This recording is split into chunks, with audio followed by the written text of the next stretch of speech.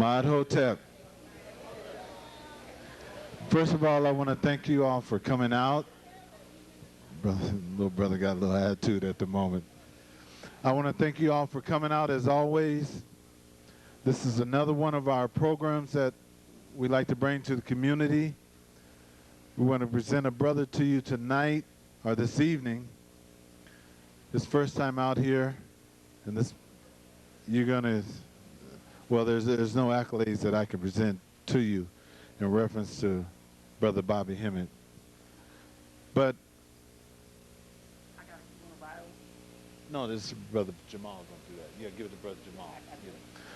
But on behalf of my queen, Rati, and myself, my sons, we like to, and the Valley of the Kings, we like to thank you all definitely for coming out, support. Many of you, I see your faces all the time. You supported me since the beginning, and thank you, always. And right now, I'll make my end short, so I'm not going to stand up here and present myself because you know me and I know you.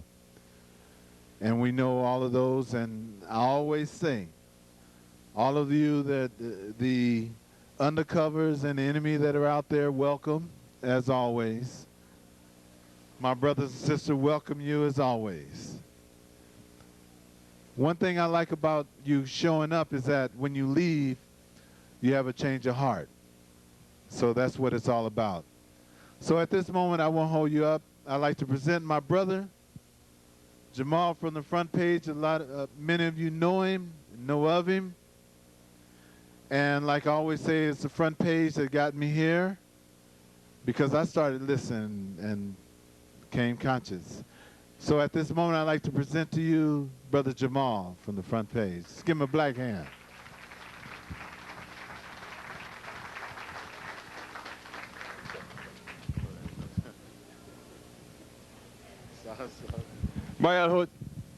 Mayat Hotep. Greetings, brothers and sisters. I'm glad that everybody made it today. We're going to have a very enlightening discussion with researcher Bobby Hemmitt. Going to be brief in my remarks because I want to get the brother up here so we can really get started. He's got about 6 hours worth of material that he's going to put on us. And so the sooner we start, I think the better. Just in brief, Brother Prentice made an excellent point, though, about what the impact of the radio show can do and what it can be. And I'm very happy that so many of you are receptive to what we're doing on the air. I'm glad that so many of you that listen, come out to some of these programs and get deeper information than what we can even give you on the radio in 90 minutes. Because what happens is that later on, we'll have the brother back or another guest that we've had on here, and I can listen to the questions that are asked from the audience, and I can say, okay, they're definitely listening, they're definitely coming in, getting the books, they're getting the tapes, because the questions immediately change. So after brother's here today, we'll have him back on, and some of you start calling the program, and I can almost tell who came to the lecture and who didn't by the questions that are asked. And that's enlightening and inspiring to me because it means that we're growing as a community. Second thing is that in about 2 weeks, we're going to have Reverend Philip Valentine back here. Okay? Give him a hand. He's not even here. Give him a hand anyway. On the 14th. The 15th, that's on a Saturday. And so right, he'll be on the, whatever that Monday is, he'll be on the front page, but he'll be here on the 15th.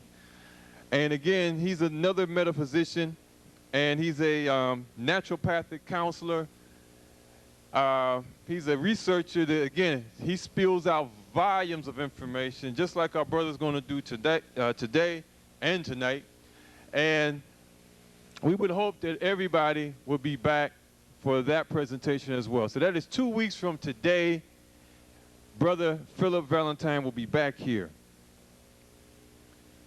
So now, what I'd like to do is take one very brief, it won't be long enough, moment of silence. Now, if you were at the Good Life last night when we did our program, people asked me, brother, why are you wearing this shirt? Brother got hung, lynched in Mississippi 3 days ago. So for the brother that just made his transition at the hands of some crackers, we take a moment of silence for him.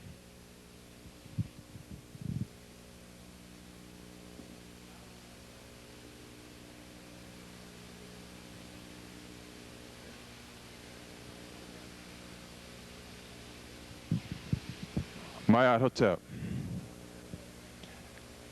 These things continue on. We're in the year 2000. Have white folks changed?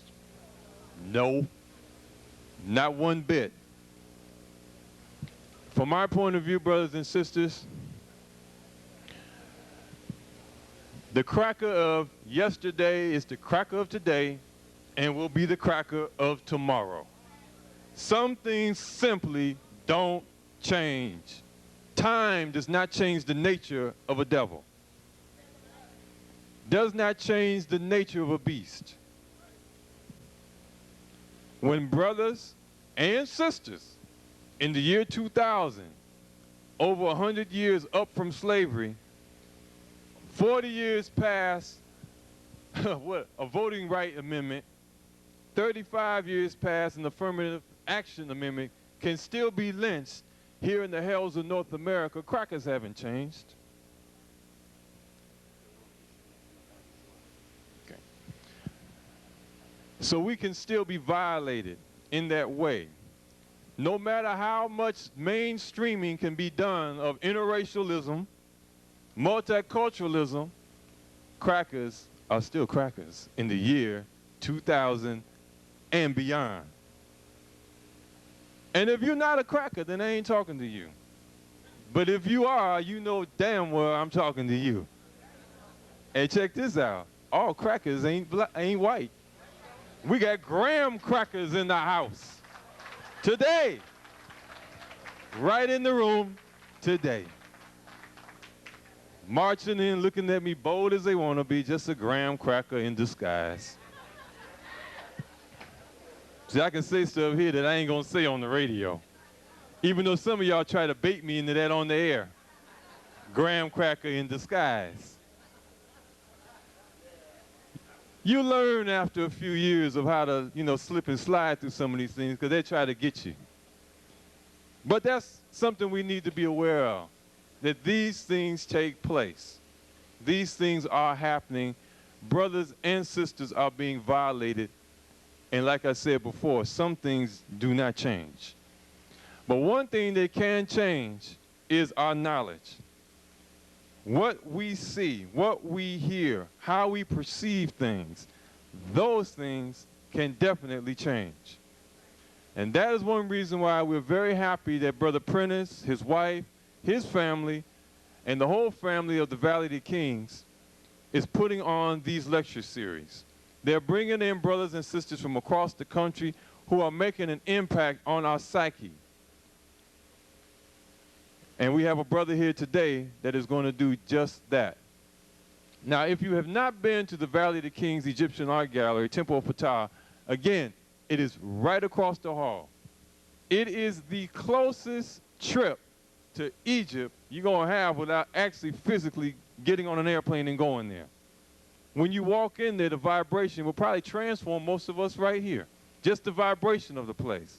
Just looking at the signs and the symbols of that place. Those things will transform us right away. I know what to say.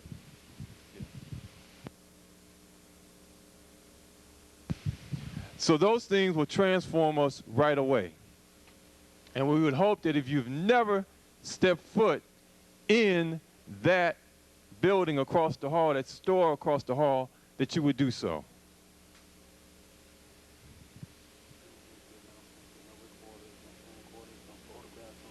Right.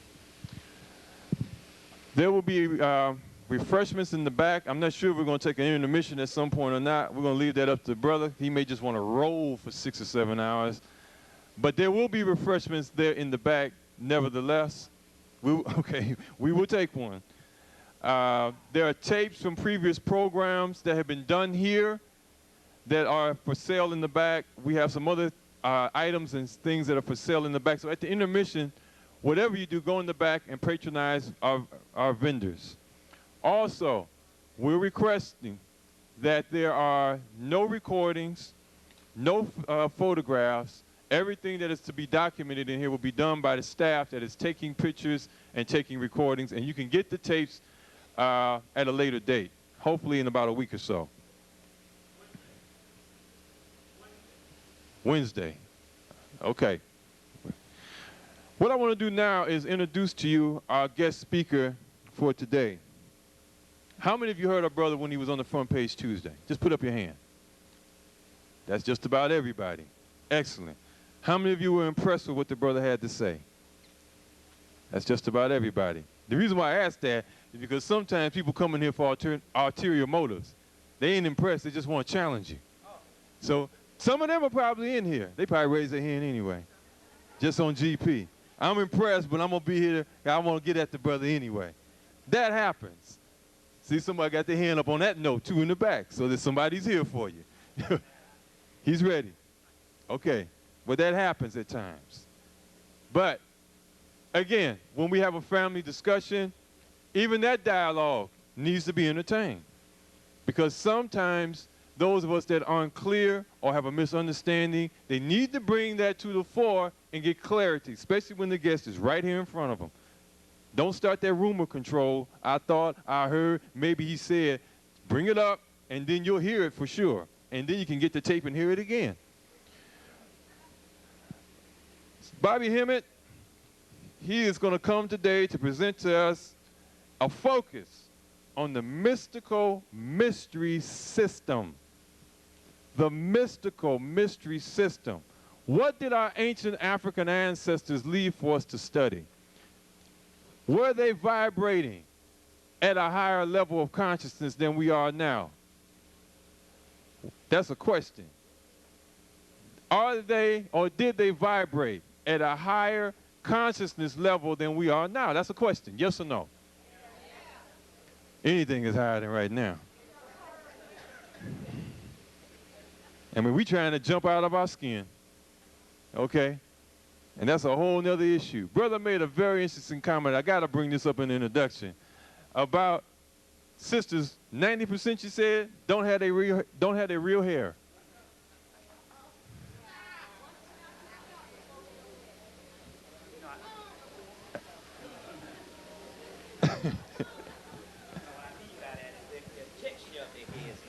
He says he gonna break that down. But what he said is that the texture of 90% of sisters in this country's hair is not theirs. It's not real.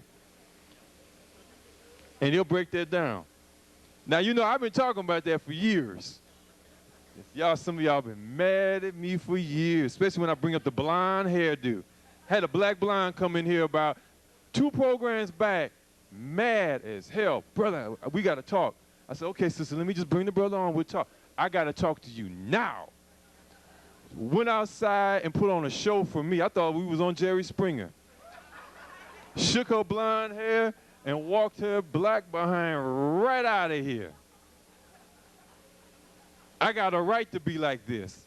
You got a right to be like that. You don't have to say anything, but I have a right to say something.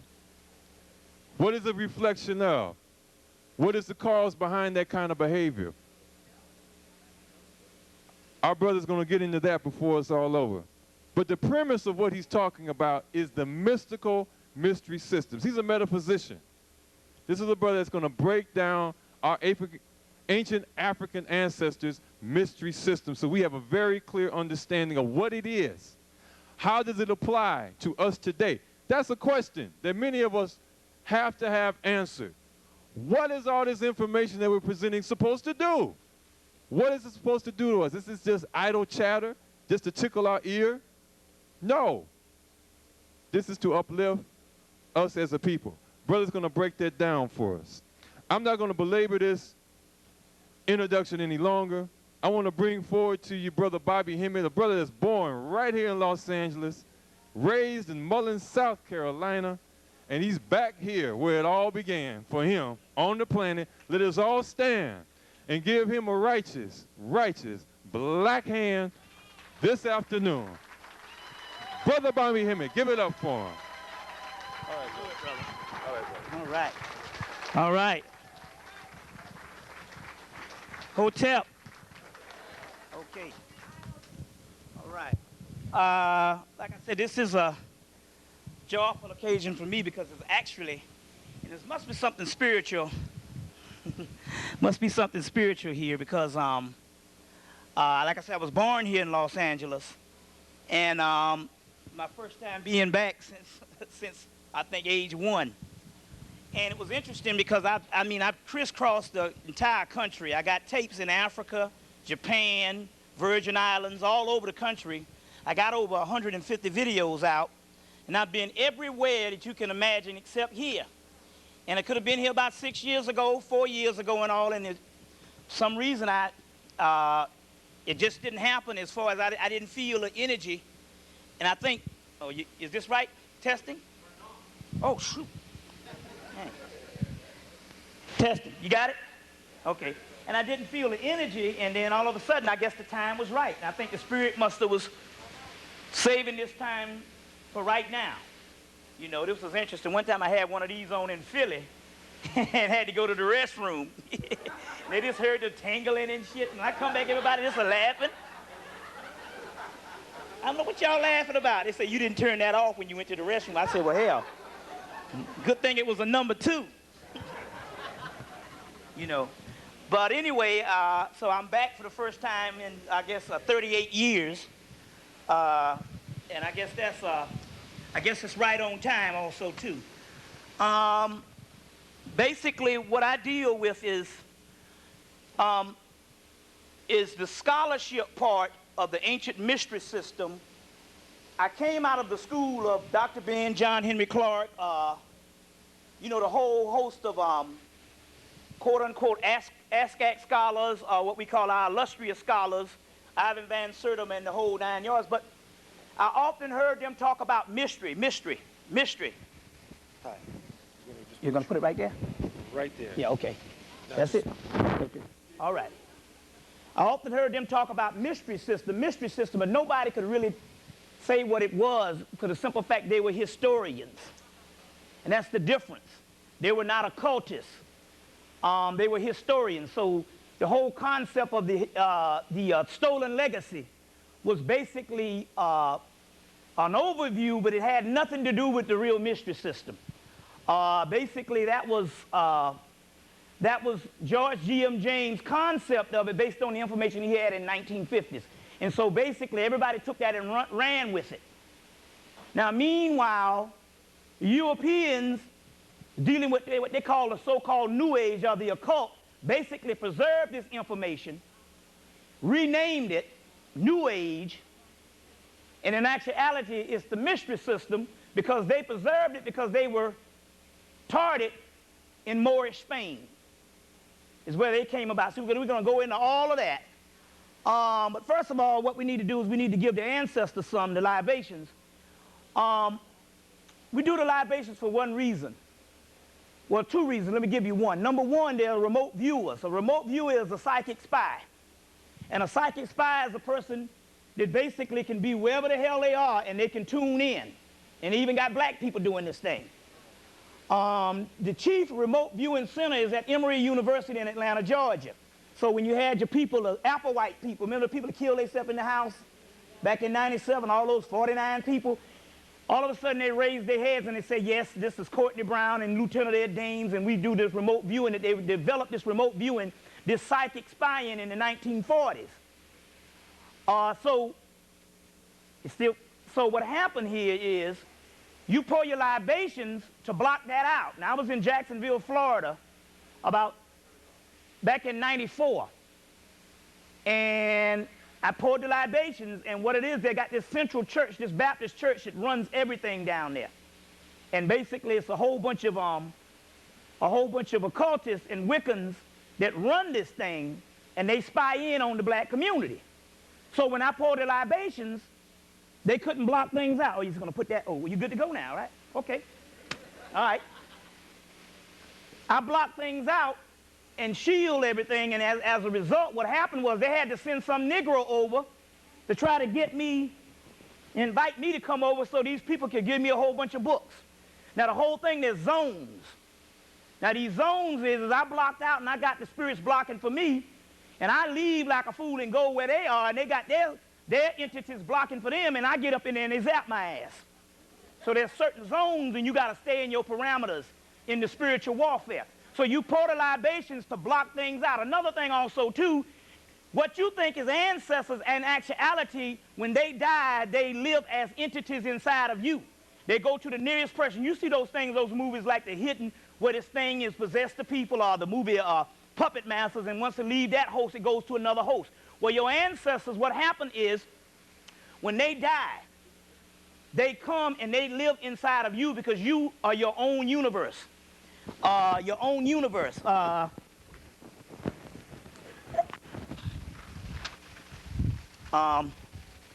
The beings who live below say that God is on high, while the angels in heaven say God lives on earth.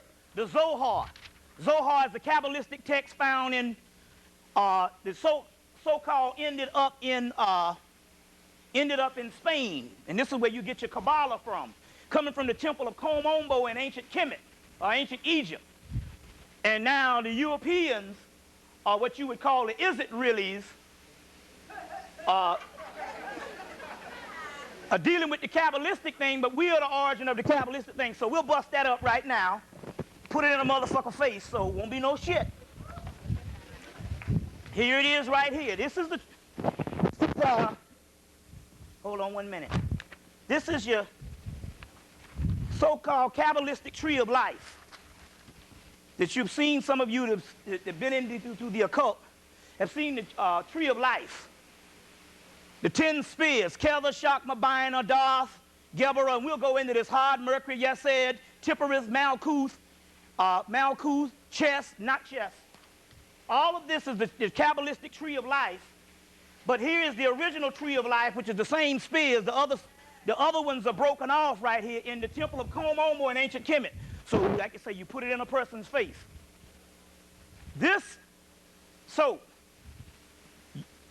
What we're dealing with here, number one, let's get this straight. This is not history. You can argue about history all day long. Hell, it was our history and all of it was black. So that's the end of that. What we're dealing with here is the deep regions of the occult knowledge, and the word occult means hidden. That which is hidden are the esoteric teachings, which means inner or mystical realms. This is what we're dealing with here. You see what I'm saying? And we're also dealing with eschatology, which means end-time events. And we're talking about the destruction of the planet Earth. That's your birthright. And you all are the ones, as the book of Enoch say, is going to bring about that and kick that ass. Not no motherfuckers up in heaven. Now, to go on, first of all, I might use, on my first videos, I hardly cursed. And as I became more and more spiritual, I became more and more foul-mouthed. And it teaches a certain discipline here. Number one, there's no such thing as curse words. There's only one real curse word that you know of, and that's the one that people get least offended by. That's damn. And you have to use it in the context of damning someone to curse them. The other stuff is just slogans of the European language. You see what I'm saying? Fuck, man, an English prostitute. You see, shit, do you know the word shit is one of the most ancient names for God? Shut or soot, which is one, we'll break that down, is the most ancient name for God, shit, so shit is good. The word bitch, female dog, is good. That's the dog star, priestess of the dog star, the bitches, priestess of the dog star. You get the word bitch, you get the word vitch, you get the word witch. Or Wiccan, which is when it becomes witch or Wiccan, that is the Moors brought up the mysteries of Isis and taught it to the European women. This is all scientific and all historical. Now, so that's one reason there's no such thing as curse words. First of all, even if you big-time Christians up in here, the scriptures, when the scriptures was laid down for that, the English language wasn't even in existence. So how in the hell could something that's not even in existence be a curse word? since we've adopted this as emphasis and the official language of the ghetto, now my mother, who was an English teacher, used to say, when she cursed, she said, hell, it feels better. That's that accent on it. That's one reason to teach you that in actuality we got to get out of these barriers which makes us human. The other thing is, that Sister Charmaine, is Sister Charmaine here? Hmm? Huh? She's not here? She didn't come? Or she didn't make it? Okay. The other thing here is, I often wondered why, as I became more and more illumined or spiritual, I got more foul mouth and more, with less tact and no scruples. Well, number one, because we understand that the government can take your stuff and put it on the doggone TV, and character assassination is one of the number one things for the government. The Spirit later on came and said, well, you know, we raised that energy in you to curse like that because if they put you on TV, all they have is a whole bunch of beeps. So they can't use your material. So this is a doggone safety device to block out the bull. You understand what I'm saying? So we must clarify this for those particular ones who are shallow enough to not go deep into their minds and understand there's no such thing as curse words. And that's just a programming. Because you was taught something when you were a child. And you can't break that condition of that programming. You understand? So we do certain things spiritually so you don't get programmed. Is Sister Shakira back yet? Or whenever she come in, just tell her seat is up front, you know. And it's interesting because Sister Shakira has been a pillar of the black community for years.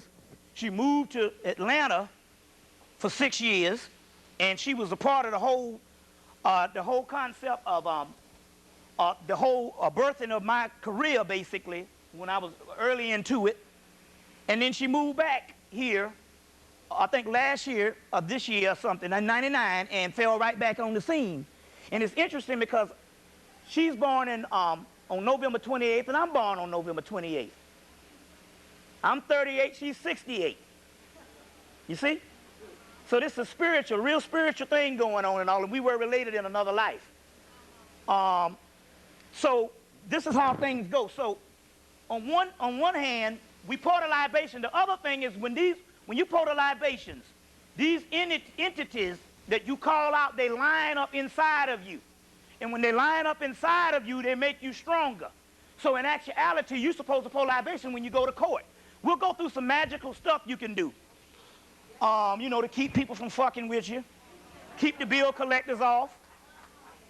We'll give you a money ritual. We'll give you we can give you one that you can receive money in 7 days, and then we'll give you one for big money. Big money. Hey, I know y'all like that shit. You sisters, we're going to give you one.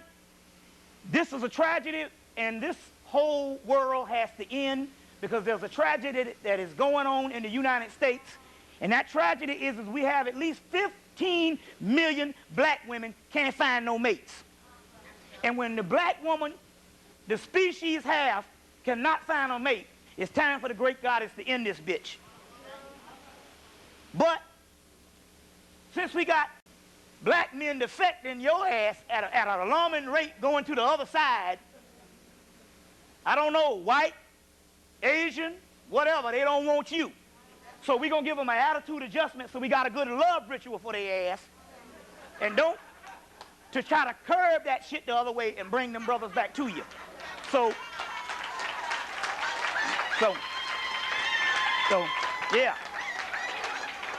So we got a good love ritual for your behind and put it on them. Before the Chinese girl get them, hit them in the head. See what I'm saying? You know, and this is interesting because my mate for the last 7 years just departed.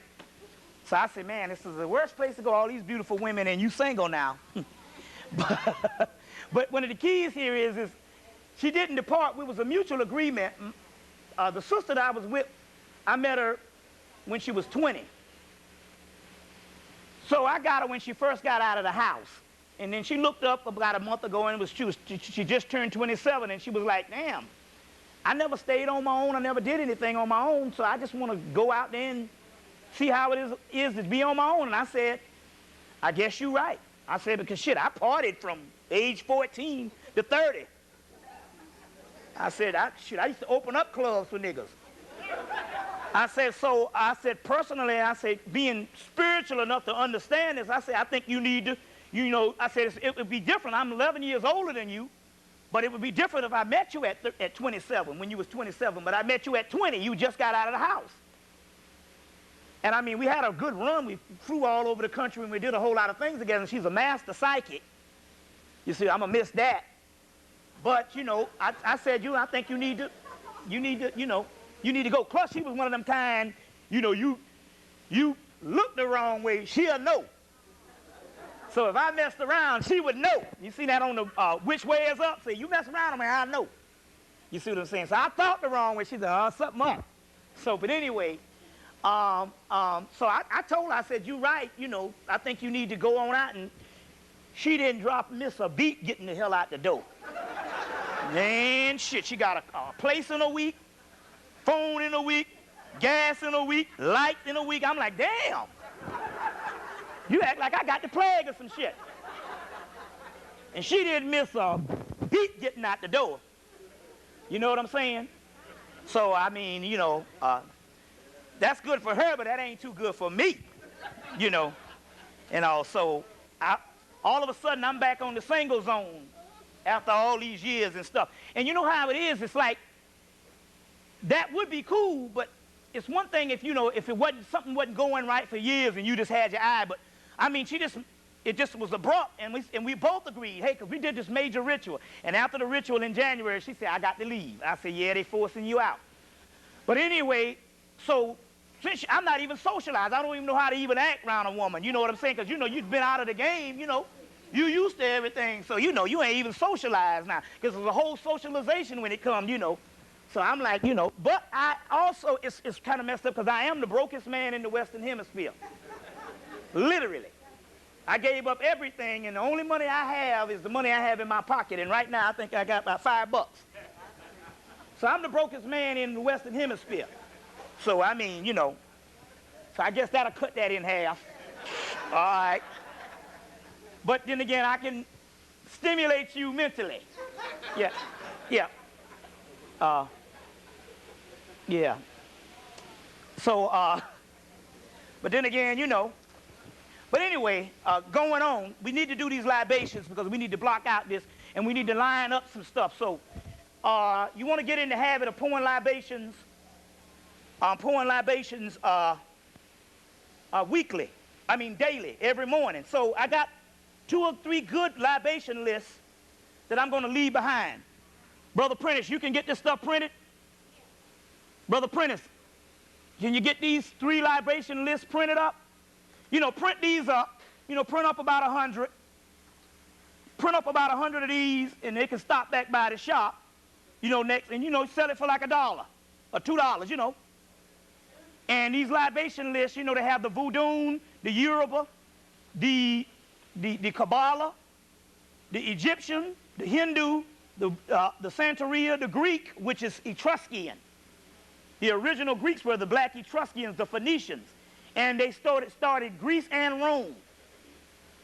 So these names are African names. The Etruscans, the Phoenicians, the Eturians, and they were the Typhonian Egyptians that was pre-dynastic Kamites. We'll go into all of that. So we're going to, for the people that are interested in the libation list, we'll leave this behind. We'll leave this behind.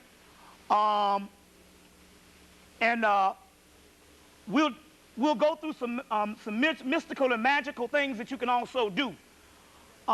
You can also do things, like I said, money, love. There's a good one for your nature to rise, a voodoo one called, you call on Papa Gede. When time don't rise to the occasion, you call on Papa Gede, and Papa Gede is a voodoo deity. And he pretty much works pretty damn good, So that be good for some brothers, but that might be good for some sisters. And if the brother ain't coming to the occasion and all, good man is hard to find, but a hard man is very good to find. So, so we'll give you the proper, you know. So we'll also do that also. So let's go into the libations. And then we'll go into the libations and then we'll get it on. So for the people, I suggest that you max it out because I'm going to be here probably till the people go home. So that's 3 o'clock. That's when I'll leave. You know, usually I do the maximum. The minimum is 6 hours. That's pretty rough. 6 hours, and the maximum is 8 or 9. But don't worry about it because it's going to seem like 2 hours. See, what happened is you change the atmosphere in the room with the libations, and it'll seem like 2 hours. Now, so all the agents and stuff, y'all want to get funky. These are the vevés from the voodoo. Now, you can take your goddamn chances. But you fuck around and catch on fire up in here getting funky. You see, we're not dealing with some regular old bullshit here. So all the agents or the people that come and disrupt stuff, remember, you're doing it at your own risk. Because you mess around and you get them vevés, they're voodoos, and I got another set called Apollo. You get them mad and stuff. You see what I'm saying? Your ass might catch on fire. So whatever the deal is, you can act funky all the hell you want. But all your hair you want. But I'm telling you, take your damn chances when you're fucking with them vevés and the what you call the lower or the Apollo. That's our high magic because we deal with high magic. You see what I'm saying? And I ain't the motherfucker to fuck with. You can ask the white boy about that shit. You ask the white boy about that shit. I'm not the nigga to fuck with. You see what I'm saying? Because you don't want to mess around with them cats there the wrong way. And don't worry, you might get funky, but they'll get you when you get to your house. That's right. They'll get you when you get to your house. Now, they got a Ghanaian ritual that the women use in Ghana to take a brother penis away. This is real deal shit. See what I'm saying? And I think I pretty much got that shit. So fuck around, and you'll be pissing through a tube for the rest of your life. For all y'all agents and shit, I pretty much got that stuff. And if I don't get it now, by the time I get back to Atlanta, your shit is gone. So y'all fuck around now. You see what I'm saying? Because we at war now. You see what I'm saying? So we ain't got time for all old foolishness for these niggas that don't respect black people. You see what I'm saying? You see what I'm saying? You will get killed fucking around with this shit here. So come on with it. Get funky if you want to. So I'm going to pull out some other ones, some even stronger ones. So if you want to get nasty, you in at your own damn risk with all that government agent shit. You see? Because we got to set the example for assholes. You know, because a nigga will get an asshole on you in a minute. You see, so we ain't playing around. So you don't have to give me no respect. You know, country talking nigga, you know. But hey, you're at your own risk. You see what I'm saying? So let me do something first. Hold on. Bear with me 1 minute. I will talk while we're doing this. While I'm looking for these other ones, and it's interesting because it popped in. I guess they must have told me, you better put us up, brother. Because it's interesting. These other ones.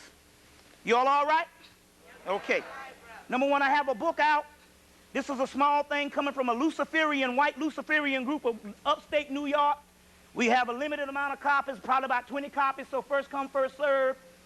And what I'll do is I'll leave one behind with Prentice, and if you don't get one, you can get with Prentice, and he can probably produce them.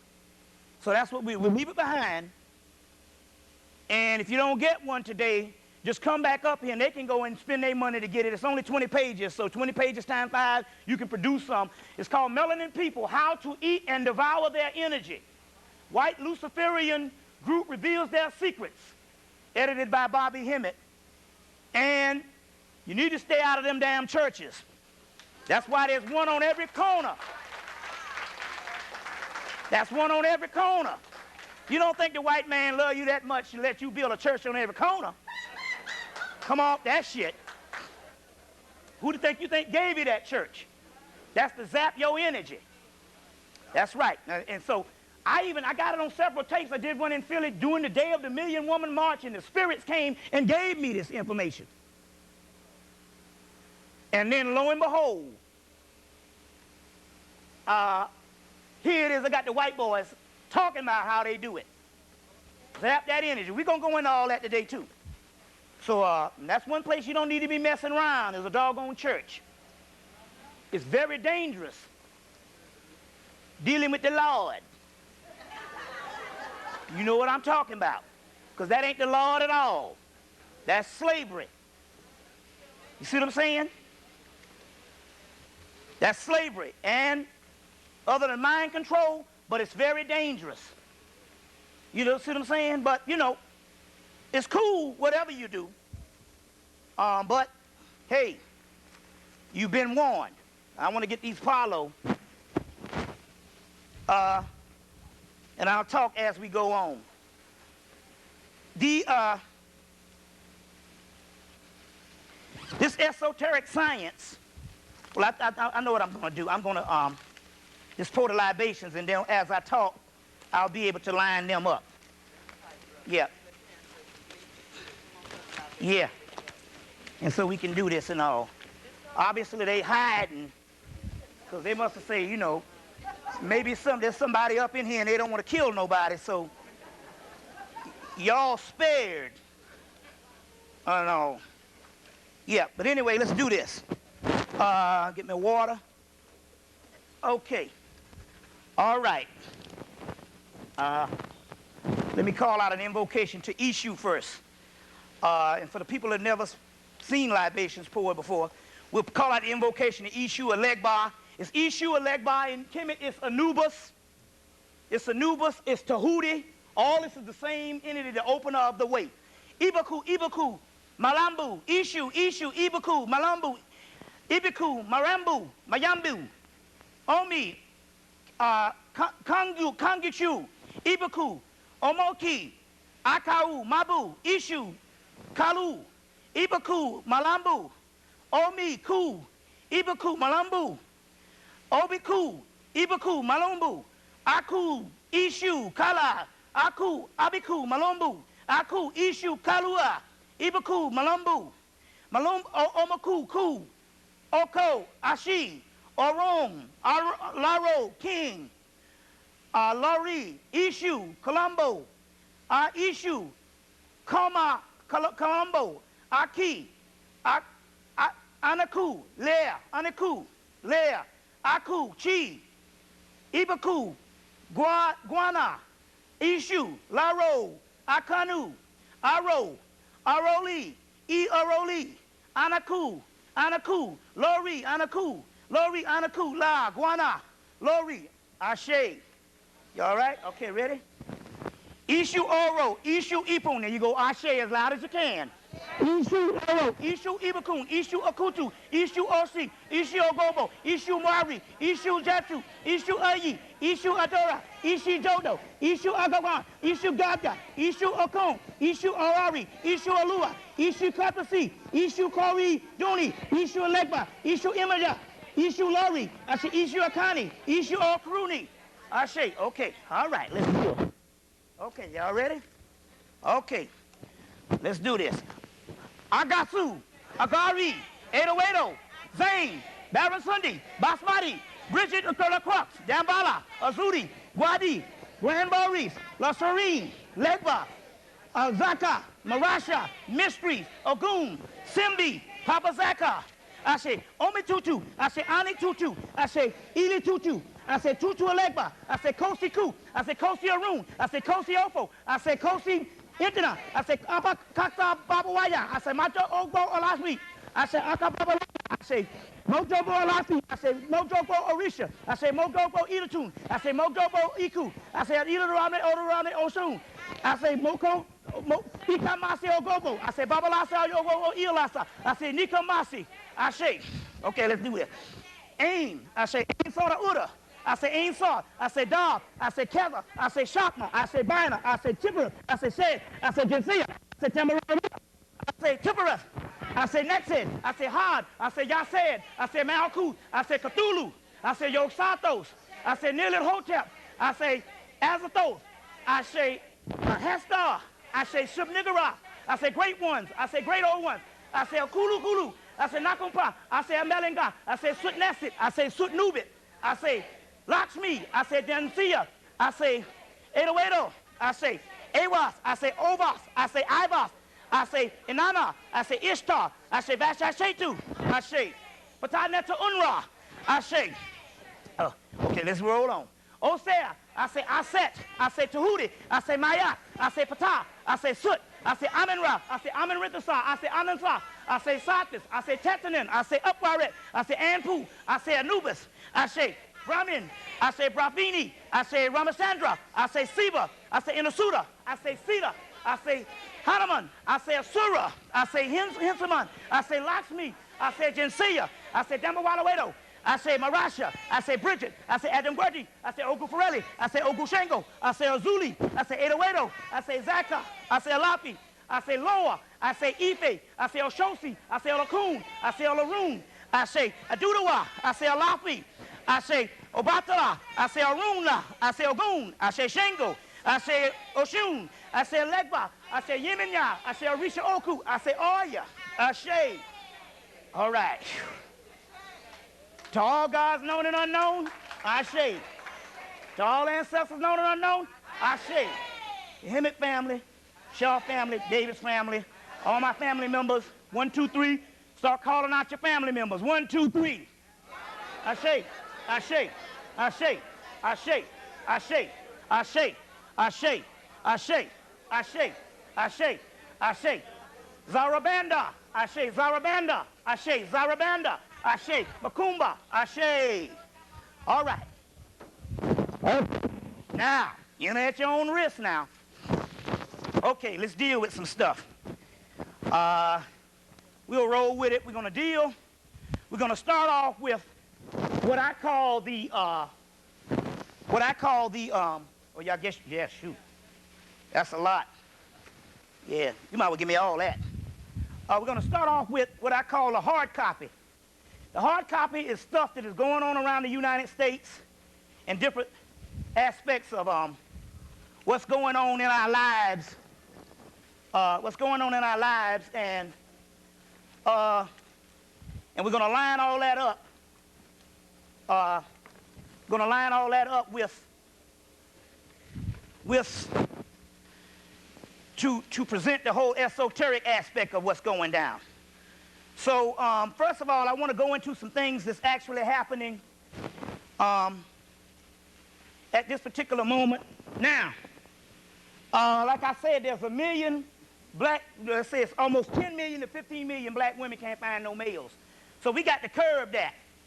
But that's telling you that in actuality, the earth plane no longer provides the type of living that we need on the physical, and we have to go to the next plateau. I'm getting ahead of myself, but we have to understand these particular things.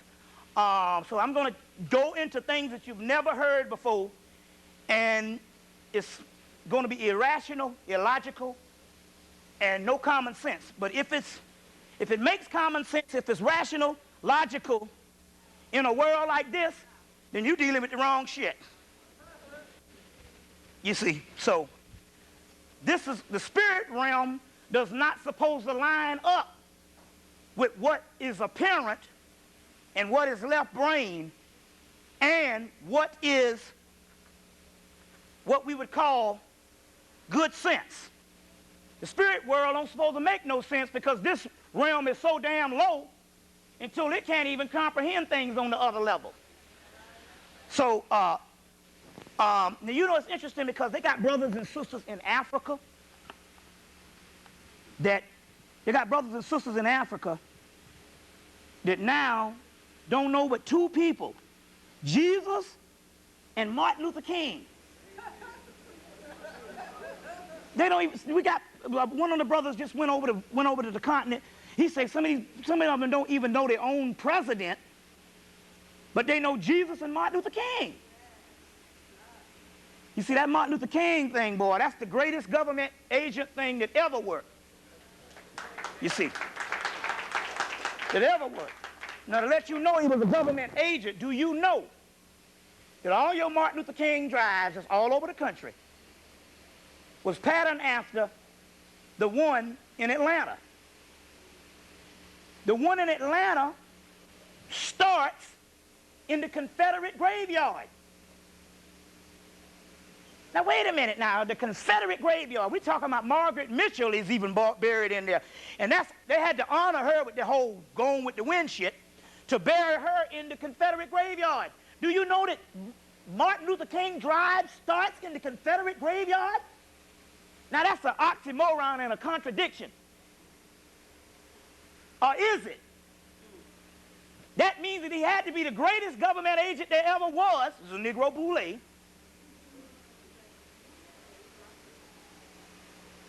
And to prove, you can get right on Martin Luther King and you can drive and it starts right in the Confederate graveyard. There's no way the Klan gonna put the road that comes out of the great Confederate graveyard in the capital of the Confederacy and name it after a black man. You see? Now, Martin Luther King, as you know, patterned his whole science after Gandhi. What happened was in the 1950s, you had Honorable Elijah Muhammad's movement. You still had a resurgence of the Noble Drew Ali movement that was popping up, was carried over, although they killed Noble Drew Ali in the late 30s, early 30s, late 20s. But still, it was still strong enough, and it was still holding on. The Nation of Islam was getting stronger. They had a motorcade for Honorable Elijah Muhammad. They had a motorcade congressional parade for Honorable Elijah Muhammad in 1956 in D.C. And he went to the Congress and damned them all to hell. You had the real civil rights movement started in Harlem with your boy, what's the preacher? Adam Clayton Powell. You had another movement in Mississippi that was going down, and they said, wait a minute, if we got to get on top of it, we got to fashion a movement that can be counter-revolutionary. During the same time, Malcolm had already started teaching, and they needed something to balance that. So the British intelligence called and said, hey, we were successful a couple of years ago with Gandhi, and Gandhi was an agent for the British intelligence. And we was able to get out of India with the nonviolent bullshit, and Gandhi being an agent of the British intelligence, and we staged the whole thing. And you know that Britain is still the father of America. See what I'm saying? You know that whole Rothschilds and all that whole 9 yards. So they said, look, why don't you find some black person? They were supposed to get Ralph Abernathy at first, but he was a little older. And they found Martin Luther King because he just graduated from Morehouse and the Boston University and all that stuff. And he was a little more fine-tuned.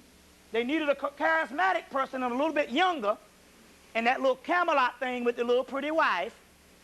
You know what I'm saying?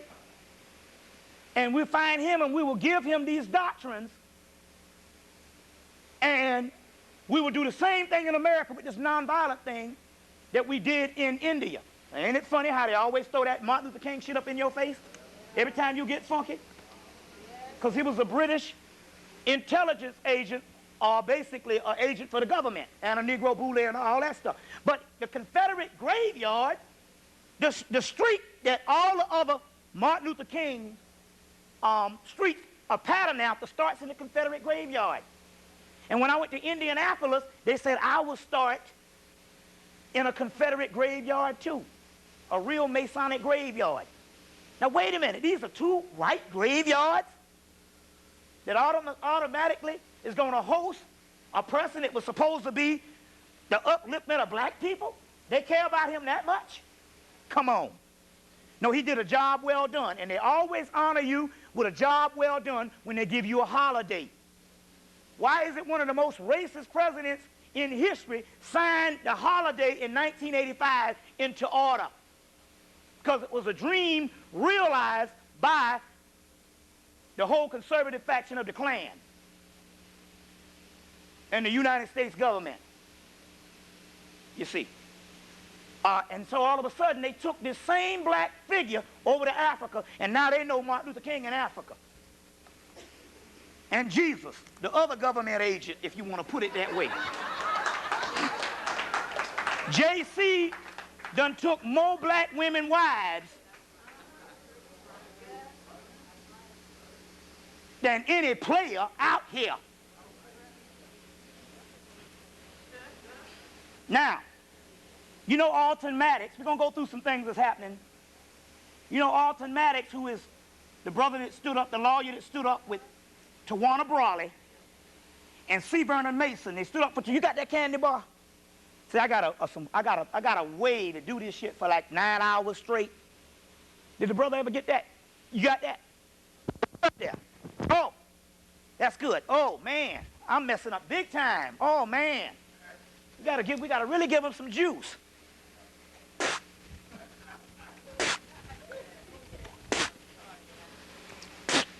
Excuse me, we didn't get on you. This is the juice. This is Maya's rum, Jamaican rum. The lowers of the gods love this. Get this, and we know it works. You ain't got no insurance and you drive with no insurance, split this four-way in your car. And you ain't got to worry about it. I know a sister was driving with no insurance, split this in her car, got stopped by the cops, and she gave them some old shit for about 10 years ago, and they said, oh, move right along. You see.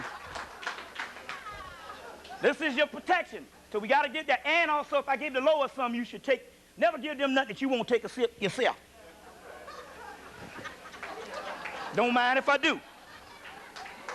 This Maya's rum, Appleton rum from Jamaica, any rum from the islands, Antigua, Barbados, any rum from the islands. You see? Get this rum. Got to line stuff up. Spit it four ways in your house, and also spit it in four corners. You see what I'm saying? Spit four corners. You see. So get that particular rum. First of all, I want to say this. This month, they're going to do the ultimate disrespect to black people. Now, what we're dealing with here is this lecture is not just another theory and another talk. We're getting ready to go to war with the United States government, and we're going to kick them in their ass from the spirit realm. So, I'll go into that later. That's on into the crux of this thing. We rule it with power now. So this ain't no bull no more.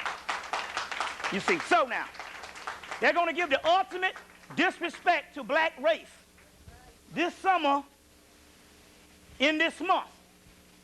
Now, they have savaged all aspects of black people in the media in Hollywood. There's only one person that they wasn't able to savage, and that is the black woman past 60 years old into 70 and 80. She just exudes all that is good. She surpassed the white woman leaps and bounds. It's just, you just can't think of an old black woman as being fucked up. She might be an asshole, but the icon of all that is pure on the world stage is the black woman past 60. Especially 70 and 80. This is an icon, this worldwide. So this is the last frontier that they had to savage. They've savaged black children, they've savaged the black male, they've savaged the black female. Prostitutes, pimps, drug dealers, all that. The only person they have not been able to savage was the grandmother. And that's where we draw the fucking line. We going to war. We going to fucking war. Mark my word, we going to war. We already done started the war. We'll go into that science in the metaphysical aspect to kick ass. So this ain't just no stuff we dealing with here. We going to the powers of the dark side. So don't get all scared. We'll explain what that is. The stuff that they don't want you to know about, which is your science and your African power. Now, they're getting ready to savage the grandmother. They first introduced this thing with the Nutty Professor 3 years ago. But they made it such a Disney icon until it's a movie that you can just show to everybody. It's so funny, whatever. And they show the basic, fundamental black family, although they got them all fat and stuff. But, good wholesome movie, patterned off the original Jerry Lewis Disney flick. But, that's to bait you to accept the other thing, and they're going to run it past you, and you're not even going to get it. But you're going to get it today. They're getting ready to savage the grandmama, because the one that's going to get real freaky in this is the 80-year-old grandmama. Now, have you seen this? They've never had a commercial on TV in the history of commercials in the media where somebody drops their drawers on primetime television. And they got the grandmama standing up there, dropping her dress after Eddie Murphy, and then dropping her drawers. And they're going to savage you. Then they got, and if you go to the movie, they have a trailer where she gets naked, jumps in the pool, and goes down to give him head. They savaging the black woman, the grandmama, 80-year-old grandmama. This is the last frontier, but they mean that they don't give no respect to nobody. So she jumped in the pool, in the jacuzzi, and goes in there and gives him head. He jumps. But they've been showing it all over the country where she stands up, she takes her dress and drops her dress and drops her drawers. And that's what they do based on savaging you. And they show these things all over the world. There's no such thing as local TV. We get this stuff in China. So the Chinese will say, oh, so that's how the black grandmama is. And this is a form of mind control, how they savage you every day. Savage you every day. See where I'm coming from? So they're getting ready to do that because that is going in for the kill. It's a psychological warfare. If they can doggone dehumanize you, then they can exterminate you, or when you look up and you're already exterminated, the people go, well, you know, those people were savages. They've already convinced the Africans. Let's cut this shit out now. Come on now. I ain't telling you no stuff I made. I'm telling you what the Africans say. I got Africans to say, yo, man, when we literally, the white man come and he show us pictures of you and say that you savages.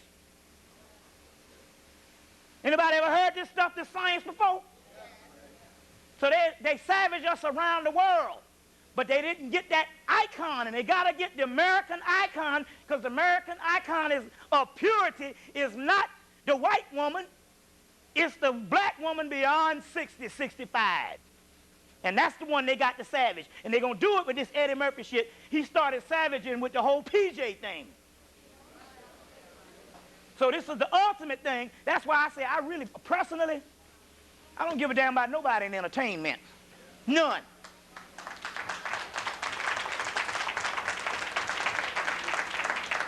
And damn a nigga who run a basketball down. Go get Superman 1. The guy said, in the movie Superman 1, Glenn Ford said, man, you got something, you came down here for something special. He said, I don't know what it is, but it ain't for running touchdowns. And that's what we doing, running fucking touchdowns. So damn a sports figure. It's really asinine for a grown man to be playing some sports. You're world-class people. You're world-class people. Hot idiotic, you running down the damn shit with a ball. It ain't nothing but organized homosexuality. You sticking your hand between a man's ass to get a brown piece of turd. That even jumps past the Francis Quest thing. sticking your hand between a man's ass. You can't hand off other ways? Come on, man. Everything is everything. Don't let nobody fool you. You see what I'm saying? But that was reserved for the white boy at first. No, but now you want to stick your hand between somebody's ass. And in the 80s, over half of the college football people, quarterbacks, became black. Now you stick your hand between the ass. Got to understand the science behind this shit. Sticking your hand between somebody's ass to get a brown piece of turd. That's science. You got to know what time it is. You think it's raunchy? No, this stuff is real. They savage you on every level. See what I'm saying? So they're going to do that with the whole nutty professor thing. They're going to savage the great-grandmama. But we coming for war.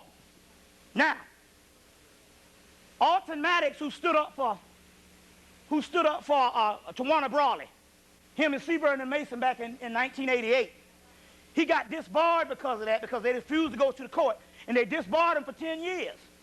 And he was supposed to receive his, they disbarred him like in 89, he was supposed to be let back into the bar last year. So the brothers up in Harlem was like, hey, what's up, man? Why you didn't go back? He said, well, I'm going to drop something on y'all. He said, I could have went back 7 years ago. He said, Charlie Rangel called me upstate. He said, you know the deal. You can come back now, but you know what you got to do. You see, our professions are privileged. We are not citizens. We are property of the United States government. And they showed you during the Million Man March when they said, wait a minute, at the end of the day, they say 700,000. They said it was well over a doggone 1 million people. 1.5. But we're still 3/5 of a human being.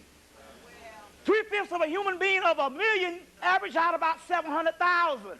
That's what they were telling you. Based on the 3/5 of a human being law that was never eradicated. You see what I'm saying? You are property of the United States government. And when you are allowed to become so-called trained or educated, they give you privileges. I know I spent 8 years up in the universities and didn't learn shit. They give you privilege. And when you break those privileges, then they reprimand you in order to get back into them, to invoke privileges back. You got to buy your head as a slave. So Alton Maddox said, in order for him to get his bar back, because that's the elite shit. To get back into the bar, there has to be a white man or a rabbi Jew to walk him down the aisle and vouch for him and recommend him back into the bar. And until he gets that European to come and recommend him back into his system, he can't be barred again. See? Always a slave. Once a slave, always a damn slave. See what time it is? Now here's the man, top lawyer, saying, I can't get my thing back because I ain't going to buck dance that way. See what I'm saying? The hell with it. I ain't going to go in and ask the white man to please let me back and give me privileges to send niggas to jail. Come off the dumb shit. You know about this? They was talking about this is big stuff all in Atlanta. Now my ex-queen, I got to get used to that.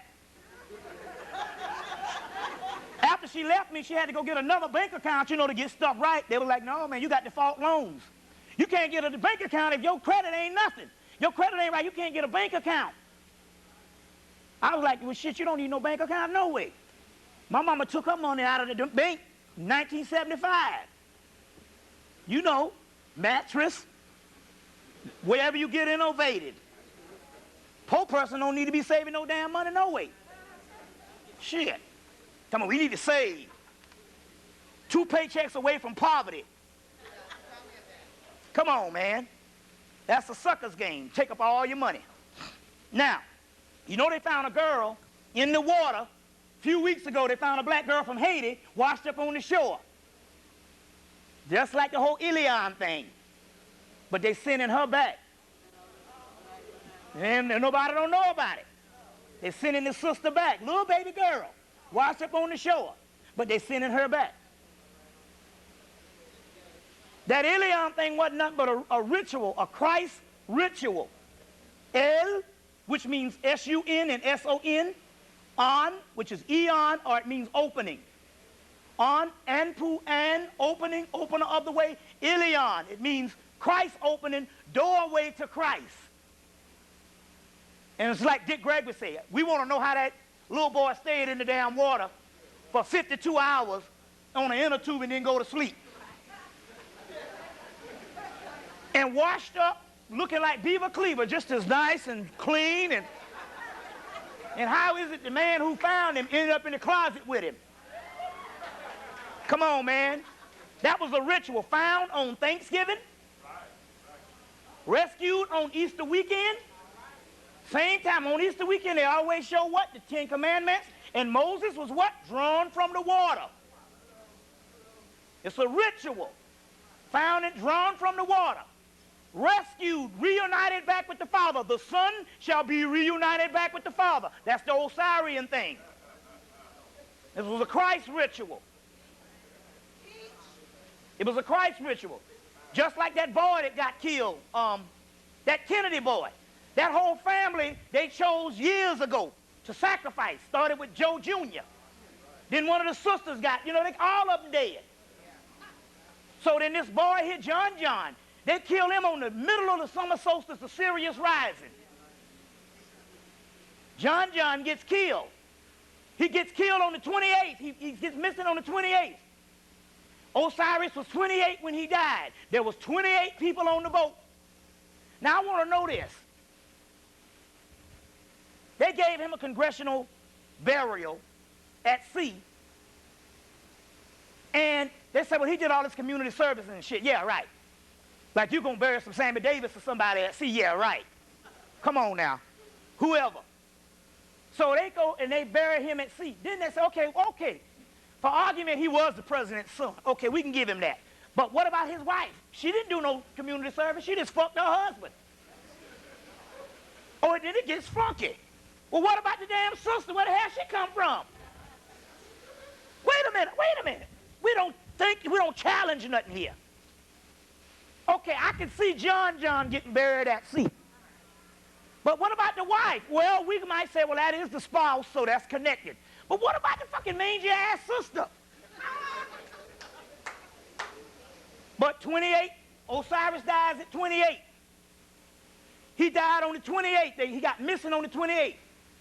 Now, they found him. One day, they buried him the next. Come on, man.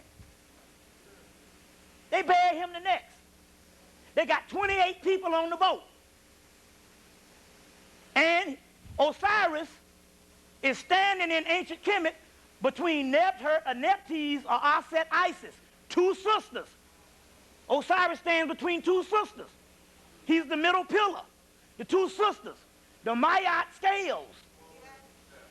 All a ritual. You see what I'm saying? Now, anybody know what a Breitling is? A Breitling. A Breitling is a watch that's probably the most elite watch on the planet. This is a knockoff Breitling. This will cost you about $5,000 real. Cost me 30 on Canal Street in New York. You see, this costs about 5,000, and no, this one has the gold in it, so this would be 7,000. And if it was all gold, it would be 20,000. Well, they got one called a Breitling Emergency. Now, this emergency has a little button. I got one of them fake ones, too. I got one for 20. I think I got mine for 30. But it can cost as much as 50,000 or 100,000. Depends on you get the one with the diamonds on it. Did you see the movie The Skull and Bones? Anybody saw the movie The Skulls? Remember when they crossed over, they gave him this watch? It was a Breitling. That's the elite shit. They got this Breitling watch, and I know John knows about it. It's got a little button on it. When you go down in the water, You can be in Timbuktu or Kathmandu. You pull that button, they come and get your ass. Whether you're in a plane or a boat, you pull that button, they come and get you. Now, I know John know about this stuff because it's a pilot's watch. You see what I'm saying? But this is when you know that you are in slavery, and this is a slavery penal colony. You can go down on the earth with this watch, and they can come get you from wherever you are on the earth. But the only place that is not allowed to have it is the United States of America. You get fined $2,000 if you pull the button and might get jail time. That's because United States of America is not a free country. So therefore, it's not on universal or maritime law and maritime nothing. So therefore, if you pull it in the United States, you're pulling it inside of a penal colony. Certain things you can't do inside of prisons. You see what I'm saying? So because this is a prison colony for England or Britain, because the watch is in Switzerland, and because it's a prison colony, you're not allowed to have the Brightland emergencies. But elite people can have one. You see? So I'm just saying, this whole thing was a whole ritual that went down. You see, just like the Ilion thing. You see. And just like this, let me show you what's going on here. Because of this book, Melanin People, they pimp you every time. Anytime they bring you something on TV as a conscious measurement that you're supposed to follow, that's a ritual where they're zapping your energy. Now remember I told you this. The boy that got executed the other week. The Mumia thing. The Diallo thing. The Luima thing. All of that is a government operation to get you riled up and angry for two reasons. Number one is mind control. Number one, they can get you riled up and angry because they got something going on major over here, and they're trying to doggone distract your attention over here. So they even tell you when you're supposed to get mad. And what the fuck you do? You go running down the fucking street marching and shit. What an idiot people marching in 2000. We are definitely a savage people. Let's not be funny with this mess. You are world-class people, done went through hell and back, and you gonna march in 2000? So they'll go and they'll shoot the aloe 45 times or whatever. You get all mad. You see what I'm saying? This whole shit goes down during the fall equinox on into the winter solstice when you're supposed to be tapping in the energy. So they got cardinal points that they can shut you down based on you being all mad at the wrong shit. This is science. So they know when they want to divert your attention. Number one rule of mind control. If you can distract the conscious mind, you leave the subconscious mind wide open. And they can make drones out of you and whatever they want to. You see what I'm saying? So the first thing they do is when you get all distracted and all riled all up, that's a certain amount of energy, and they can use that energy to empower them to get to the next point. Meanwhile, you're supposed to be doggone tapping into your shit.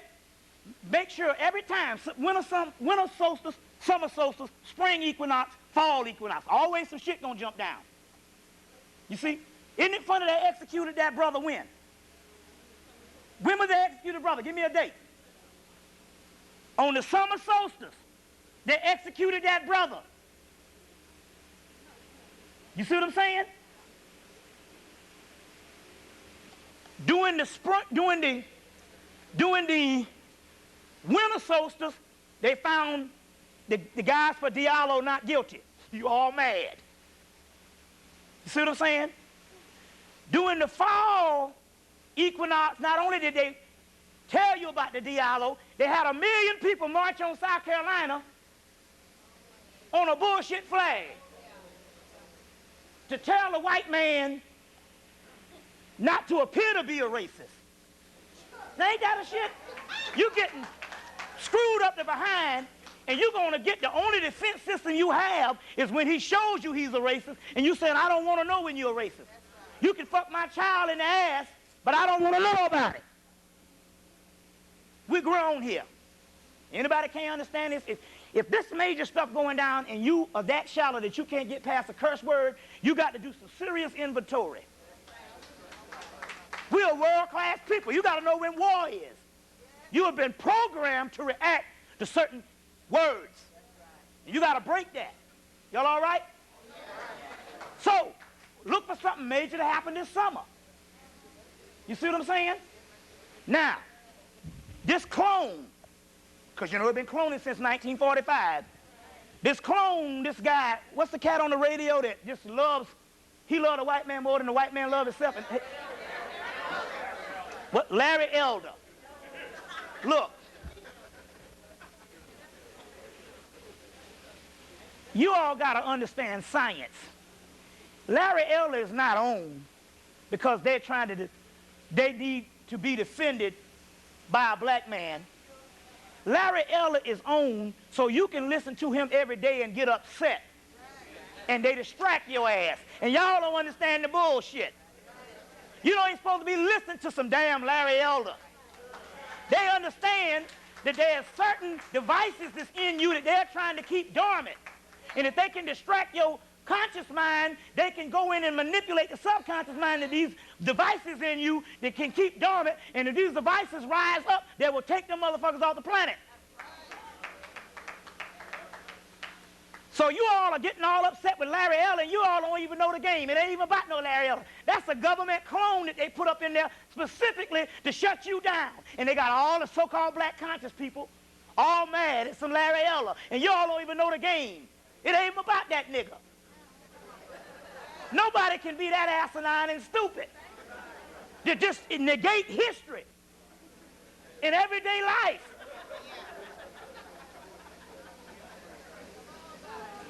Hell, even white people say, damn, you the Uncle Tom.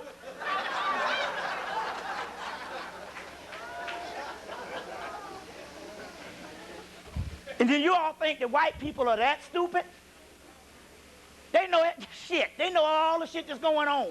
They laughing at you for you getting upset over this food, and you don't understand it's a government conspiracy. It's designed to shut you down. It does what it's supposed to do.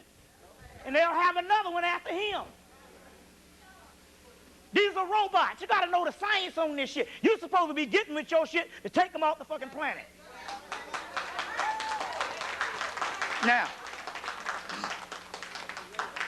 Now they're sending. Every summer solstice, they're gonna drag somebody down the thing in Texas. All these cardinal points to shut you down because you got a certain energy in you, and this energy can unleash and exterminate all mutated material on the planet. But you don't know that. And so the only thing they got to do is do the mind control on you. Well, we feel the energy. You know, they can feel your energy. Something is going on. We getting sick now. Shit is going on. We getting sick. You better go kill some niggas and distract your behind. The Haitian government has now said, now look at this, that the 40% of the drugs in America, now excuse me, the United States government said that 40% of the drugs in America is coming from Haiti. Then a week ago or 2 weeks ago, they said we got to pump this drug war up again, and we got to put all the money in the drug war because they're getting ready to go into Haiti again, because they know they're looking for Haiti to stop this voodoo thing that's going on. Why the hell you think they don't let the Haitians in? They let the indoctrinated Haitians in, because one thing about being indoctrinated or educated, you'll be a good citizen if you hate them niggas over there and don't have nothing to do with them Negroes over there. So the indoctrinated Haitians who are French and Catholic They got their loyalty. But what about if you getting Haitians off of the boat who are not indoctrinated, and the indoctrinated Haitians don't want nothing to do with the low-level Haitians? We don't want to hobnob with the hoity-toity. So that means they will find an ally in you and teach you some of your divine voodoo science and come together and kick some ass. So therefore they say, you got to turn that boat around. That's the science on that. So now they put the whole drug war thing up again. Now they're saying that Haiti, you know damn well the American government is shipping the shit from Haiti so they can get back up in there, because they went up in there in 94 and the soldiers turned the gun on their head, and about 3,000 of them got their brains blown out based on this voodoo energy. You see? A lot of stuff. Look at this. I was wondering, what is the fascination with dinosaurs? You got Barney, you got Jurassic Park, you got Lost Worlds, you got a new dinosaur movie out.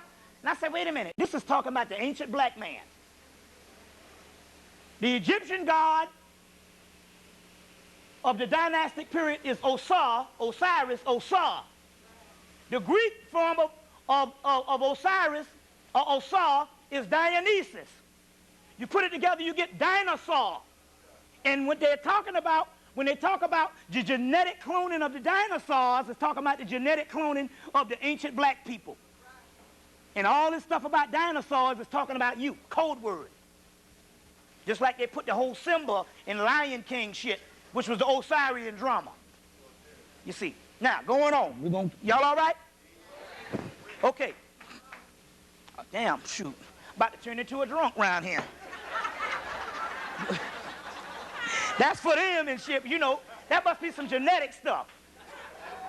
Black man seal bottle.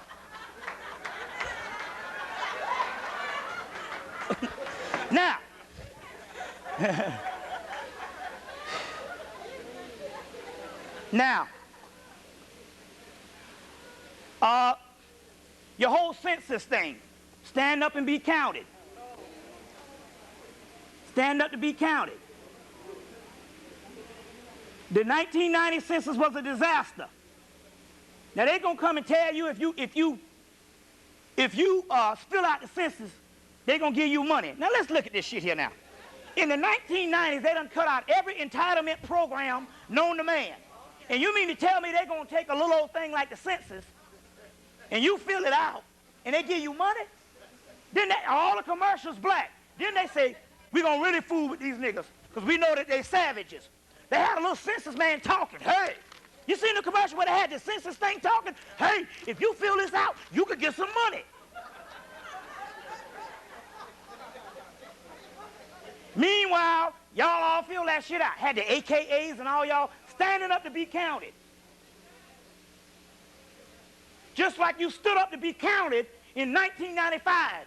In 1995, the 1990 census was a disaster. The only person that they couldn't track down was black males between 18 and 30.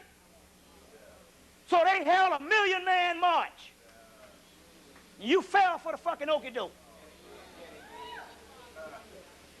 That shit was stand up to be counted in the 1 million man march, led by Turncoat Farrakhan.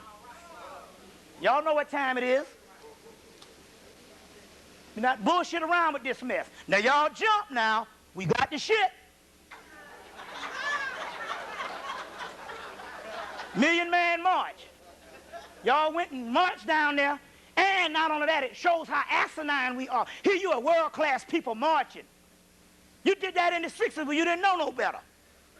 And like Tip O'Neill said, when he was retiring, he said, you know, he said, the only thing that I saw that went down in my whole time with the government is the black people who put forth all this stuff in the 60s, and all other kind of interest groups benefited off of their struggles more than they did. Homosexuals and all them took your shit, and women, white women, took their shit, and they benefited from the whole so-called civil rights movement than you did. They got a powerhouse in damn San Francisco, the capital of that shit, and you got welfare. You put two and two together. The same time they had the census here, they had a census in Africa at the same time. They had a census in Africa at the same time. You see? Meanwhile, from 1776 to 1990, it took them 114 years to get 1 million people in prison. And it only took them 10 years from 1990 to 2000 to match that million. And you best believe who that was. Your ass. Black man. You hear the Farrakhan call Billy Graham and apologize? Around the first of the year.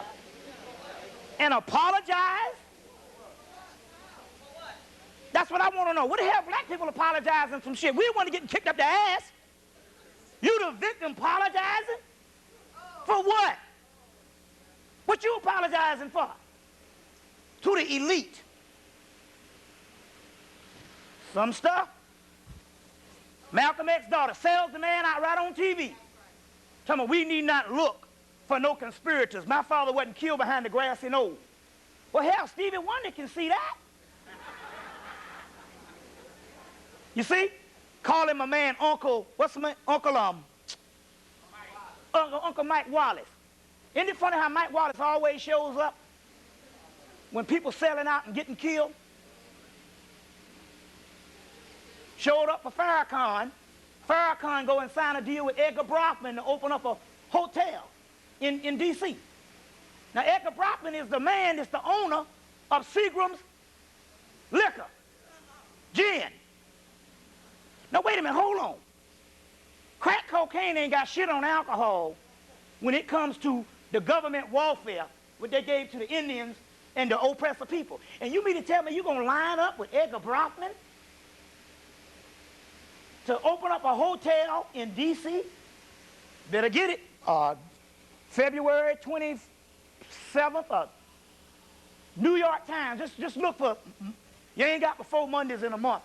Monday, New York Times, February 1997.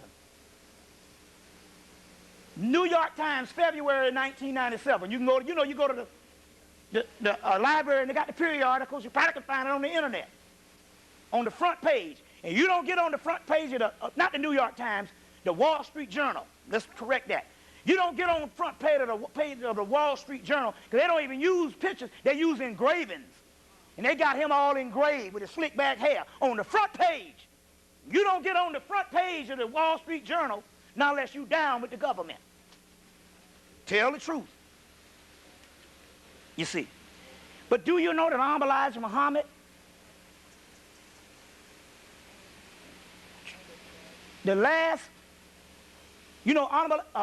Martin Luther King met with Elijah Muhammad for 3 hours and bared witness that the white man was the devil. He said, yeah, we know that shit. That same Martin Luther King, even he didn't buck dance when the knowledge came down. He said, yeah, you know that. And do you know that Honorable Elijah Muhammad told him, say, look, man, he said, get your wife and your children and bring them to Chicago. He said, because if you leave out of here today, this will be the last time I see you again. He was going to protect him and offered the protection. He said, if you leave out of here today, we will never see you again. And Martin Luther King said, I know, man. Because you're like a government agent. You get your orders, you know it's time up. He knew the last speech was coming down, and he sounded like Malcolm on that thing. You see, but it's interesting how things go down, how things go down. Now, this is the new thing. The Euros know that something is going down, because it is. Yes. So they say, well, listen, if we can't win this war, we can try to breed ourselves into the next millennium. So all of a sudden now, black actresses couldn't get no jobs when all the brothers were working in the 90s. You know, Angela Bassett and them would get a movie, they might get one 2 years later. But all of a sudden now, they can get movies, but they got to be in them with the white boys. So they had your little girl, Tandy Newton, Now, she had it, now, come on now. She had a love affair with Tom Cruise. That's the top gay white boy. And it was so much of a love affair until I forgot she was black. You see? It wasn't just, they screwed her or something, They've been doing that since some Live and Let Die. James Bond movie with Gloria Hinder. They fucked her in the movie. So now we conquered that shit. And they've been screwing black women ever since. But no, it was a real deal, genuine love affair. And that's, see, a genuine love affair. Then you had your girl Nia Long. She couldn't get enough of black movies. She get in the movie Boiler Room. You got your Angela Bassett did a movie Supernova. She kissed the doggone white boy. The white boy ends up with a brown eye. She ends up with a blue eye. That's that union. She kissed the white boy in Strange Days. So now they're pitting all the sisters together with the males, and they're saying, see, that's how they send the message, it's all right. It's all right. Meanwhile, they're trying to breed themselves for the new millennium.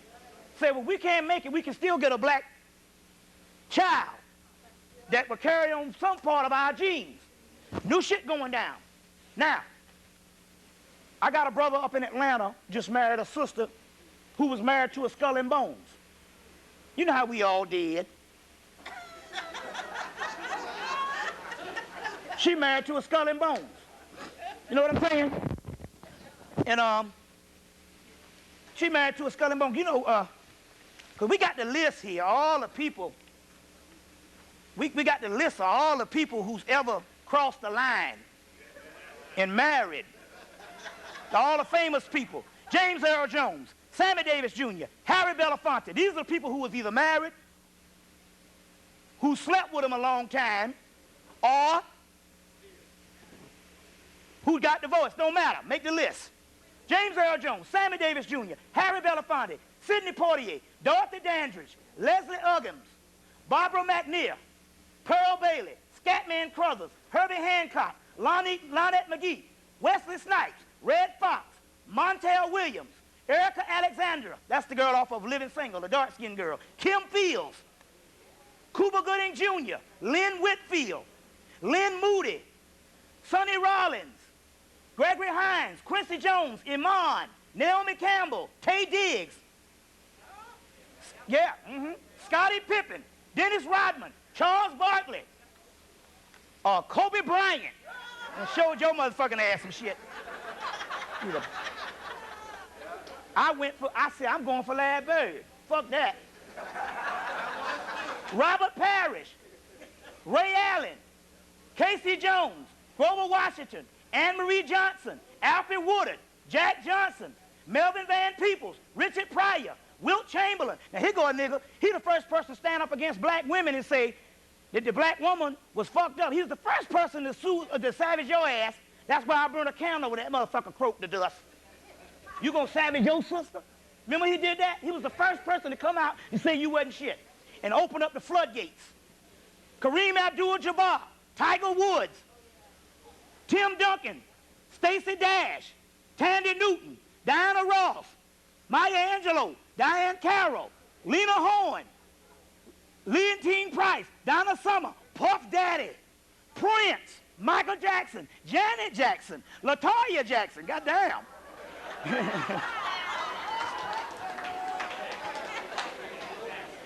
Debbie Thomas, Dorian Hayward, remember him? Olivia Cole, Carl Weathers, Whoopi Goldberg, Nell Carter, Madge Sinclair, Roxy Rocker, Jimi Hendrix, Lou Rawls, Shaka Khan, Yeppa Kohodo, Richard Roundtree, Herschel Walker, O.J. Simpson, Tina Turner, Ike Turner, Della Reese, Rod Carew, Barry Bonds, Frank Thomas, Clarence Thomas, Adam Clayton Powell, one of the Pointer Sisters, one of them, Glenn Rice, Rick James, LeVar Burton, Billy D. Williams, Linda Clifford, Louis Gossett, Fred Williamson, Angela Davis. Yeah. That's right. She married the head of the Communist Party, 1976. Yeah. Ben Vereen, Frederick Douglass, Paula Abdul, Mariah Carey, Radon Chong, Tukey Smith, Alger Rowe, George Sanford Brown, Denise Williams, Julian Bond. This is everybody in the fucking world.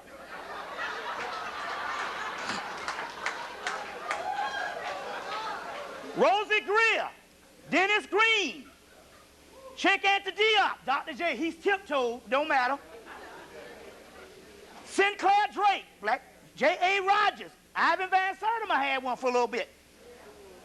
Reggie Jackson, Todd Bridges, Hemmy Louis Gates, Leela Rashawn, LaFonso Ellis, Dee Brown, Coolio. Didn't Coolio got? Mookie Blaylock. What's your boy that played in Ving Rhames? Marcus Allen, Danny Manning, Quinn Buckner, Sly Stone, Vanessa Williams. She did about face when they dropped on that thing, you know, but still, yeah, you know. Bill Cartwright, B.J. Armstrong, Tatiana Ali, she got one. Bobby McFerrin, Alice Walker, oh shoot, Kofi Annan, he's over the UN. Bill Russell, Minnie Riperton, Howard Hewitt, Mercer Ellington, Paul Mooney, David Thompson, Leroy Jones, Amira Baraka, Gordon Parks, Lorraine Hansberry, France Fanon, Octavia Butler, Josephine Baker,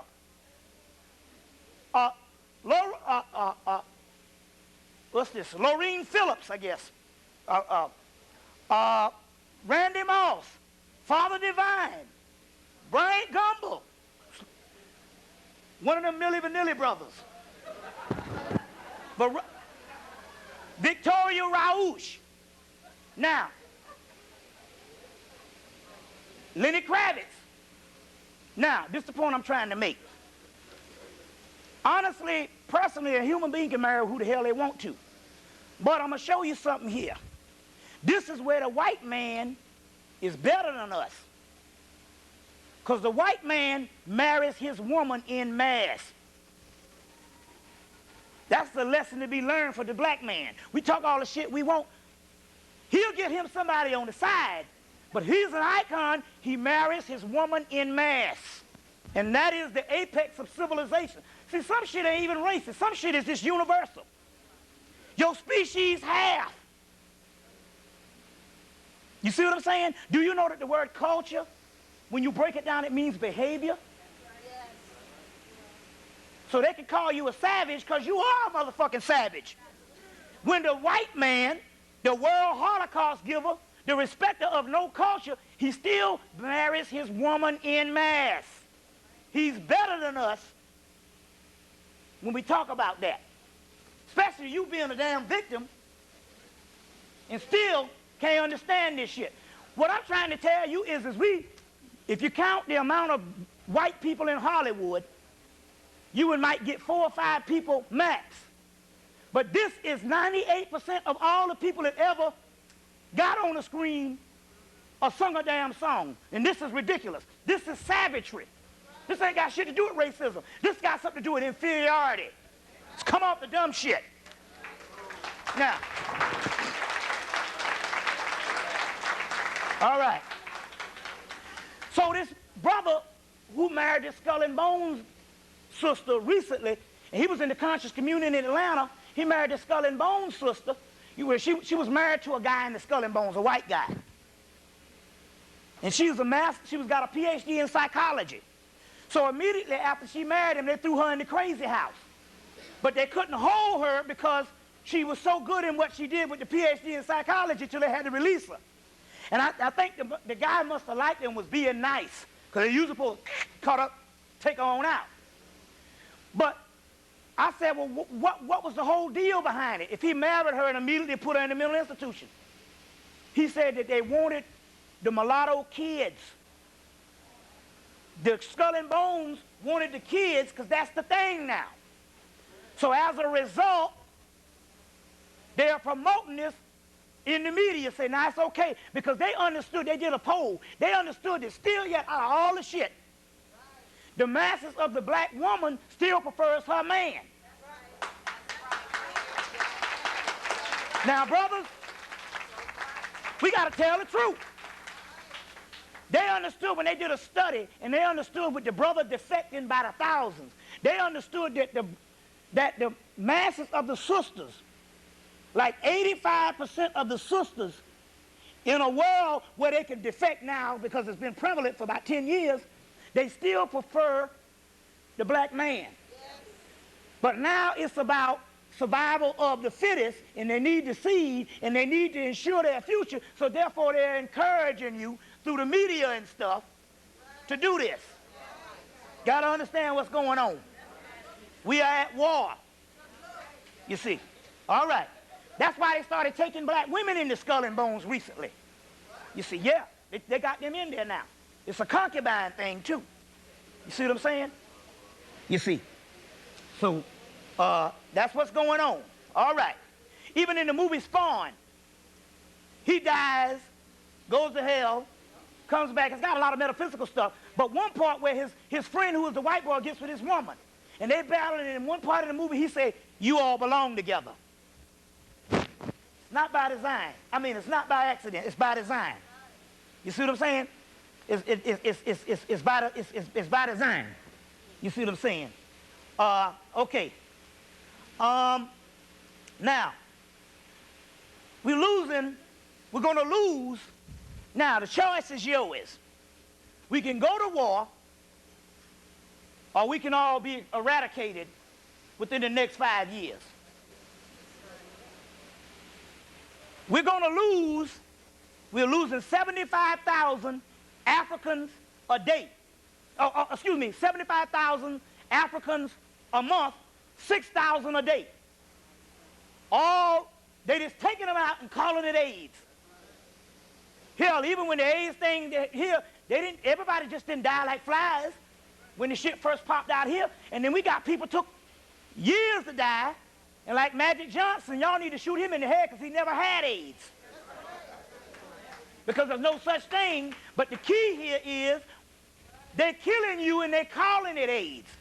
So they got 6,000 a day, 75,000 a month, and they say they're expecting 900,000 Africans by the end of the year. Bullshit.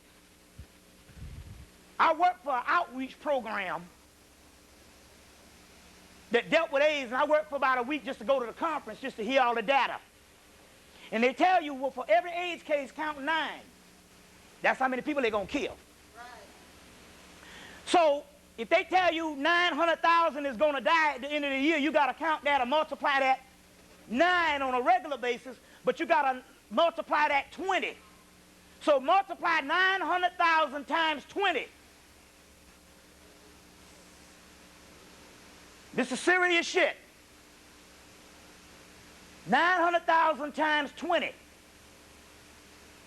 And that's how much people. We're talking about by the end of 2001 or 2002, there's not going to be no Africans on the continent, and it ain't based on no disease. Now let me go into the science on this shit. This is real shit. Now, that means we are forced to go to fucking war this goddamn year. Now fuck the dumb shit. And we ain't gonna go physically. Now we're gonna break into this stuff today on how to do this shit. But we are at war. Right. Now the choice is yours. Now, the 5-5-2000. Everybody heard about this 5-5-2000? 5-5-2000, number one, the planetary lineup wasn't a complete lineup. It was a zigzag, damn near. They had a real lineup in 97. But the 5-5-2000, Ice the Ultimate Disaster, Richard Noon's book, 1978, that particular book was based on this. He talked about a planetary lineup. The Illuminati and the whole Masonic order say we're going to set our sights to make our move on 5-5-2000. Ice, the ultimate disaster, means Iceman cometh, the ultimate disaster, when they retake Africa. And he says it in the book. Well, what's going to happen on 5-5-2000? He said they're going to retake Africa. Well, they've been retaking Africa, but 5/5/2000 marked the starting off point where they migrate to the motherland in mass. So they got to clear off the whole terrain of the continent. Now, what they're not telling you is they got a city in Africa, in equatorial Africa, that's the state of the art. This city is greater than anything the white man has built on the planet. And it's got the state of the art, including weather modification, that they can live up in there with the same temperature they've been living in the United States or Europe with, on the equator, with the HARP program. This city is state of the art. And when I was in the I did a lecture in Philadelphia, and I was doing the Million Woman March. They had the march that day. I did the lecture that night. And them sisters came and was beating them damn drum, boy. And the brothers say, we're going to drum for the sisters. Some sisters showed up, started beating the drums. The energy was so strong, I was talking about this city, and after a while in the lecture, I started seeing the vision. I said, oh, shit, I see the city. It's a crystal-looking city, state of the art, right on Africa. They've been building it for the last 25, 30 years. You ever notice you go to National Geographic, they have a little picture, they'll come on there and say the Lion King, and they'll follow the lion. You know, they take these shots, be 2 hours, but they have to follow the lion for several months. The lion be a little baby lion, then the lion grows up. You ever figure how out of all them months of filming, you don't never see no Africans tipping through? Because there ain't hardly no Africans on the goddamn continent. They done clean most of them off. And when you go to the doggone major cities and a little bit into the bush. But remember now, the continent of Africa, you can fit America in the continent of Africa 5 times. So we talk about something so vast until they can do what the hell they want. Hell, they got shit here in the United States you don't know about. So you know damn well on the continent, they can do what the hell they want. They've been cleaning them up since colonization. Now, remember when Clinton went over to Africa? Clinton went over to Africa to christen that city that they got. And they started the migration on 5/5/2000. Meanwhile, at the same time the migration going on, they got Africans dying like flies. If they say 6,000 a day, double it, 12,000 a day. We are at war. They're taking our brothers out. Now, they're moving in this city. Now, it's interesting because I saw the vision. I dropped the science, and I dropped it for a couple of years. So some sisters from Trenton, New Jersey, and some brothers say, damn, we're going to check this shit out, see if this nigga lying. So they asked a sister from Kenya. They said, do you know of a city over there? And she said, what? But I had told them in the lecture, I said, you can't get to this city in a 200-mile radius. There's a certain point you can go, and they stop you. The sister from Kenya said, oh, that's interesting you say that. She said, there's a point in Kenya that we can go, and then they stop us, and we can't go beyond that point. She said, but I see hundreds of airplanes going over this point all day. She said, yes, I heard about the city because they printed a book in Africa about it. And she said, I was able to look at the book. You see? And so when Clinton went over, they christened that city. So 5/5/2000 was based on that. Remember now, when 5/5/2000 came out, the date, they put out the movie with Kim Basinger, I Dream of Africa. The woman Jane Goodall wrote a book, came out the same week, Africa in My Blood. They do this for propaganda to tell the people now it's time to go.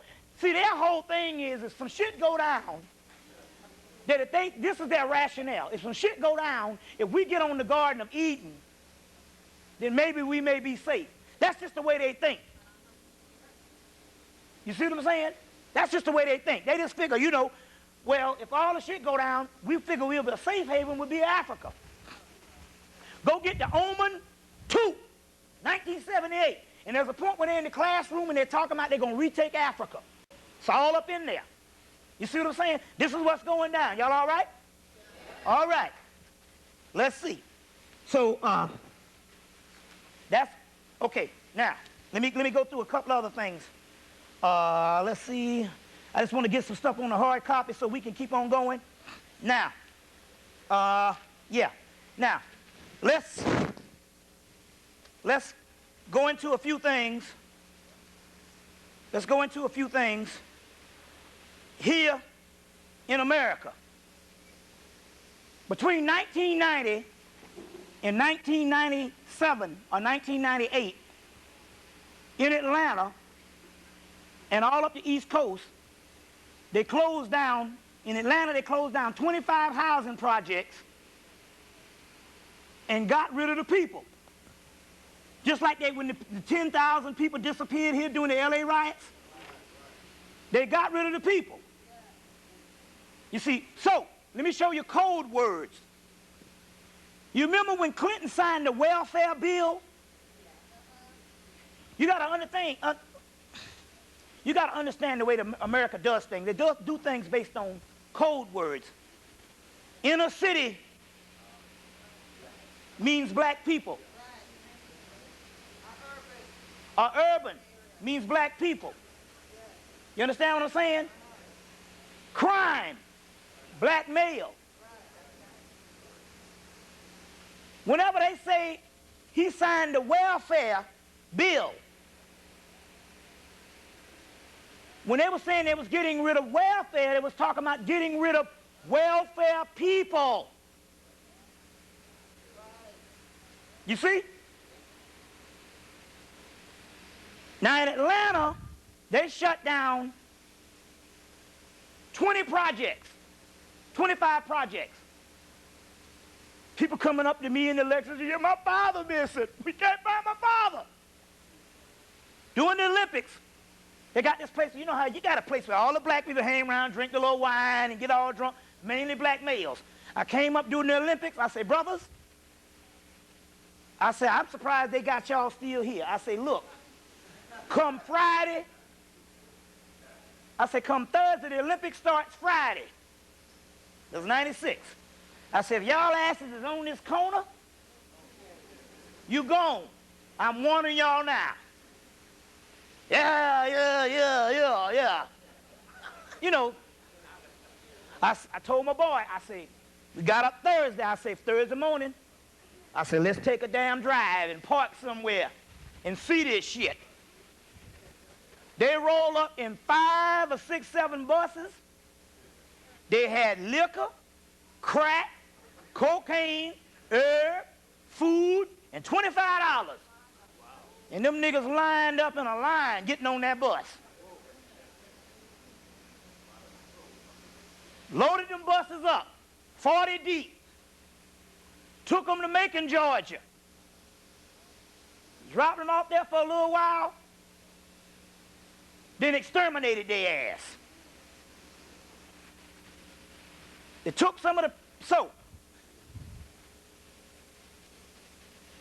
It was interesting because your husband was working in the security over there at the projects right over there off of Martin Luther King.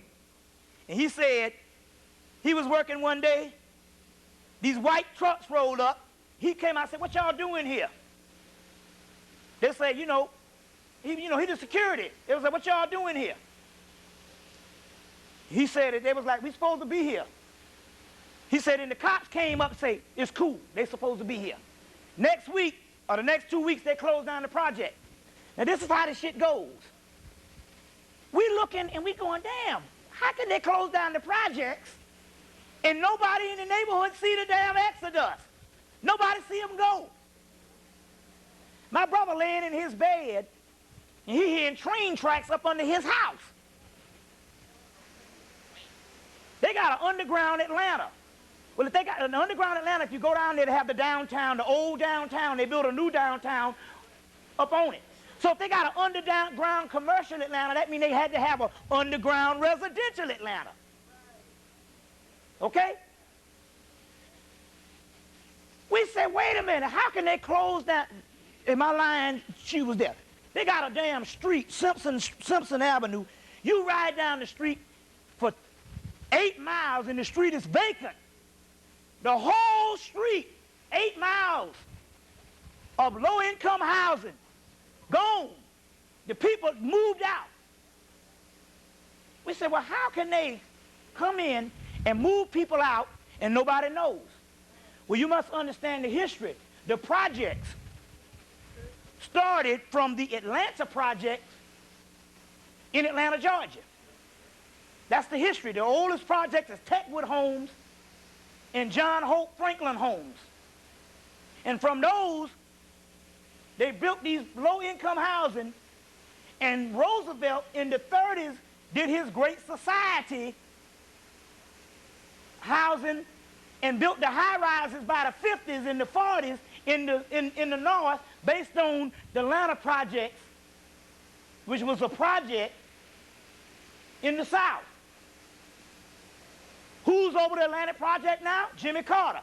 Now, how this bastard end up doing more internationally outside of his presidency than he did in his presidency, I don't know. Okay? So, they moved in, but when they built the projects with underground trap doors. So they come in from the underground and clean the projects and vacate the people from the underground, and they put them on trains. If God is my witness, I know where the fucking train track is. I know where they ship them. All of that shit. Right there in Atlanta in a construction yard. Now, I go up the East Coast, Trenton, New Jersey, Newark, New Jersey, Columbia, South Carolina, Chicago. And it's the same thing. See, this is how they do it. They will come in and they will build 1 or 2 townhouses. About 20 units. You are not capable of understanding genocide or conspiracy. We got a problem with that. That's based on our nature. We fail by that because we still don't understand how diabolical this beast was. They say you can't fathom the depths of where this cracker will go. You see, when we first went to the Native American mounds and they opened her up so she can channel, one of the spirits say, man, if you took his mind and put it in yours, you go crazy. They think different than you. And your problem is you keep thinking or keep trying to perceive how they think with your mind. And that will fuck you up. You be thinking that the white boy thinks like you, and he don't. And that's why you can't break this shit. See, that's what we do. We think a certain humane way. And we think with feeling. You see what I'm saying? They don't think the same way. So that's why you fuck up. They can't do that. No, motherfucker, you can't do that. So they build these projects with underground passageways and they put them on these trains. They cart them off to centers and they chop the bodies up. They pull out the pineal glands, the pituitary glands, the hypothalamus glands. They go and they get the lower gastrointestinal tract, which is full of melanin.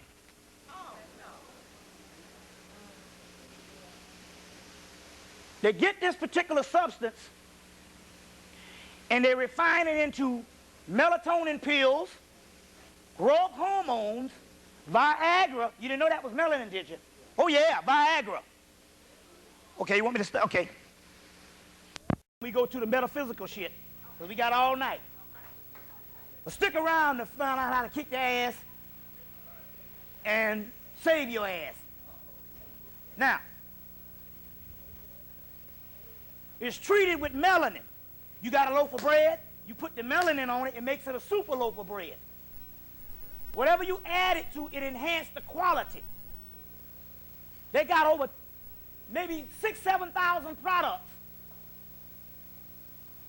with melanin. Viagra is melanin. Some forms of Prozac keep them from going crazy is melanin. They got enough melatonin now. They got enough melatonin pills backed up to the year 2050. Now,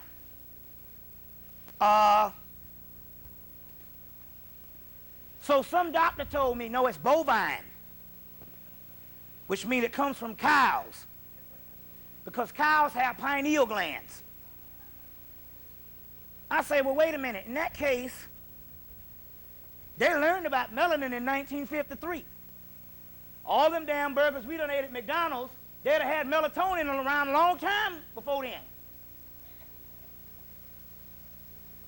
So, let's break this down to let you know what's going down. First of all, the first jars, and I got Xerox copies of these things, it says that melanin is a protein constituent of crushed pineal glands. Now, I met a brother, I was speaking in Baltimore back in '97. I met a brother that drove me to the airport. Brother said, look, man, he said, I graduated high school in 1969. He said, I saw a brother in 1990 that I hadn't seen since the graduation date. And I was so happy to see him. And I asked him, what you doing in that big ass truck, man? Because he was driving a truck from Johns Hopkins Hospital. He said, what I do is this. He said, now this is 1990 when they're killing black people in D.C. I mean, literally, hundreds of black men dying a day. He said, what I do is, whenever a black person dies with homicide, I go to the hospital and I go to the emergency room. And what happens is, before they take that body to the morgue, they pull all the pineal glands out, and they pack them up and they give them to me, and I take them to Johns Hopkins. And he looked in the back and he had just bottles and bottles of pineal glands.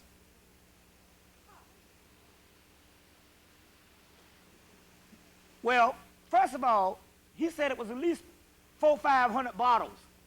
Now, 400 or 500 black males don't get killed every weekend.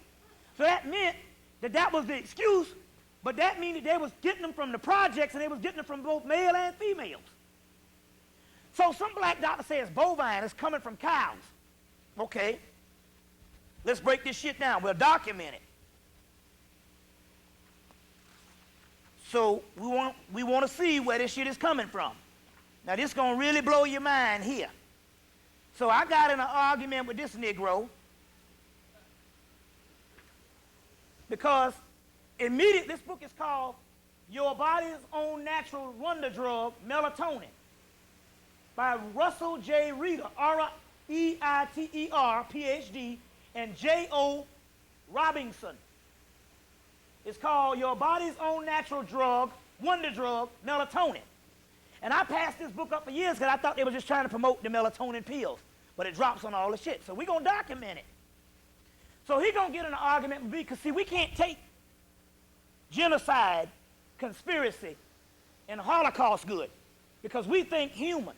So immediately what our mind does, as soon as we're presented with some stuff like that, we automatically try to seek out situations and excuses so we can soothe ourselves because we can't take this shit. Okay? So he said it was bovine coming from cows.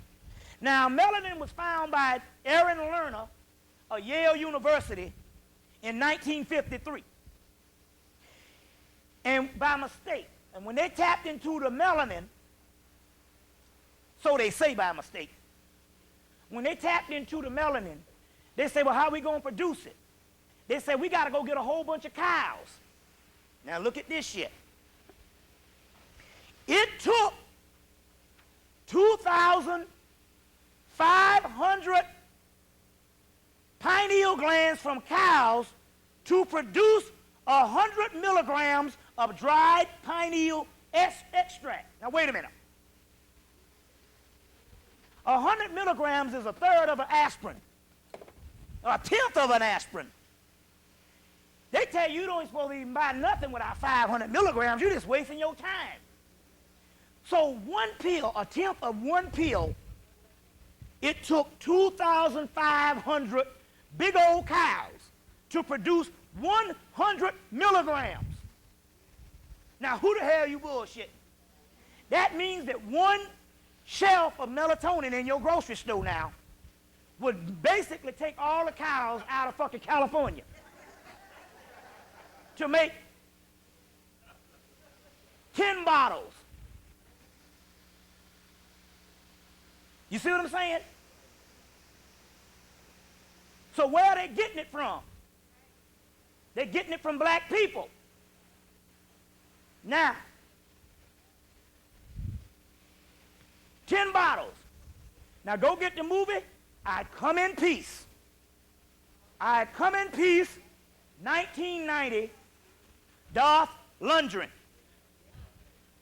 It's a movie where this guy with blonde, white hair is coming up, shooting these people, sticking these people in the stomach, in the chest, with this, shooting this cocaine in them, or this heroin, making their melatonin levels go to a certain level, and then sticking this thing up their nose and pulling the doggone melatonin, serotonin out, what they call endorphins. Because the pineal gland and all that is called the endorphin glands. Okay? So he don't know what's going on. So he goes to his girlfriend who's working in the medical profession. He said, what's going on? They're shooting them with this doggone thing and pushing this thing up their nose and sucking out the melanin. Remember they did that on the X-Files, one movie, that African who was an albino. I got 2 copies of that shit. The woman said, is it still on? Testing. Well, whatever. Yeah. It's up now. Testing. The woman said that cocaine or heroin raised the endorphin levels. He said, what is endorphins? She said, the endorphin glands are your pituitary gland, pineal gland, and all of that. She says, the endorphins is nature's own sense of wonder drug, and it gives a great height of awareness. Nature's own ecstasy. They talk about melanin. She said 1 ounce produces 1,000 doses. Well, there you have it. Makes sense why your ass is a high commodity. 1 ounce of melanin makes 1,000 doses. Right in the movie, 1990. Let's go on. Crack cocaine, the reason why it was so effective, you got the Claiborne stuff, melanin, key to black greatness. Here's some other stuff. The reason why crack cocaine was so effective is that they started putting melanin in the crack cocaine when they gave it to you. It bonded with melanin because it had melanin in it, and B12, which is neurotransmitters that go straight to the brain. It's all in a movie called Bringing Out the Dead with Nicolas Cage. And at the beginning of the movie, they say 1990. The whole country was hit by this stuff called Red Death. And it was a mixture of cocaine, or they say heroin, that's to throw you off, mixed with amino acids. And remember, melanin is amino acids. You see? Let's go on. They found out for the first time to get you to kill each other off. The melanin, they found out that they can take the melanin and put it into crack cocaine. And they can use certain components of the melanin based on aggression and emotion. You take the doggone crack cocaine, and they could monitor what part of the melanin they put in the doggone crack cocaine that will make you violently crazy. And you start killing each other off wholesale in the streets of LA and all over the country around 1990. All this stuff is connected. You see what I'm saying? All this is connected. Meanwhile, in 1994, in Rwanda, they killed off, what, 100 million people? How much was it? 3 million people. What happened to the bodies? They take those bodies, cut them up, ship them to Europe. They got melanin camps on the planet. They cut the bodies up and process it, ship the meat to Europe and make melatonin pills out of it, and growth hormone. Now, what is growth hormone? The melatonin pills that they got now, if they took true, pure melanin, like Dr. Richard King said, they would go crazy in 48 hours. So they cut that. They cut that melanin. They go crazy in 48 hours. So they cut it. They got a higher form of melanin. They got a higher form of melanin called growth hormones. This is regulated by the pituitary gland, which regulates the amount of melanin you get. And it takes $800 a vial to be administered by a doctor. So all your movie stars and shit, they go and they get the growth hormones. And they're saying, man, I'm seeing colors that I never saw before. Because, you know, the Europeans, they have problems seeing colors, and the problem is hearing. Because they don't have a certain amount of melanin. He said, I'm hearing things and all this. And so these growth hormones, you see, that's why it is important that so what happens is this. When you are a child, your body produces these growth hormones. This is a substance in the melanin that makes the body grow. But after you grow to a certain age, 18 or whatever, it keeps producing this growth hormone, but you're supposed to grow in consciousness and awareness. But most people become ignorant at age 20. Soon as you tell a motherfucker you grown, that qualifies you to be an idiot. I'm grown. I'm grown. I'm grown. So you stop learning. You're supposed to, in ancient Kemet, they say every day you live is a day you're supposed to learn something. And the day that you didn't learn something was the day that you didn't live. So by age 40, if you don't keep dealing with the mind, keep researching, or keep being active in a curiosity type of setting to know, this stuff starts to shut down in all people. What little that the European has goes dormant forever. Now with you, it doesn't matter. The only thing you got to do is just like if you get flabby, you just start pumping up, and it'll come back online. Just like that nappy hair you got, you get the perm, and you know, about a month later, it busts back out the scalp. Well, that's pure melanin. Melanin can never be created or destroyed. It can just be transformed or transferred or dormant. It can go dormant. But it's always there. So the only thing you got to do is just to start back tapping in and wanting to learn. That's why you're supposed to be learning. And the reason why black people reject knowledge is because the growth hormones are starting to shut down even at an earlier age based on all of this doggone physical world and all of the so-called push-button age. You see? Now this is interesting. To let you know they can't see, and this is like clockwork. My doggone driver's license,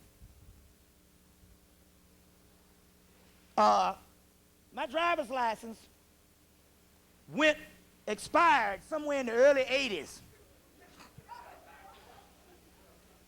So, you know how my brother need his face to get some new car, some new insurance, because you know how his shit all fucked up. Since my stuff is inspired, he know that my stuff is pure, about 7 years. So he go down and get a new set of license for me with his face on it. Niggas is something.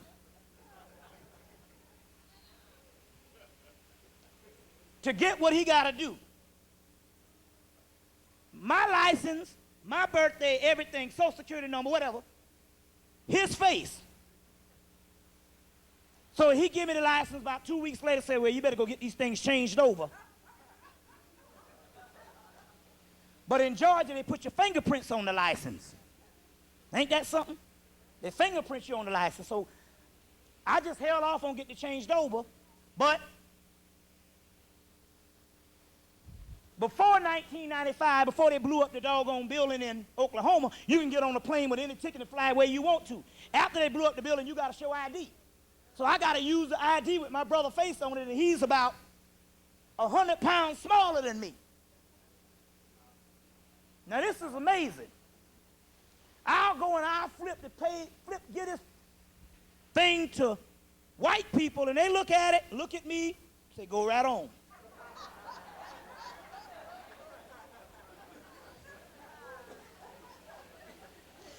And you could say, well, they just think we all look alike, but that's bull. Because I'm going to tell you what happened. I give it to black people. They go, that ain't you. That ain't you. Come on.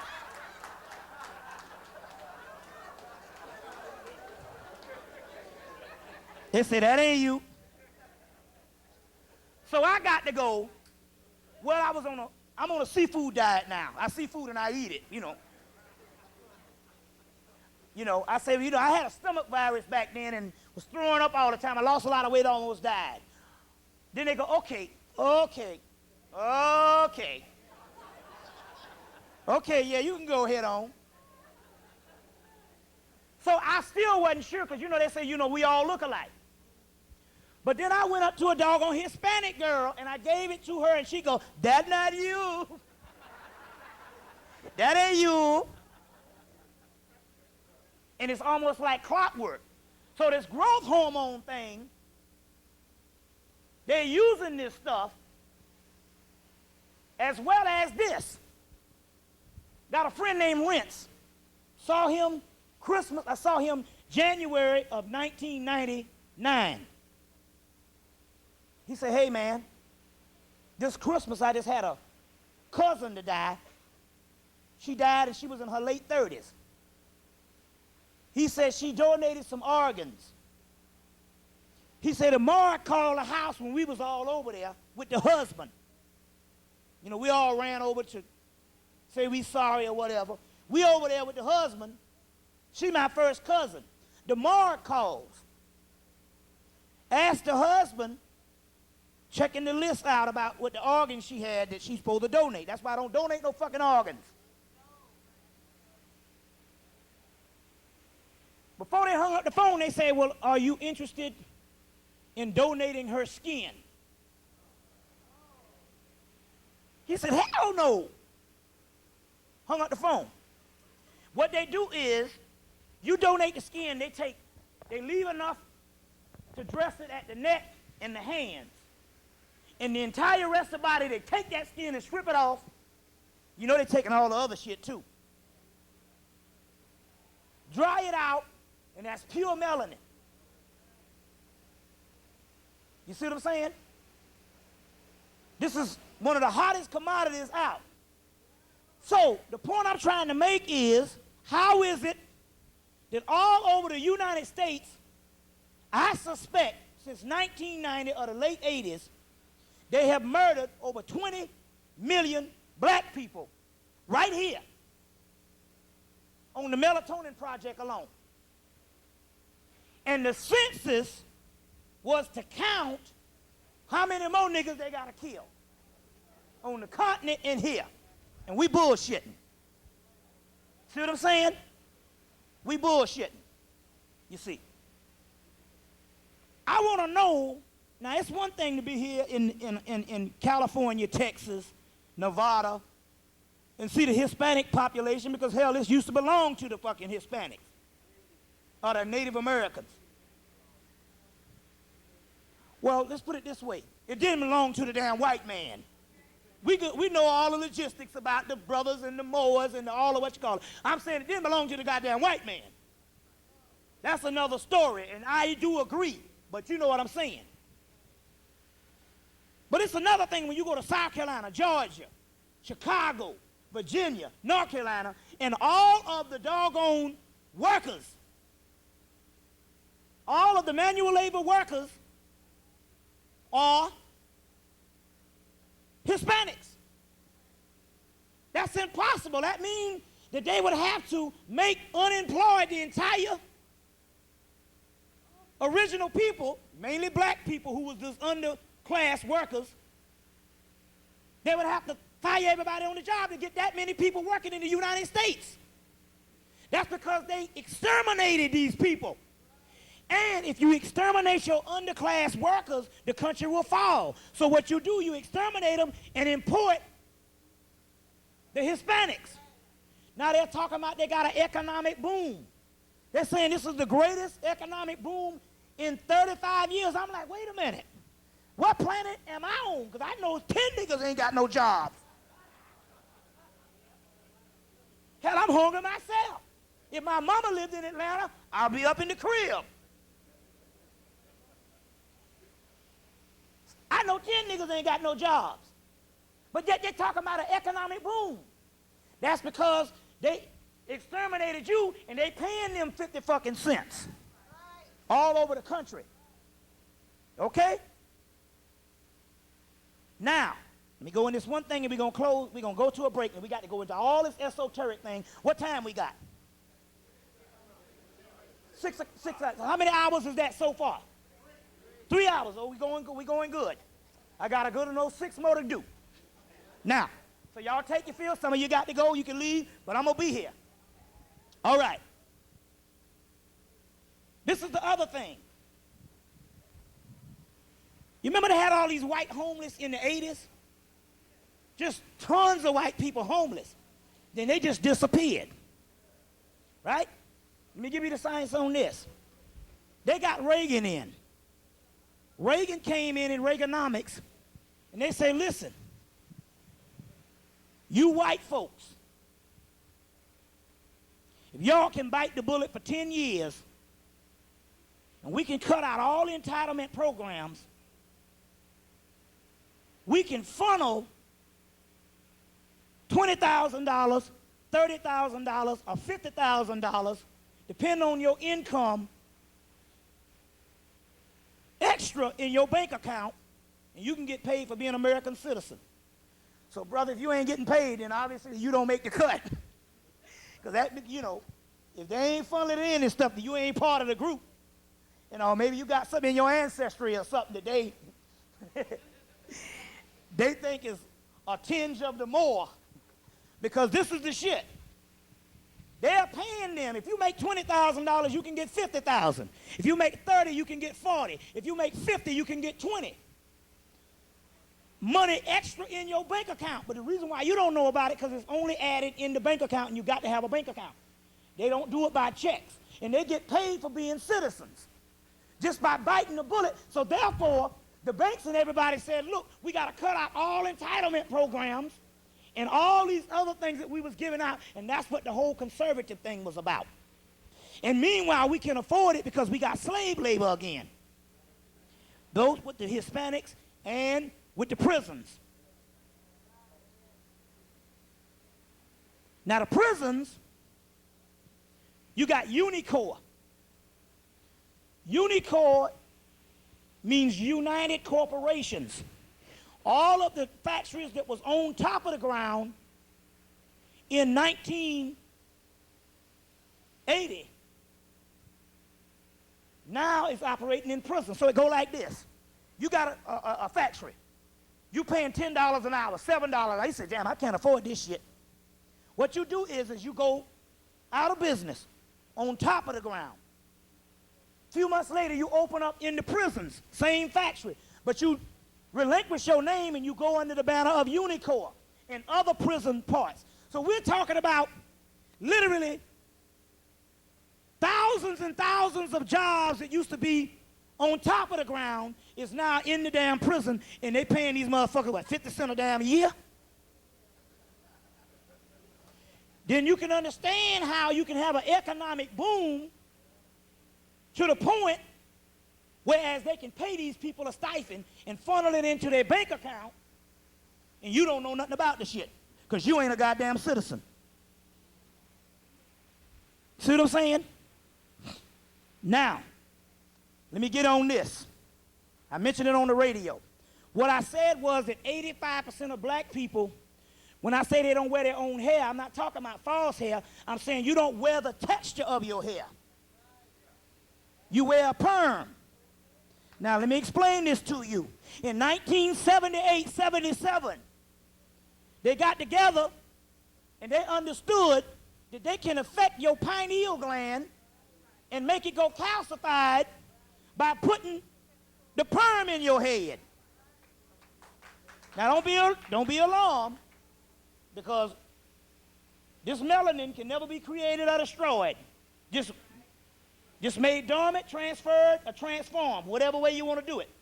So anytime you see your head get nappy after a few weeks, that means it comes back online, but you keep dumping that on your head, and it makes it a flabby paste.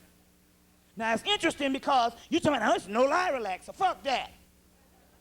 Your brain, anything can straighten your fucking hair is dangerous, goddammit.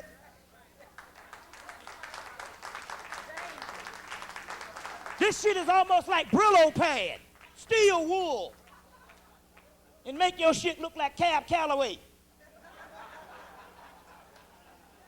Now let me explain this thing to you. A black dermatologist, and this brother was a neuroscientist, whatever you call it, neurologist,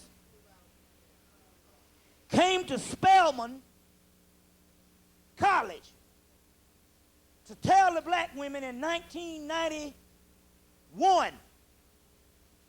He said some white men was doing autopsies on black women. They keep splitting open the damn skull. Your skull got fucking pores in it. You think, break your goddamn arm and it rain outside and see don't your shit hurt. That means your bone got pores in it. So don't think your skull is protecting your brain. Okay? So they were splitting open these skulls doing autopsies on these black women. And all the black women, they were splitting open the skulls that had this green shit on their brains. And they called the brother in, and the brother looked and shit, and he knew what it was, but he didn't say. He said, I don't know, man. Hall asked the Spelman and told him it was a fucking no-lie relaxer. This stuff makes your pineal gland go dormant. Your pineal gland is a thermostat for the rest of your body. And it makes the rest of your body regulate, and the pituitary gland regulate to kill germs and to heal. And because they put the perm in your head, now you got fibroid tumors, breast cancer, and all the other shit. Do you know with you that if your shit was in top order, the only thing you got to do is to heal yourself is to get you some chamomile tea or some valerian root and get into a deep sleep. And when you get into a deep sleep, the melanin can go and bathe the body right and heal yourself. It's just that you got a career and you can't get the right amount of sleep. And that's how they fuck you up. That career shit. And if they can make sleep deprivation They can shut the melanin down. Melanin works also through water. Water is the key. If you can dehydrate them, you can shut down the melanin potential. So therefore, sink water has chlorine in it that dehydrates you and all other kind of fluoride and everything else. Now, during the summer solstice last year, in Atlanta, down at Kroger, that's the big shopping center down there, on June 21st, I stepped into Kroger and looked like a helicopter on both sides of the stores, brought in 12 packs of soda for 99 cents. And niggas had 3 baskets full. Soda dehydrates you and it shuts down melanin. In this book, brand of soda shuts down melanin. Joke, Mountain Dew, Tab, Sunkist Orange, Dr. Pepper, Diet Dr. Pepper, Pepsi Cola, Diet Riot, Diet Pepsi, Coca-Cola, 7-Up, Sprite, Diet 7-Up, Fresca, High as Root Beer, Sunkist Orange. Damn, that's all the sodas. All the name brands. They had shit stacked up, looked like pyramids, and niggas was buying them up, had cars down the street. Because they know if they can dehydrate you, especially when the summer solstice come, when the melanin rises with the star Sirius, you see, mainly July 23rd, the meridian, if they can shut you down during the summer solstice and then distract you with some nigga they done killed somewhere, they can shut down the potential dormant, latent powers that will take them off the planet. So dehydration, water, if they can dehydrate you, you see, I met a sister in the project, she said, I ain't drunk water in 10 years. I only drink Coca-Cola.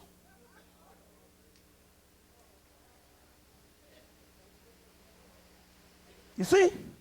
Isn't it funny when everything, you go in the supermarket, you get 4 items and it's $25, and things is going up, but the Cokes and the sodas is 99 cents, especially these little off brands. Now look,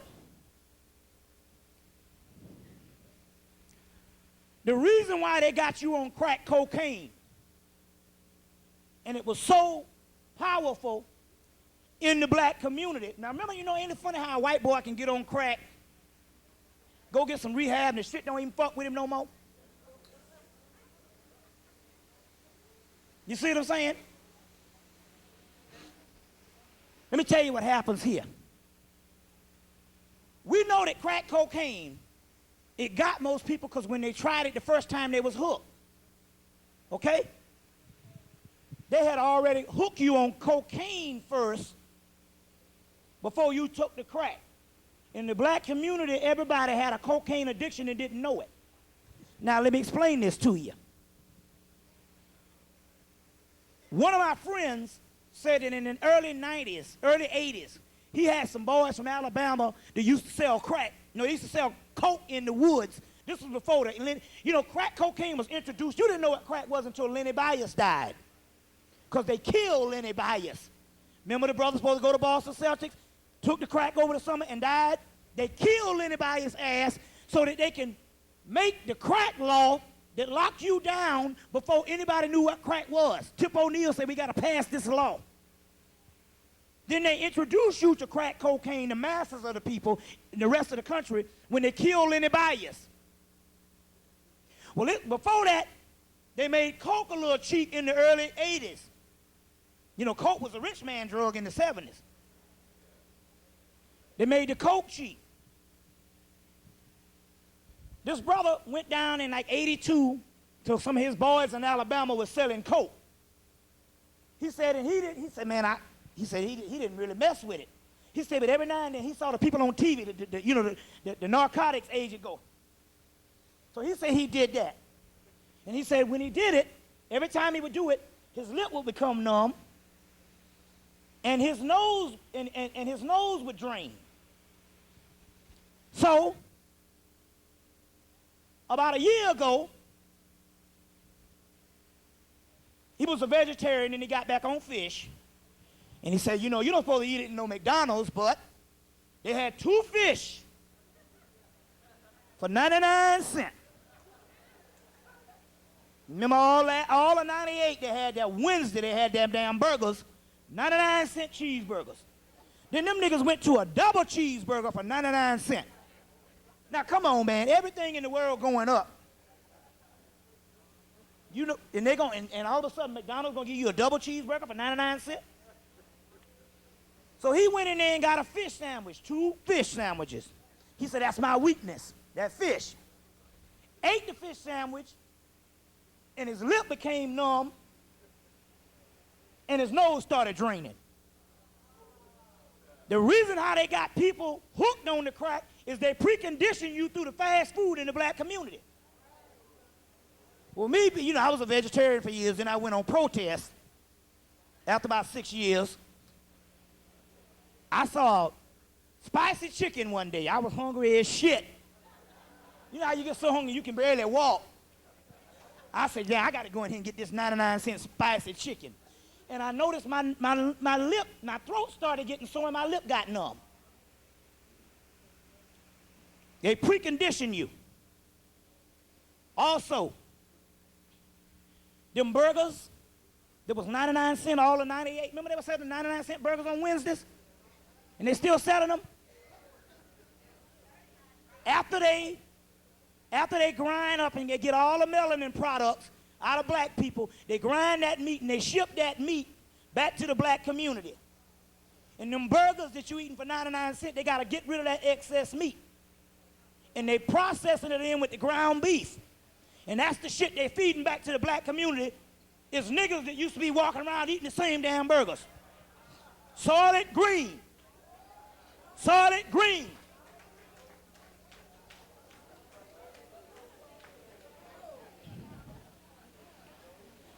I was forced back into semi-vegetarianism after being on protest. I'm semi-vegetarian now, and I'm getting ready to lose weight. I start going down.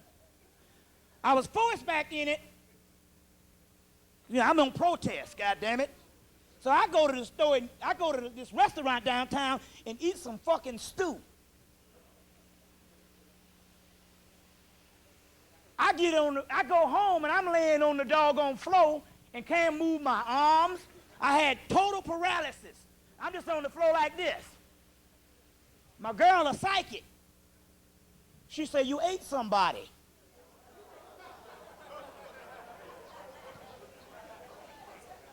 She said, they fed you some people. This is serious shit going down. I had to drink almost 3 gallons of water, had to clean out and all that. Then, went a month later, hard head again, went to Burger King and got a damn Junior Whopper. Fucking around, was forced back in this shit and got the paralysis again. They feeding the people the shit in the black community.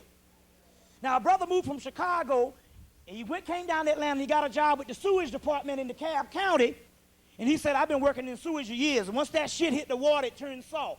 He said, but all of a sudden, we're hearing this clunk, clunk, clunk, clunk, clunk, clunk, clunk, clunk, clunk. He said, his body parts, they're feeding through the sewage. The stuff that they can't even filter into the whatchamacallit. So what you call meat ain't even meat. But especially the shit in the inner city. After they cut out all the melanin, they got to get, if you're killing millions of people, that's a lot of meat you got to burn up. The whole country will smell like rancid. So what do? You cut that meat up and filter it back in the black community. Remember now, they profile the black community, these fast food places, they got VIN numbers on this stuff. So they know exactly where it's going. You remember Jack Feller said he was working for the biological people. Jack Feller, chemical biological engineer, working for the white boy, and said they was taking vaccines and a red one go to the black community, a blue one go to the white community, and one day out of spite, they switched the red one up, and it was going to the white community, and he said he didn't know what was in it, but it took 2 helicopters and some vans to track that shit down. So they got VIN numbers that they go to in the black community, and they feeding you fucking damn people. Why the fuck you think everything overnight turned antibacterial? Antibacterial soap, antibacterial washing powder, antibacterial dishwashing liquid. Because people have more toxins than animals. And they have more bacteria than animals because we walk in bacteria. So therefore, everything got to be antibacterial. You see what I'm saying? We're in a damn nightmare. You see? Now, we're going to, let me see, one other thing, hold on. You know, they got pills now that grow organs. You take a pill, what they do is they crush up the organ, put it into a pill form, crush up your organs, put them into a pill form, and whatever organ it is, they can grow organs with those pills. They got all kind of stuff that's going down. You see what I'm saying? Going down. Now, let's see a few other things. Let's see here. Don't give no blood. They don't need but one strand of your, if you're on a job, now this is very key, sister, walking out. Before you go, if you're on a job and they ask you to give you a sample of your hair, walk out that job, because they don't need but a sample of your hair, or they don't need but a doggone speck of your blood to clone a new you. That's what's going down. Clone Wars. We'll start back up with that, then we'll go into the deep esoteric thing. Now, I have the book, The Melanin People, How to Eat Them and Suck Their Energy. I got about 20 of them, and I have videotapes of all my videos here in a bag. So if some of the people want to get some of this stuff, when we come back, we're going to talk to the esoteric part, and some of y'all can give it a chance to escape. Peace. Okay, hold.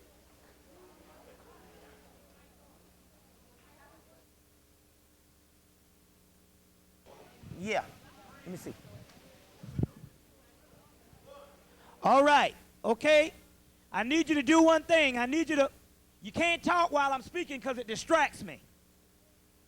So yeah, I mean, we can go with this. Now,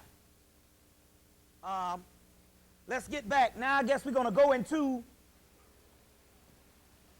the other portion, the esoteric portion of our thing today. But before we do that, I wanted to say they've been cloning since 1945. Half the people that you see that act the fool been dead probably a couple of years, and what these are is doggone clones. So don't give no blood. Don't let nobody stick no needle up you and you pregnant. Call that epidural shit. You got to get smarter than that. Because what can happen here is they can come in, stick that needle up, you give you an epidural, pull out the genetic DNA of your child, clone another fetus, and put that shit back up in you. And the child will be born, but it won't have no soul. That's the key. Because everything down here don't have a soul. Everything has a spirit. There's a difference between a spirit and a soul. A spirit is just anima. That just animates the physical plane. Roaches, rats, bats, cats, everything have spirits. That just what moves upon the earth plane. A soul is a sun, solar, sun. And the sun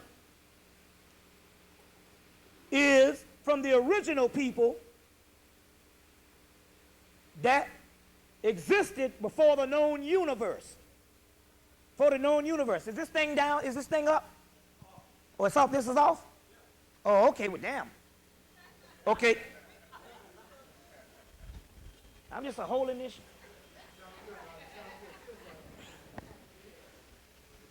That existed before the known universe. Let me get these things here. Where the plastic overlays? Where the overlays? Somebody picked the overlays up, and what did you do with them? Oh. Okay, when somebody came to the table, I had the overlays. See if I can find the damn overlays. Don't tell me. Who the hell? Now, what did they do with the overlays? Huh? I know they didn't put them back in here. Did somebody? I mean, did anybody know what happened to the overlays? Let me see. Did they put them up here? Nah. Somebody picked them up. Huh? That's just a few of them. Now that's just a few of them. There was a whole bunch of them. Let me see. They might have zipped them up and put them in here. Here they, okay, that's what they did. They put them in here.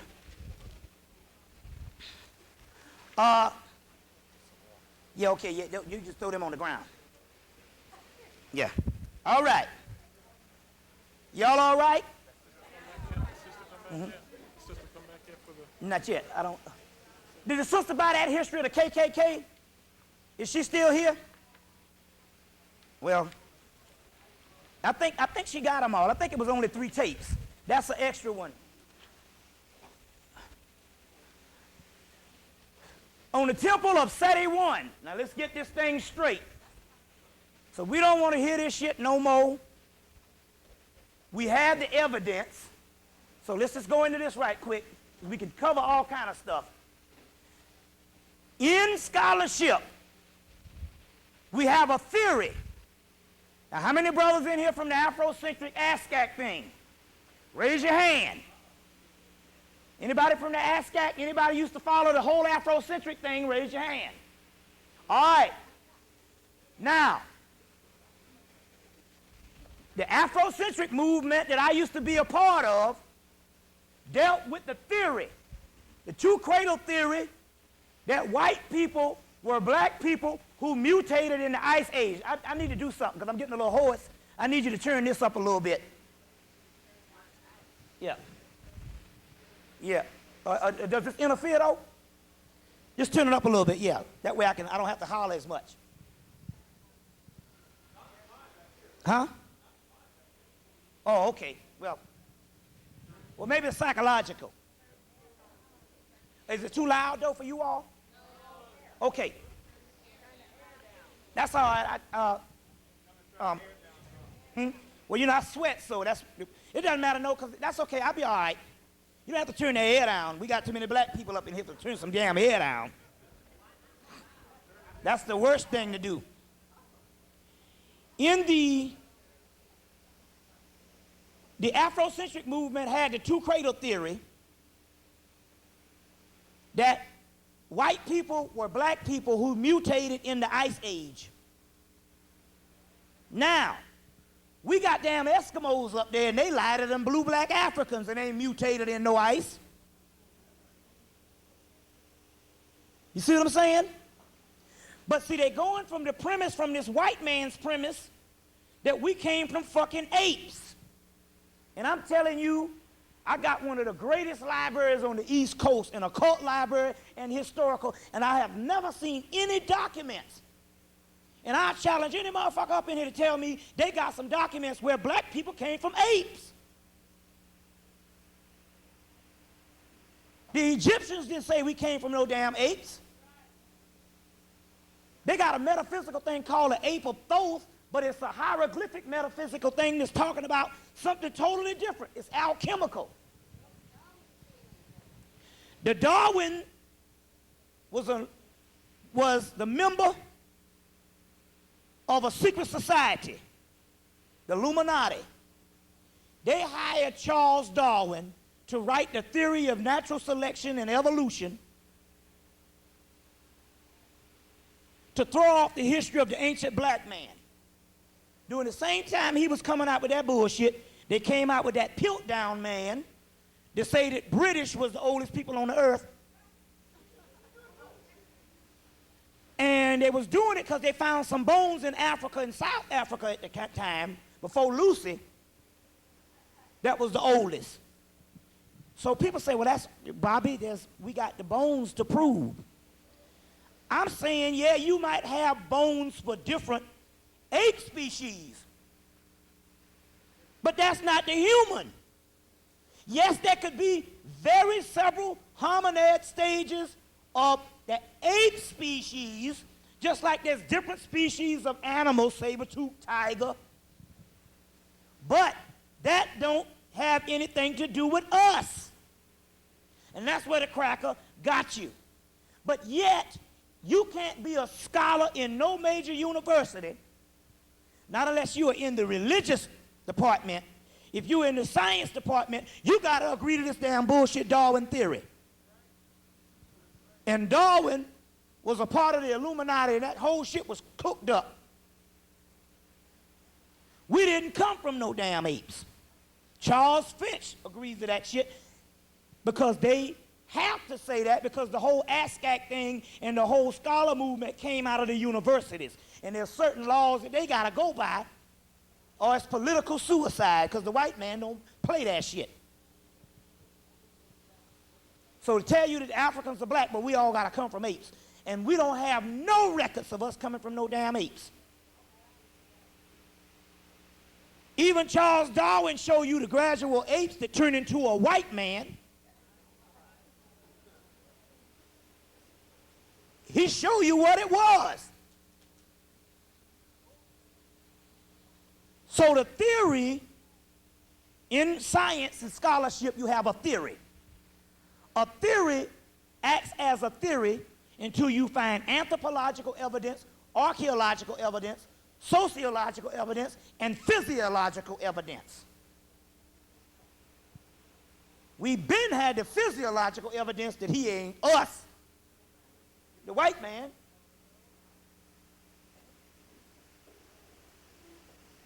You live in the cold and you ain't mutated.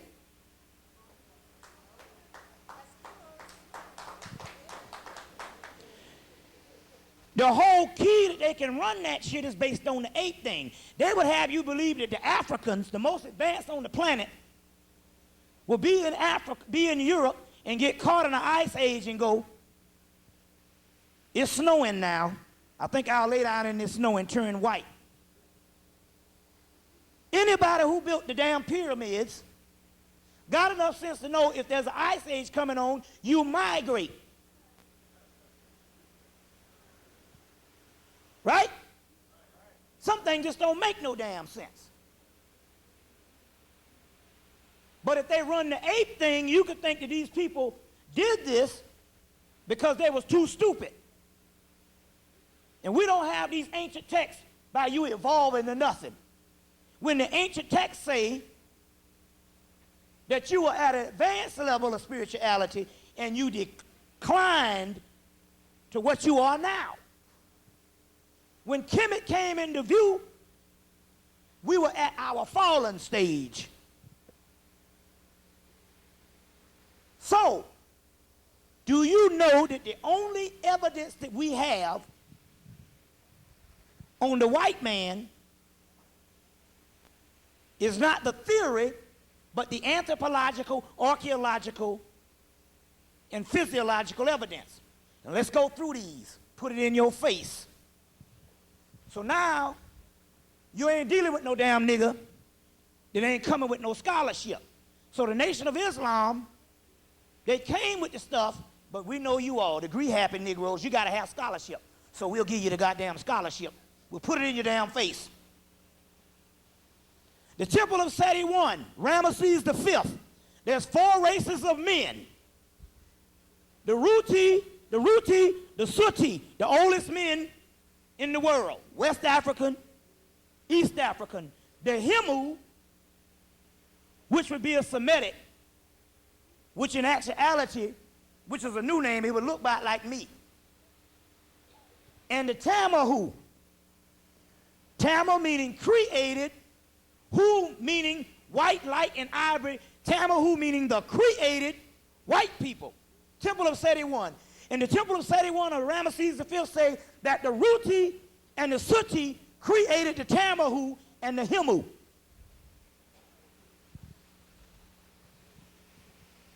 Document, Gerald Massey, Book of the Beginnings, Volume 2, page 27. Document, Sheikh Anta Diop's book, African Origins of Civilization, Myth and Reality. He goes into the Tamahu, but he leaves out the part about the created white man because he was married to the white woman. Get both books, put back the missing page of Gerald Massey's Book of the Beginning, Volume 1, page 27. Let's go on. Documentation. The Hieratic Papyrus of the British Museum, 1935, translated by Alan H. Gardner.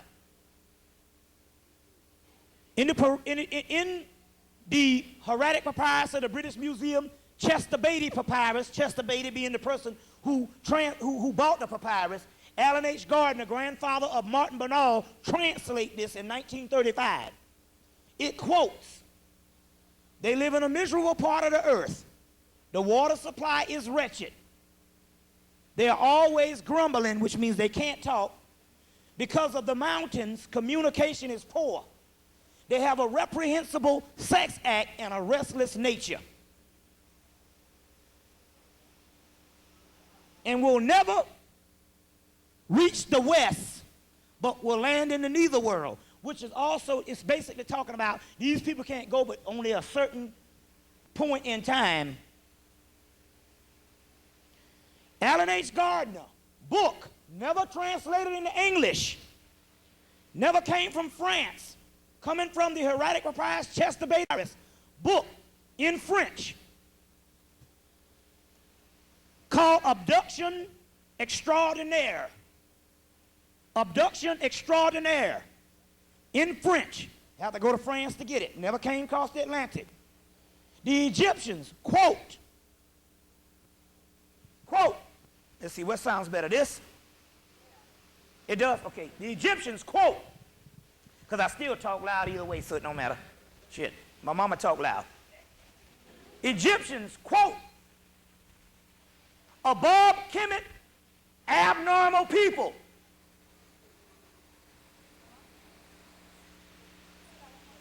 Above Kemet or Egypt, abnormal people. Below Kemet and Kemet, normal people. Abduction extraordinaire. Goes on to say that the Egyptians was made mockery of when they married outside of their race. Let's go on. Nag Hammadi Papyrus, dug up 1945. There's a book called the Nag Hammadi Library. Translated, James Robinson, who is the editor, 25 translators. The papyrus, the Apocryphon of John. They say that on the earth there was the original spirits and counterfeit spirits. The counterfeit spirits are separated from the original spirits by one single essence, melanin. The word essence is another word for melanin. Get the movie Dark Crystal. Took them 5 years to make it. You thought it was a child's movie. The Dark Crystal. Jim Henson's The Dark Crystal. They talk about the essence, and they drain the essence from the original people called Nephilim, but the Nephilim are called the Nephilim. The Nephilim in the Bible is also called the Nephers. And the Nephers is the same as the Neters. You got Neter, you got Nephilim, the Nephers, which mean those who came down. We'll go into this stuff. It's all translated. Nephilim and Nephers and Neters. You get Nephilim in the Hebrew version. You see. Let's go on. Let's see. Hermetica, Walter Scott. Walter Scott, Hermetica, 1935. In the chapter, Asclepius, who is Imhotep, Greek Imhotep, quote, the Egyptians, quoting, our biggest problem is we created another race of men. There you have it in black and white.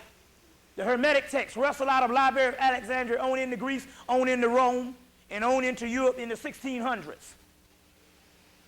Right in black and white. Let's go on.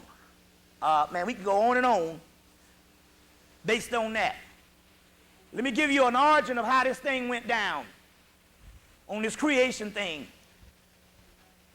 The Egyptians and the pre-dynastic Kamites were dealing with the royal art. What is the royal art? It's the highest form of the Egyptian mystery system called the Black Rites of Osiris.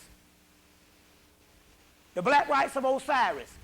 You'll see that mentioned in the book, The Sirius Mystery, Robert Temple, 1976. You'll also see the part of the Black Rites of Osiris, G.R.S. Mead's book, Thrice Great Hermes, G.R.S. Mead's book, 1907. In there's a chapter called The Black Rites of Osiris. Also, Robert Anton Wilson's book, The Cosmic Trigger, 1978. The Black Rites of Osiris. What is the Black Rites of Osiris? The Black Rites is dealing with alchemy. Alchemy is the highest form of the mysteries in ancient Kemet, the royal art. Alchemy is the study of melanin and the study of the philosopher's stone, which is melanin, and precious stones outside of the body. In the body, the same stones are the precious stones.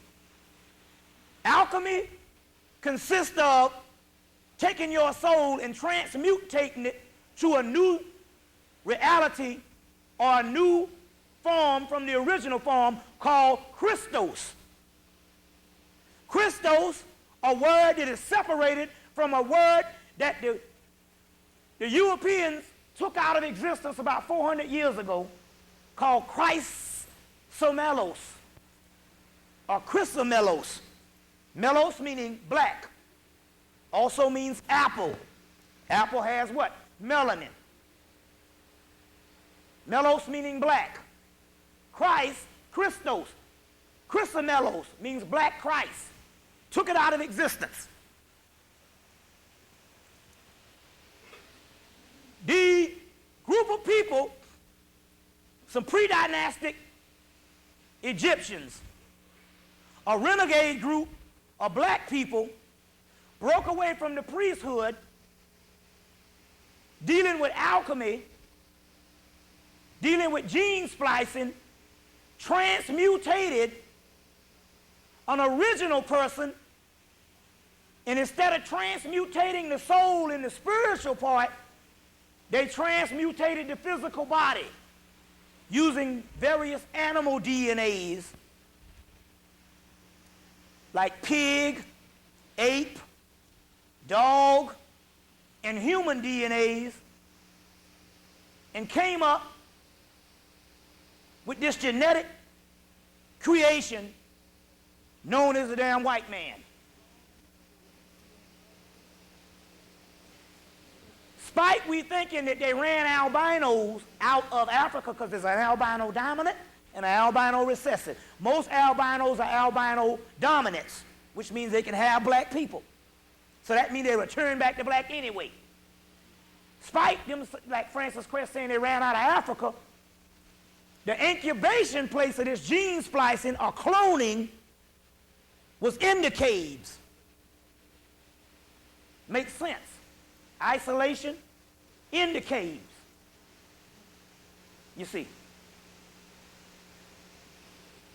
Ernest Scott's book, People of the Secret. When was this? Somebody asked that?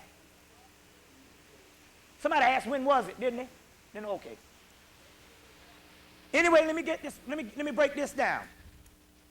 If you study the scriptures, the Hermetic scriptures, especially thrice great Hermes, Hermes is the Greek Tahuti, by G.R.S. Mead, it clearly states that in those Hermetic scriptures that they say we came from the antediluvian world,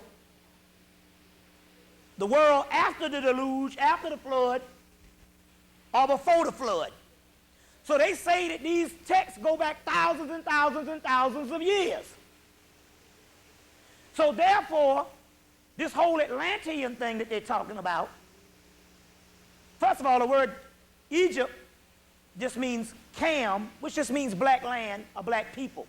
And it has several names: Alcamoria, Lemuria, Atlantis, Terra, Chemomoria, Camomoria, Timeri. But this Atlantean thing is just basically the same place, because we got the Sphinx that's 90,000 years old based on carbon dating. So this time that this happened somewhere in the pre-dynastic period. And it's interesting because Dr. Ben said they covered up 200 temples in Hemmitt in the Aswan Dam.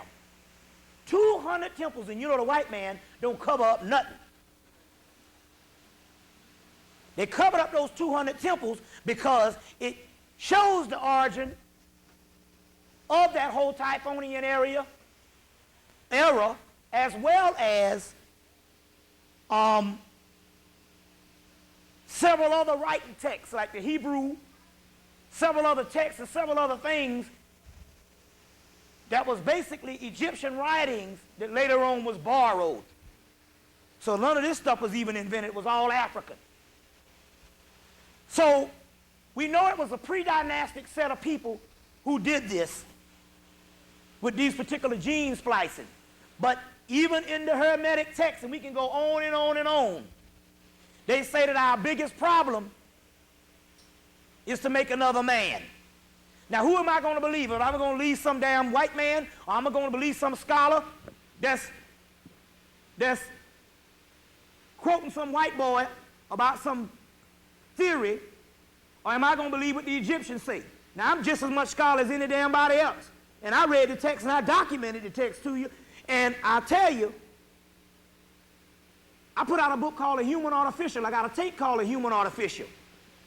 But Ernest Scott's book talks about the Moors came up into Europe to spread the arts and the sciences, but also to make a non-aberrant man.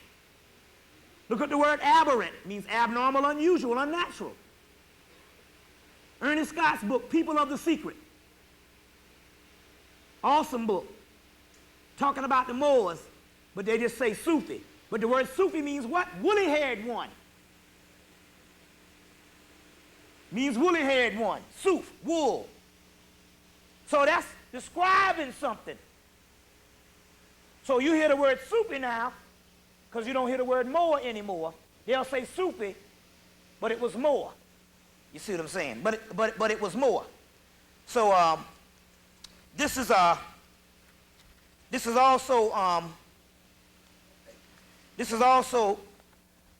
more proof that you can deal with. Now, I want to get to some other stuff.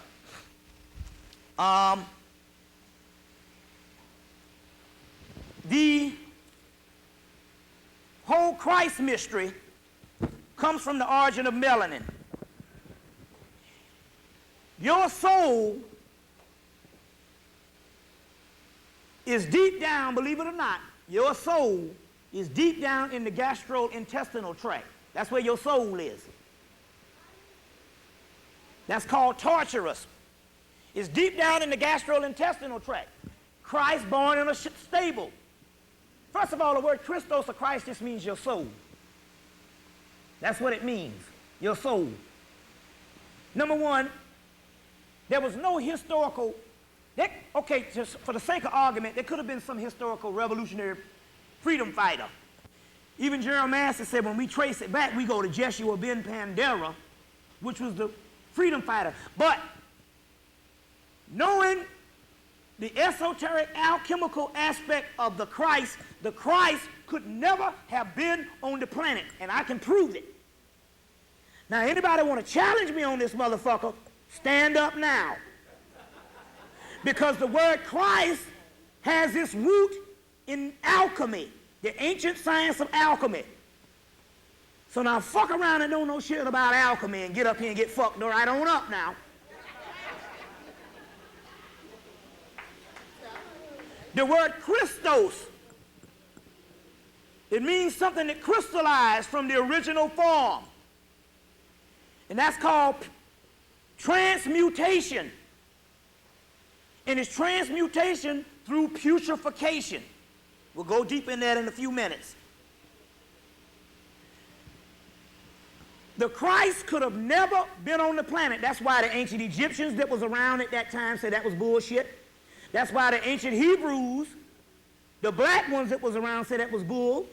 That's why all the ancient world told the Roman government that that could not possibly happen, because the Christ principle is an end-time deity or an end-time principle on the transmutation of the soul from the original formula to the new Christos formula.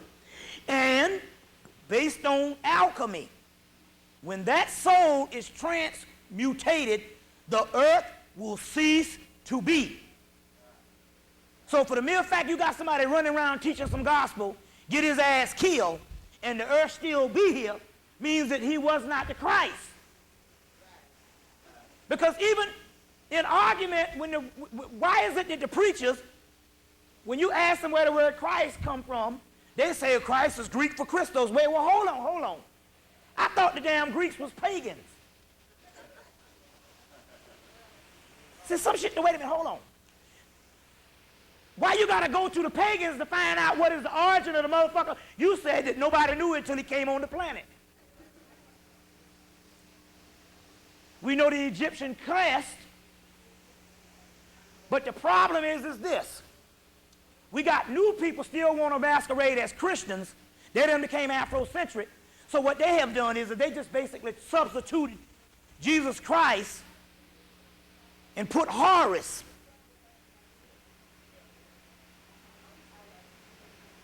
Now, how many Christians up in here? Raise your hands.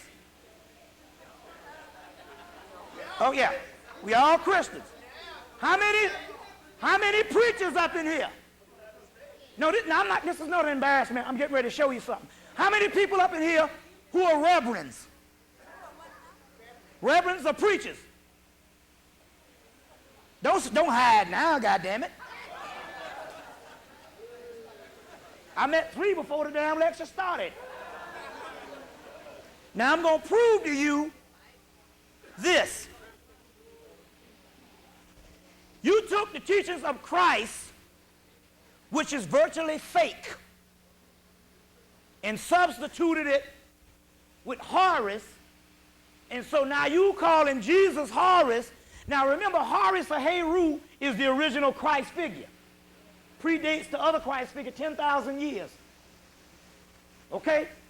And it's a combination of Osiris. Is the original Christ figure. Now, I can prove to you that the Jesus of the Bible is not the Horus, the original Christ. How many people? Now, this is what you do. So since y'all silent, this is it. Jesus taught love, right? He taught love, supposedly. Well, why is it you can't find nothing about Horus and Hemmitt that talks about love? If you read the text, and you can rescue me if I'm wrong right now, that Horus don't do but one thing when he comes on the earth, Heru, he kicks ass. From the time he born till the time he illuminates, he don't do but one thing, take motherfuckers' asses out. So obviously, one is an invention of Rome to make people docile so they can rule over them physically.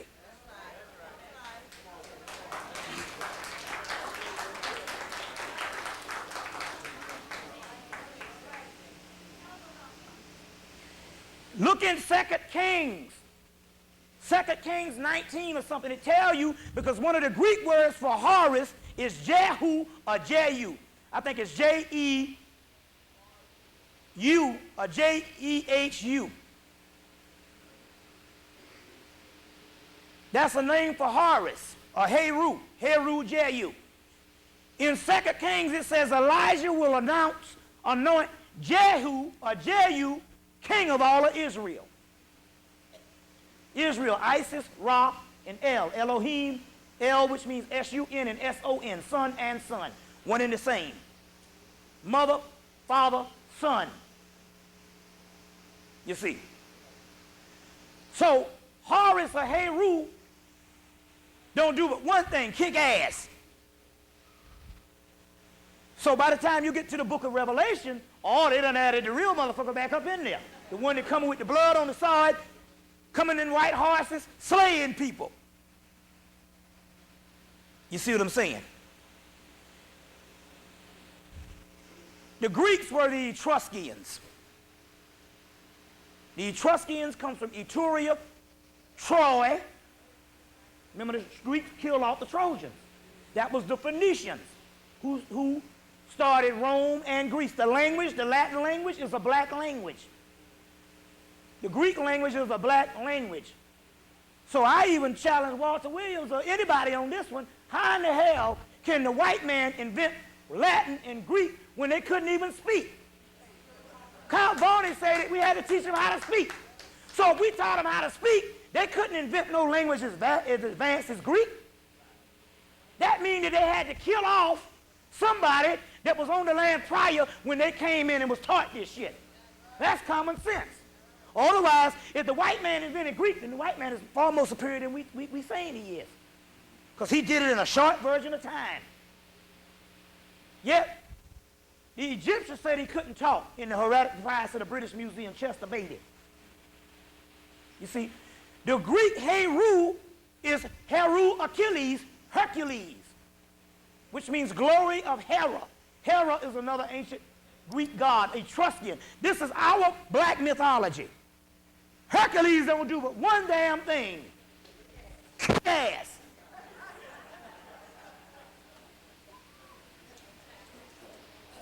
Another form of that is Apollo. He don't do but one thing. Kick ass. So all this old shit about Jesus loved the little children and all that old stuff is Roman invention.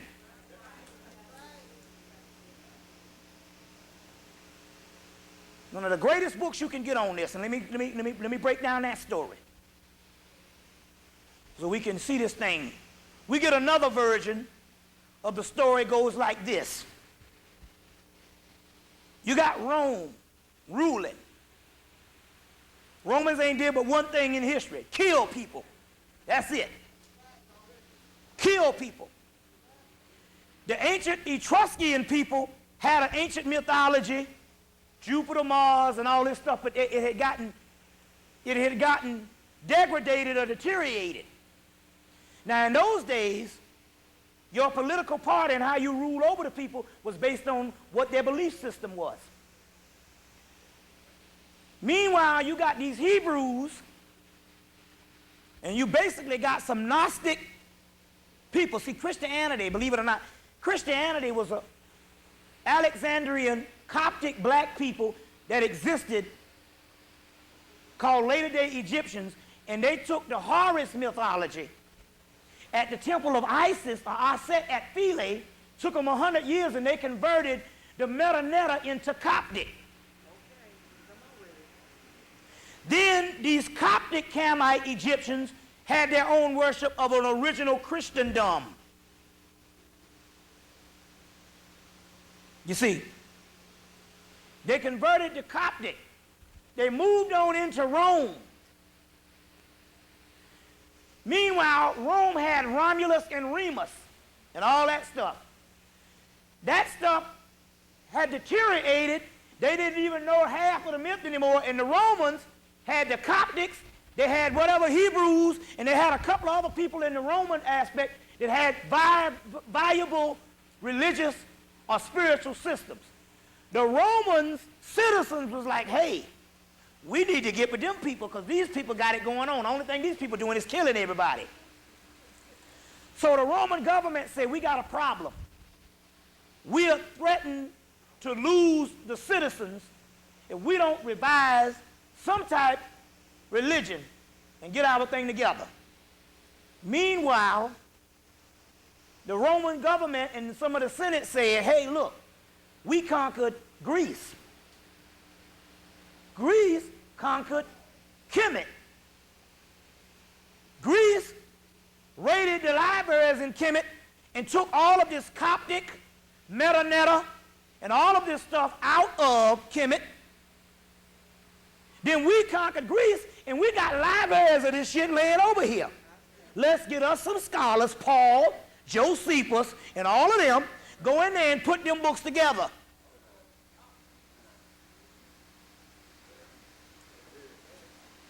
They put the book together using the Coptic version of Christos or Christianity. The Coptic Gnostics, which means gnosis, genoisis, gnosis, which means knowledge, knowing. Gnosis means knowledge or knowing. The Coptics, they come out saying, we got this new Redeemer, Jesus Christ. And you know, they say we're going to get the last laugh. We're going to take the God from Jupiter, from Rome, and we're going to take the god Zeus, which means Jupiter in Greek, put them together, and although the Christ thing will be something else, we'll still be calling on the same Rome and Greco-Roman God, with the god Zeus and Jupiter together, because there's no Hebrew in the thing. Walter Williams tell you about that. Put it together and get the word Jesus, because also in, I take his name in a minute, Richard something. There's a book, he mentioned that Zeus is called Zus. The word Zeus is either named Zeus or it's also named Zus. So you get the word Jesus. There's no J, but you also get Jesus. And Jesus, Jesus, English. But anyway, they put this together.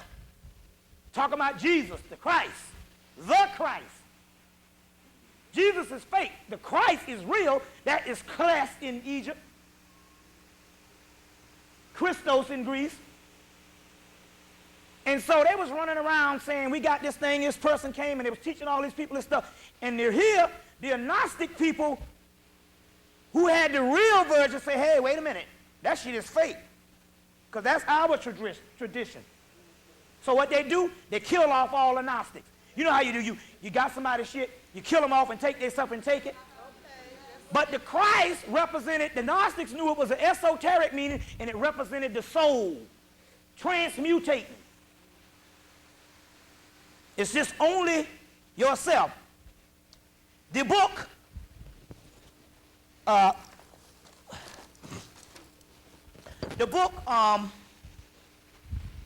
all right? This book, Kabbalah, A.E. Waite's Holy Kabbalah. I got it in my mind, so I'll just go ahead and just paraphrase and just say it this way, because I don't have time to read it. A.E. Waite's Holy Kabbalah. It says, in the last days, a new soul I will put into you. They're saying when this soul comes, men will dream dreams and women will have visions or something like that. It says, and the intruders will be wiped from the earth. Now, what is an intruder? An intruder is a person, it's talking about now, the end days, that wasn't there in the beginning and now is intruding and masquerading as God and as the authority of civilization. It says that these intruders cause an incontinuance towards learning.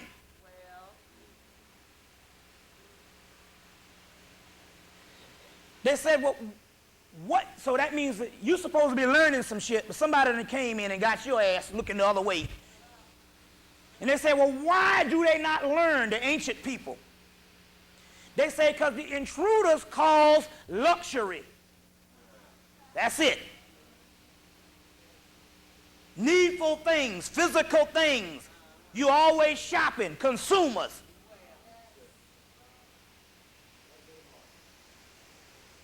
But it says that the Christ who is to come is in all of us.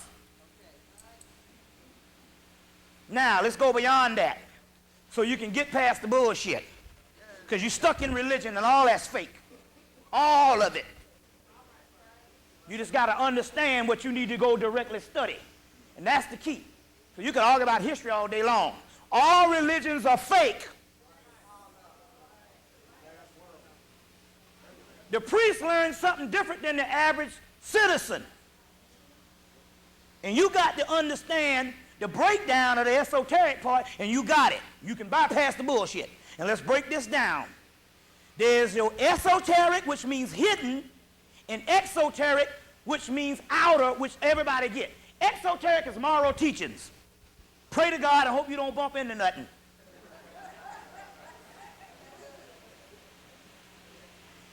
The exoteric is what the masses get.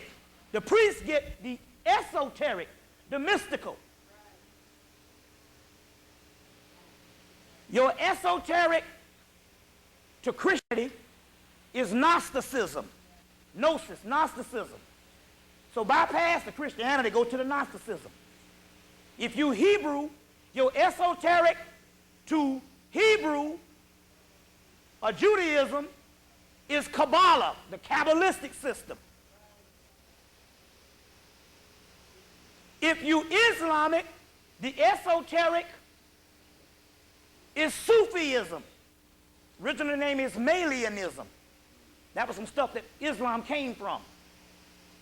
But the Cushite Arabians, whose Muhammad's father was, Muhammad knew certain things, and they carved all that little shit up, and Bilal basically wrote that thing. Bilalianism is what that is, and that's the Hebrew, the Ethiopian. So Gnosticism, Sufism, and Kabbalistic is your esoteric. Then you have your esoteric cultures before religion, your esoteric cultures, Kemet, you see the Kemetic stuff? Now, Samaria and Mesopotamia and all of that type of stuff, that is nothing but provinces of Kemet. You see what I'm saying? Even in Kitskill's book, he say when Egypt ruled the East, they got a big old square on where Kemet ruled, and all of that stuff, the white boys calling it Mesopotamia and Babylonia and all that now, but all that is northeast Cam, or Ethiops, Kush, Indus Kush. You see, Indus Kush. True spirituality has nothing to do with moralism whatsoever. Nothing. A dog don't need a damn book on how to be a dog. A cat don't need a manual on how to be a cat. Your moralism and your behavior came through your rites of passage in your civilization. You just didn't do certain things. Like I said on the radio. You say, how can you say that? We need doctrine. No, that's what you need now. Because we also knew that the white boy was going to come, and look what he did with the damn moralistic book. Can you imagine if he didn't have one? Hell, he killed your ass with the book. Say, thank you, Lord, and pass the ammunition.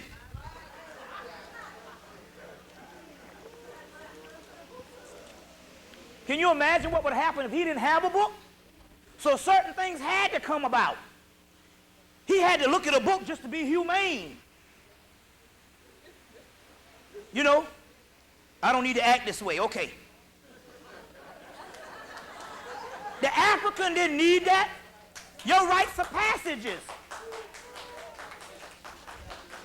Your rites of passages in your civilization, there was taboos and laws that was unthinkable. Right now, we had that even in this civilization. And like I said, I remember even the Richard Pryor thing back in 1976, that a black man wouldn't admit to giving head. Oh, no, not me. I didn't eat none. I mean, now it ain't nothing to say I went down on somebody. That's because you've been socialized into that. But even just 25 years ago, it was a taboo. There were certain taboos you just didn't do based on the culture. Culture, behavior. So your rites of passage in your culture, you didn't have to spend time on moralism. Certain things were just humane, and you was the best people that act humane. You wrote later on humane books for degenerated people that just had to learn how to be human. So if you didn't spend all this time praying and all that shit, because praying ain't nothing but begging. That's all that shit is. Begging. Hold on 1 minute. So how you say, brother, how can I not pray? Well, shit, I ain't prayed since fucking 1990.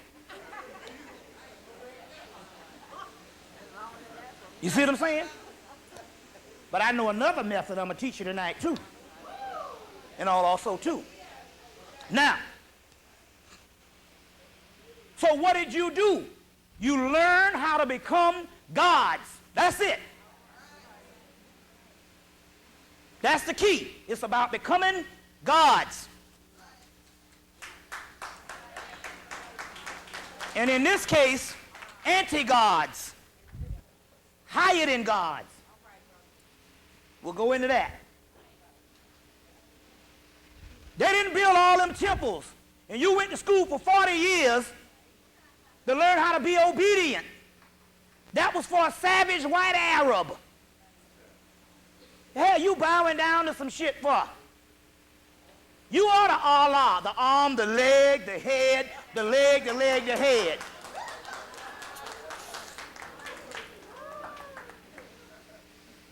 Allah is nothing but Osiris. And it's male and female principle. You got Allah, the El. They said Allah and Allah, but also Allah itself is male and female, dual principle. You got El, which means S-U-N and S-O-N. You got La, which means feminine. It means mother. You got Leviathan. You think it's a great mother. Anytime you hear the word the dragon, that's the great mother, Alpha Draconis. Leviathan. Layla. Layla is another Arabic word for women. It means great mother. Lilitu. Lilith. That you thinking is the witch. Lilith. First wife of Adam. Who is the goddess Sekhmet in Kemet. You see. Who is the goddess Sekhmet in Kemet. Going through this little Christ thing again, and we're going to go into some of that. Christ, Christos, the seed. It's in your root chakra called the Bindu seed. The Bindu seed. You get the word bin stone. Or bin, sun, S-U-N, sun. It's down in the gastrointestinal tract. That's where the Christ is. Jesus born in a stable. What is a stable? It has shit. You see what I'm saying? Jesus born in a stable. What is shit? The word shit comes from the word shut, which comes from the word soot. The oldest god known to man is Soot. Soot Nubis. Soot Nessie. Soot Ha. Later on Set, when it was pre-dynastic, you overthrow, whenever, it's customary to all ancient people, when you want to make another religion supreme, or just your view supreme, you always overthrow, or you always take the chief god of the pre-existing religion and make it the devil. One man's god is another man's devil. You get the word Soot, which means black. You get the word An, Anubis, and Anpu, it means opening. Soot on, Shut on, Shaitan, Satan. You get the word Sutek. You get the word Melchizedek. Or Sutek, Setesh, Shut-on, Satan, Teton, Titan. These are ancient words for the most ancient god. Lucifer, light bringer, which means the pineal gland. Lucifer, pineal gland. Lucifer fell like the morning star or the morning sun. Then you get the Revelations. Jesus said, I am the damn morning sun. Stay away from the dark side. Go to Isaiah 45 and it says, I will give you the treasures of darkness, which is melanin. The dark side. Now what is the dark side? The dark side is the study of alchemy. The alchemical black. Al, sun, S-U-N-S-O-N, chemi, cam, black. Black land, black sun, alchemy, black God. Black God. Ab, which means physical body. Ra, which means sun. Ham, which means black. It means the black sun, or the black sun god. Abraham. Abraham. The brother was talking about some Abraham shit. He don't even know it. Abraham, Amin-Ra, same shit. Amin-Ra, Abraham. Amin means hidden, which means black. Ra means sun. The black sun. The black sun is what? The black dot. The black dot is what? The pineal. The sun, light bringer, Lucifer.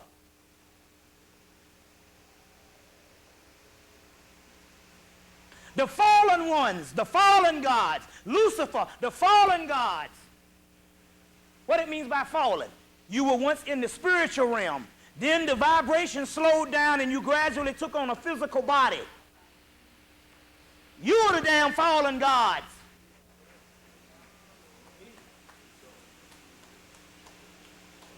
You are the titans. We'll go deep into that in a minute.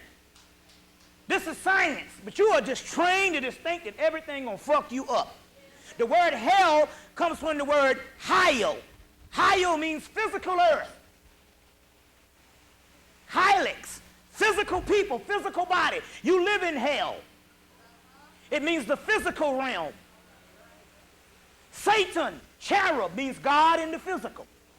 The only difference between you and the Most High, or the so-called gods that you worship, is you got on a physical body, and they don't.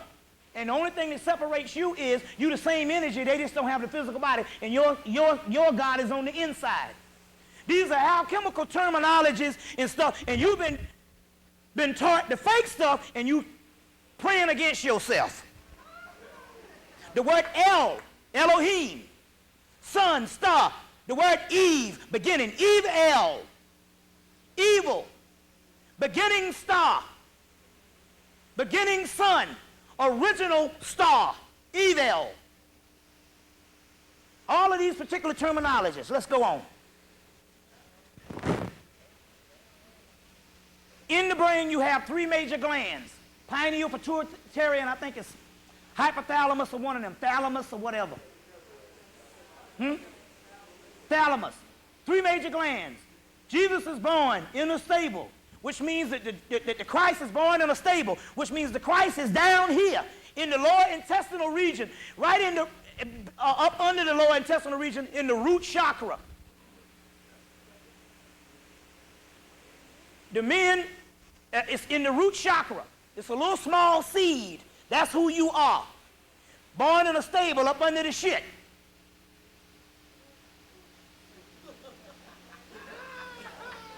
It rises. When he's born, he's met by three wise men. Pineal, pituitary, hypothalamus, or whatever. Thalamus. Three wise men. Pineal, pituitary, thalamus. Three stars in Orion's belt.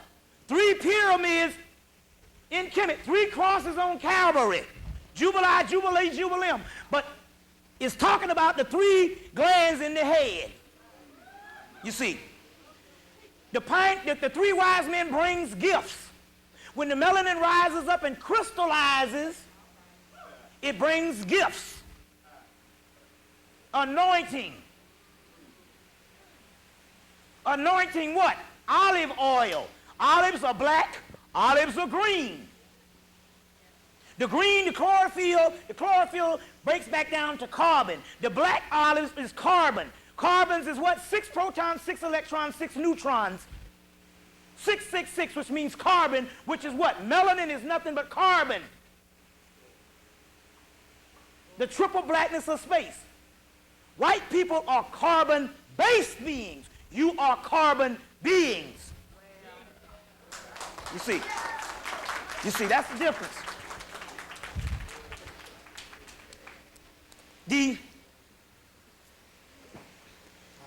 The Father Now it's interesting, the Father gave Mary a shadow, they say, and she became pregnant. Anytime you hear the word shadow in Jungian psychology, shadow means melanin, your shadow self. The word devil means double or doppelganger, your inner self, your dual self. The devil, doppelganger. The genius, hidden genius. Genie, jinn. That's right, you scared of gin. You know what gin means? Breaking down fucking gin, it means melanin, goddammit. The gin, the gin, the gin. The word amen in Greek is amen, in Greek is amen, it's daemon, Damien, and in Christianity, demon. The word demon means melanin. Give me a good example. Y'all all right? Give me a good example.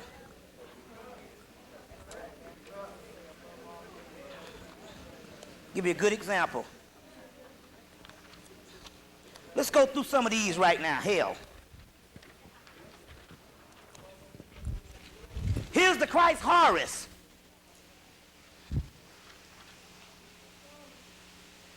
This is Horus, Heru, Christ. This is Soot, Set, which is melanin. Set, Satan, get behind me. Behind you is called the mouth of God, the medulla oblongata. At the base of the skull and the top of the spine is the most concentrated part of the melanin, substantia nigra. Satan, get behind me. Soot on, shoot on, get behind me.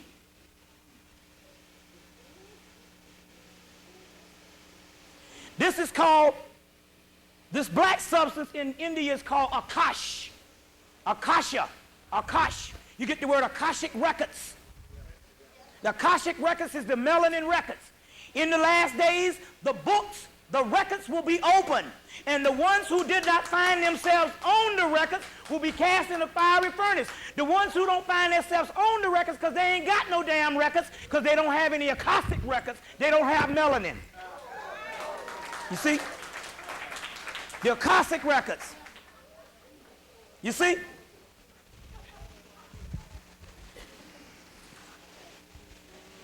This is the child Christ, Horus. On top of him is Bess, Sutan, Bess. You see this in the movie Star Wars when Yoda is training Luke Skywalker and he got him on his back. This is where they get it from. He's standing on the crocodiles. The crocodiles is called Kim. The crocodiles of Cam, or Kim, Sebek, which means melanin. Satan, get behind me. The Horus lock. You get the word Horus lock, you get the word Harlock, you get the word warlock.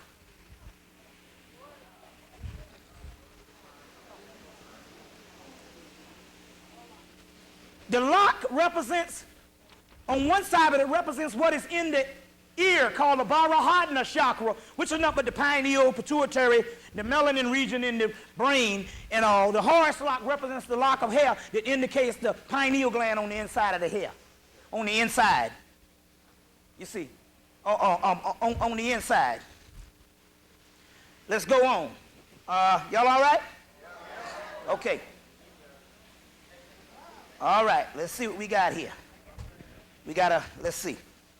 The word chrysomelos, as I said, the word chrysomelos, means Christos, black, Christos, crystallizing, melos meaning black, meaning apple and black. Adam and Eve ate the apple, tapped into the third eye. When they tapped into the third eye, they what? They saw. They saw. You see? Which means don't tap into your third eye. because I am a jealous God, and I shall have no God before me. He said, I am a jealous God, and there are none before me. But the goddess Sophia say, Yahweh, Adalabroth, Zeus, patriarchal God, don't lie, there is a God before you. He is the man, the first man, and the son of man. So we are higher than the God who created us. We'll go into that stuff. We will go into that type of stuff in a minute. Let's see. I just want to get through some stuff right quick. Let me go through some of these pictures, because we got all night here. Let me go through some stuff. Y'all all right? Okay. This picture you see is the Baphomet. You've seen this several times. This is Alypius Levi, the Baphomet. You think it's Satan. Number one, the Sabbatic goat, the Sabbath, which is Saturday. Saturday comes from the word planetary Saturn. And Saturn is Satan. The new look at the old god. Satan, Saturn, Saturday. You see? Saturday, which represents Saturn, which represents the black planet. Saturn rules Capricorn, the Sabbatic goat. He has the third eye. Out the top of his head shoots the flame. The Kundalini energy is down here, but when it comes up here, it represents the flame energy, which is also a form of the Christ. Which is a form of the Christ. You got the moon, you got the black moon. It's the same as the yin and the yang symbol. Feminine and masculine.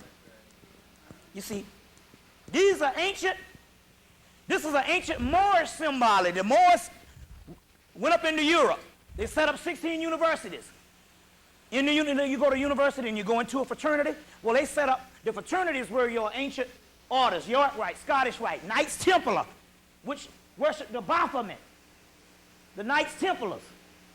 This is the Moors' science, Moorish science. You know, the Christians needed a symbol for devil.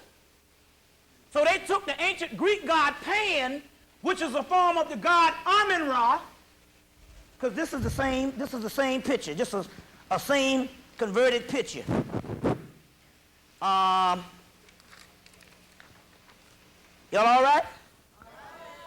I had them on the floor, but you know, I'm gonna put them back down there. Now let somebody want to come and spread them out. Shit. Just spread them on out, homeboy. Spread them on out. Yeah. This is a form of the god Amun-Ra, the ram head, and all this type of stuff. Oh, yeah. But you got the black sun. You also have the same yin and yang symbol. Same yin and yang symbol. You see what I'm saying down here? But this is a symbol that's in all religions or all spirituality. You will see a circle with a dot on the middle. That dot represents the nucleus. That's why we fail doing, oh, here goes some more, brother. That's why we fail during the 60s. We are trained to look at liberation based on the masses of the people. The masses of the people. The masses ain't never did shit but died. The masses is too big. The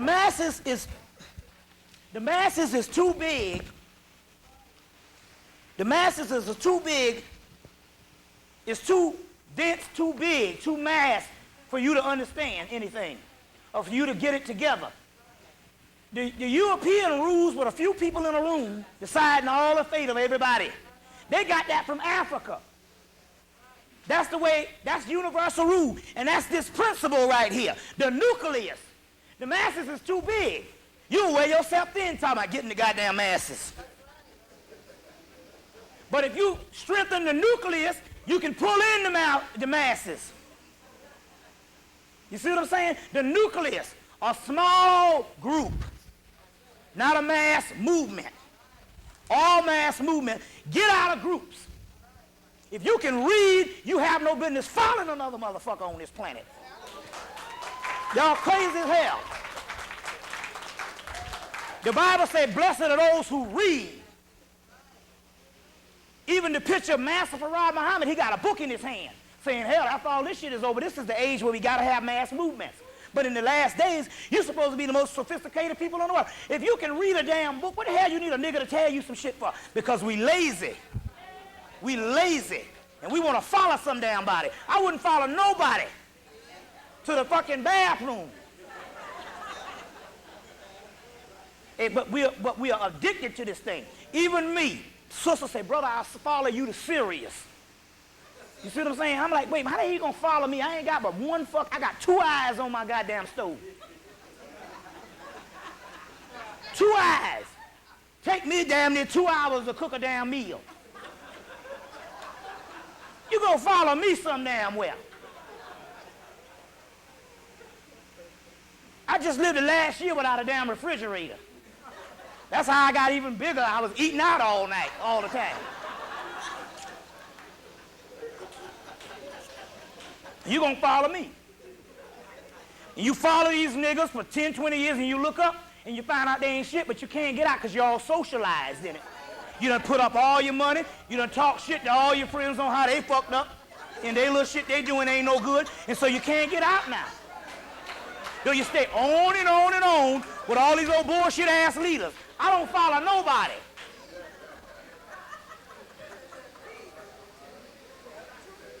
If I don't follow the white man, you know I ain't gonna follow his invention. A nigger was a bad invention. Niggers and flies. One spread filth and one spread lies. The more I hang around niggers, the more I like flies. Y'all crazy as hell following somebody. This picture and this picture is one and the same. This is the Baphomet. But you can see you have the Masonic symbol, which is also a star, as above, so below. As above, so below. But if you look this way, pointed up, this is also the so-called Star of David, which is 2 inverted pyramids. If you look this way, this is the head of a penis. But if you look at the pubic hair of a woman, it's the vagina. You see what I'm saying? As above, so below. You see? This picture is the same thing. You see the horns on Amun-Ra's head. You see? The horns on Amun-Ra's head. This is an interesting picture, the one I had up.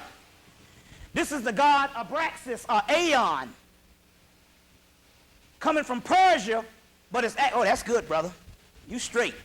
Y'all got a tight shift here. Coming from Persia, you got the black dot up here. You got the lion, which represents the Sphinx. You got the wings that you see on the Christ. You have that.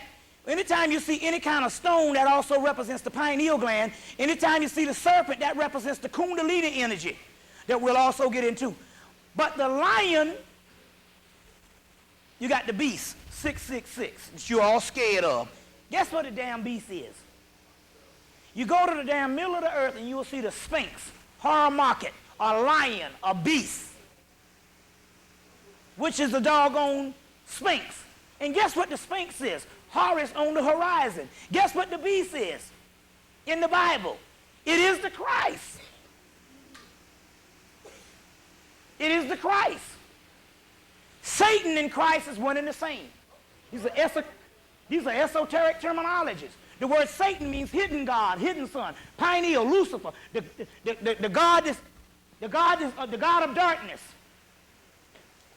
Christos, or Christ, represents Satan, get behind me, or it means Christ conquers Satan. When you conquer mathematics, you become mathematics.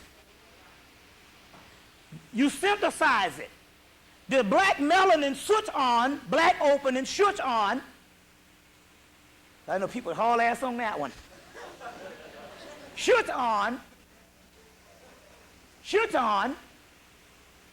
The word Satan only means melanin in alchemical terms. It means the word Satan, you get the ancient god Set. But also Set is also named Kim or Chemophis, black god. It means hidden god, hidden substance. The Christ represents the seed that is inside of the melon. There's one little seed that's inside of the melon called the Bindu seed, the crystal seed, the white stone. And so when this melanin is synthesized, it becomes the Christos. Jesus rides into Jerusalem on an ass, a donkey. Set is known as the ass deity. But here's the picture I just showed you was the picture that showed you all of that. Horus Set. This is the same thing. This is Horus. This is Set behind him. Horus, or the hero, the Heru of the hero, is called the great face of God. The face. The face. Jacob, Jacob, the black god, wrestled with the angel all night. At the end of the night, he saw the face of God, and it was called what? Pineal. Horus. That black angel was Set. All this means yin and yang. Light, the core. These are alchemical terminologies that religion have turned into damn moralistic shit, and you worshiping a devil, which means diabos, dual one, doppelganger, your inner self, your double. The devil, double.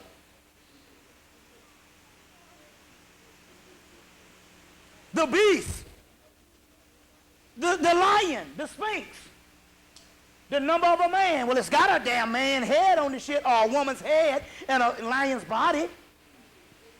Where y'all see all this stuff come from? The beast, which is called Harmaket, Horus on the horizon, which is the Christ. So that all this ancient symbology has been turned around. Let's go on. Let's see here.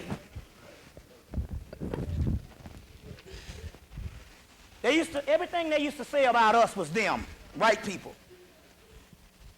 They used to say we had tails. But they got some real nice pictures around the world of them having tails. This is one that of them having tails. You know, 1 out of 5 of them is born with tails. They amputate them when they come out. 1 out of 5.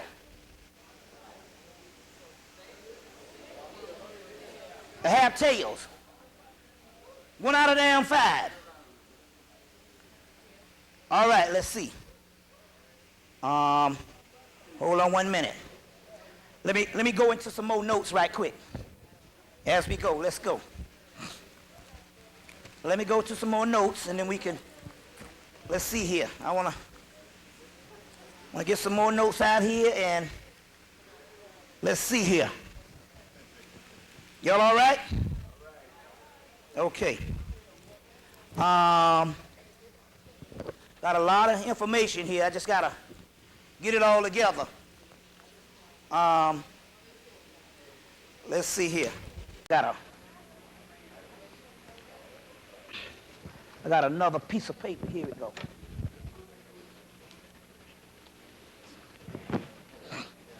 You ready? Okay. So let's go back where all this stuff started from. The oldest religion or the oldest spiritual system in the world is called Typhonian, Ophidian, and Draconian. You ever heard this? Your ideas are very draconian. Well, where does that stuff come from? Number one, Draconian means the constellation of Draco, the great dragon, the northern region of the hemisphere. The great dragon, later on known as Leviathan. Before it was Leviathan, it was Typhon, Leviathan, and Typhonian, Typhon. This is the pre-dynastic Kemet. The pre-dynastic Typhonian Kemet matured, developed, matured, and declined before you get the first monumental phases in ancient Kemet that you know of as the dynastic Kemet, or dynastic Egypt. The Typhonians, or the Draconians, or the Ophidians is the oldest known worship system in the world. You get the constellation of Draco, or the great dragon,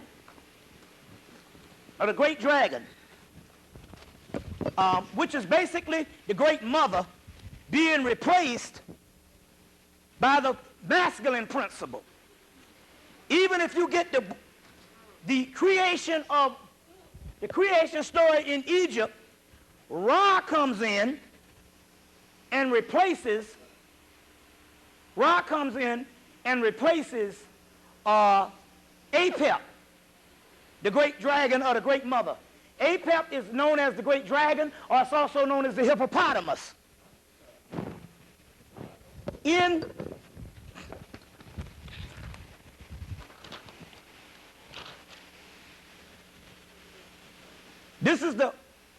the temple of Dendera, let me see if I got some more pictures. In the temple of Dendera and the zodiac of Dendera, see if I got this in here. The zodiac of Dendera, which is the temple of Dendera in Hemmitt, they tore down one temple and put up an older temple. They tore down one temple, but there was actually a papyrus in the wall giving them the instructions on how to fix the new temple and put the same hieroglyphic inscriptions on it. This temple is 90,000 years old. And you've seen this zodiac of Dendera, which is the oldest concept of deity or God on the planet. Now, in the middle is this same hippopotamus goddess giving birth to all of this. That's the constellation of Draco. And this particular goddess in heaven registers as the black woman on earth, which is the oldest concept of deity. Ra comes in and replaces Apep, Tyrt, and you have your masculine order. And they made all of the feminine stuff into Satan. So she becomes the great whore of Babylon. You see, she becomes Lilith, the evil one. You see.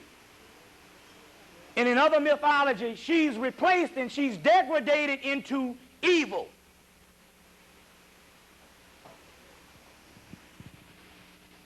Before you have creation,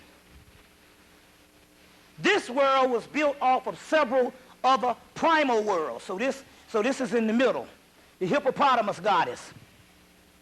Our world was built off of several other primal worlds. These worlds existed about the same amount of time this world, what we call creation, exists now. So let's say roughly, the white boy said 13 billion years. Prior to that, you have what is called the primal worlds, and those particular primal worlds was the realm of the Great Mother. Now, let's go into some stuff so we can deal with that. I'm going to give you 2 or 3 mythologies. I'm going to give you 2 or 3 mythologies so we can deal with this. The first mythology we're going to go into to trace this thing, because your Typhonian, after the Typhonian, the pre-dynastics came in, they established Ra. They basically destroyed a lot of the Typhonian stuff. But those temples down in Nubia that was covered over at the Aswan Dam, covered over 200 temples, they replaced it. Those particular temples was Typhonian information. And they had tons of this Typhonian information in the British Museum, but when Gerald Massey came in and did his 6 books, they locked down all that stuff. And this is the pre-dynastic stuff. So we're going to go into a couple of mythologies so you can understand what went on. We're going to go into, so the Typhonian stuff, it didn't survive in Kemet, but it traveled out of Kemet into the place where you call Mesopotamia and Babylonia and all that stuff. That was just nothing but another form of Kush, or Etruria, Tyrrhenia, Typhonia. So we're going to trace a couple of these stories so you can get this down pat on how you became, how you are higher than the God who created you. How can you be higher than the God who created you? That's just some crazy shit you talking, nigga. That don't make no damn sense. You know, that don't make no sense. I got a damn headache. from all this heat. Walk, look. Blue.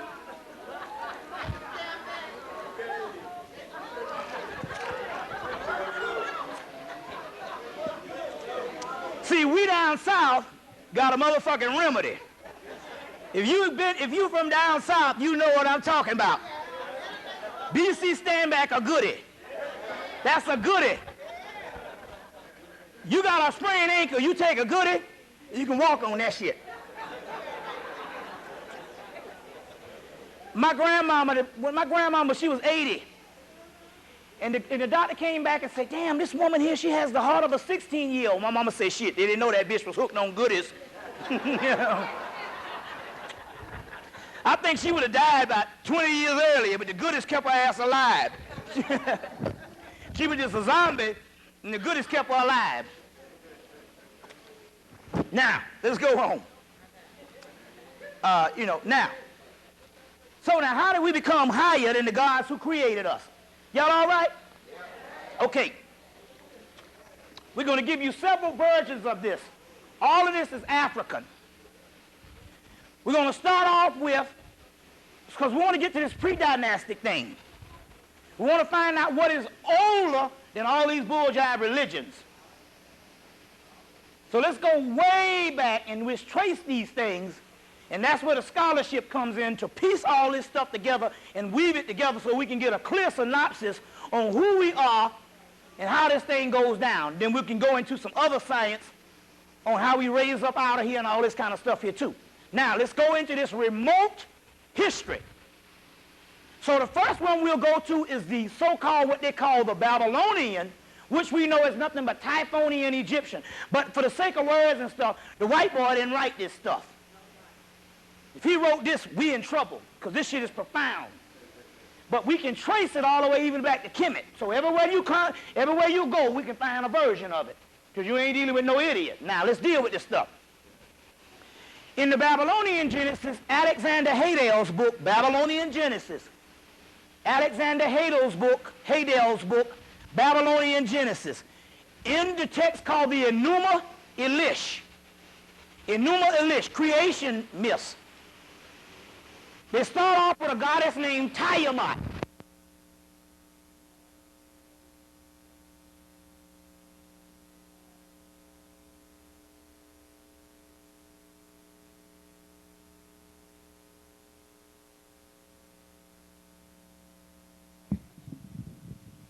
Mayat was in the beginning. Mayat will be in the end. So is it in the beginning? Will it be in the end? So Mayat becomes Tiamat in Babylonia, or what they call Babylonia. It's basically Typhonia. All that's the same black land. Indus, Kush, Cam, Camemoria, Alchemoria. So the story goes that the Great Mother used to rule for thousands of years, for millions of years, for billions of years. The Great Mother used to rule. The Great Mother got old, which means she started slowing down and going to sleep. The cycle started deteriorating. That age, called Ayin in the Kabbalah, called chaos in the Bible, and melanin is chaos. That's what it is. Chaos never stops moving. Melanin never stops moving. That's when they take melanin out of the body, it changes the whole composition. Richard King tells you that melanin is chaos. Now they got chaos magic, chaos mathematics, chaos physics. All that stuff is breaking down melanin. You know, breaking down melanin. Melanin is chaos. There's several books on this thing. Introduction to Chaos Magic, which is melanin magic. Peter Carroll. Libanol and the Psychonaut. Peter Carroll. Condensed Chaos. Phil Hines. Prime Chaos. Phil Hines. These are these books. Liber Chaos. Chaos Magic. Liber Chaos. Libanol, which is his first book, Peter Carroll. Libanol and the Psychonauts. Peter Carroll's book, Introduction into Chaos Magic. Then Phil Hines, Phil Hines has condensed chaos. Condensed means it's inside of your body. That's melanin. And he has another book called Prime Chaos. Then you go into James Kirk book. That's a scientific book on chaos. Okay? So in this beginning, you had chaos, which was the great mother. In this case, we'll call her Tiamat, or in Kemet, we'll call her Typhon. Or Draco, Alpha Draconis. All right? The great dragon. Dragon's blood, menstrual blood. You see what I'm saying? Menstrual blood, dragon's blood. I take another take on that than other people. You know, we gotta. You really want to fuck up some stuff, or you really want to get some money or whatever?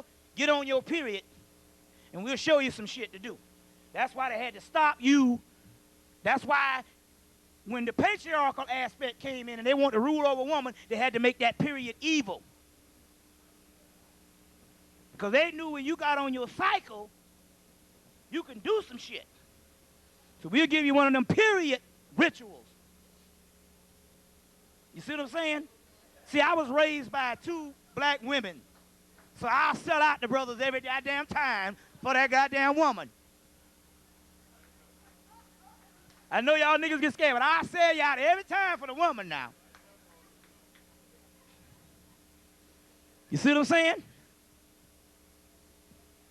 So, this chaos got old. Tiamat got old and started going to sleep. She had a son named Marduk, or Ra, or Yahweh, or the feminine principle, was born, and he had another group of younger children that were a little bit powerful than the older parents that had been billions of years old. This is this energy, one newer energy taking over the other energy. When Tiamat got old, Marduk, or Ra, or Yahweh, or Apep got old, Ra, you get what I'm saying about these great mothers, Apep, Tiamat, Leviathan, Typhon, Lilith, the Titans.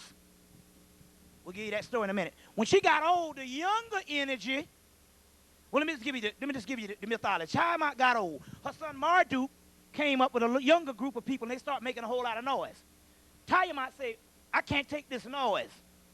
You know, them children up there acting up. So she got old. She had a friend named Kingu, which was her mate. They both got old. The children rose up and kicked the mama ass. Kicked their ass, defeated them, took Tiamat's blood and made the earth in the physical form that we have now, in the physical universe that we have now, is made out of Tiamat's blood. Then they took her blood and her mate's Kingu's blood, and they made human beings out of it. So in so many words, they encased us in physical bodies.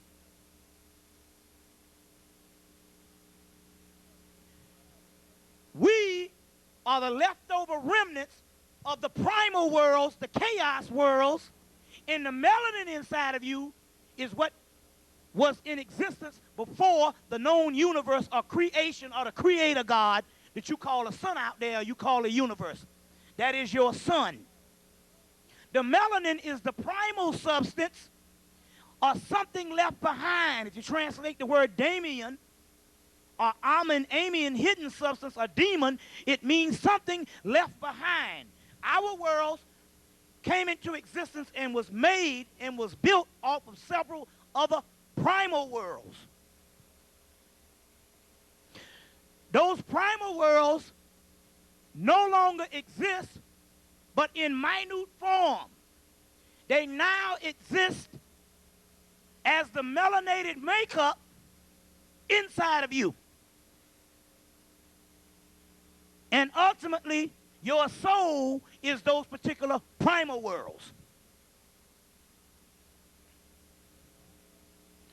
Those primal worlds became Satan, the great dragon, the great beast, the great evil, and all of that. In the Gospel of Philip, the Nag Hammadi Library, the Gospel of Philip, it says that he says, Mary, and this is interesting because in this, you get the book, The Other Bible. It's a book about Barnstone, I think his name is. Is it, anybody know? Barnstone? Something Barnstone, a blue and red book, The Other Bible. In there is the Gospel of Philip, the Gnostic material. You had the Typhonian Egyptians, and when some of them remained in Kemet, and they became your Gnostic people, and so that Coptic Gnostic stuff is a Typhonian order. Seti I in them, Ramesses in them was Typhonian worshipers, and they would every now and then take over the government and all this stuff again. In the Gospel of Philip, the Gospel of Adam is the name of it. The Gospel of Adam. You could also get it in the Nag Hammadi Library by James Robinson, which was the text that was dug up in 1945. That's the shit you want. The Gospel of Adam, it says, Adam is talking to his son Seth, or Seth, all the same thing. And he says, son, I want to tell you about this. He said, when I came into being, Eve took me all over the universe and taught me everything. Ain't that a bitch?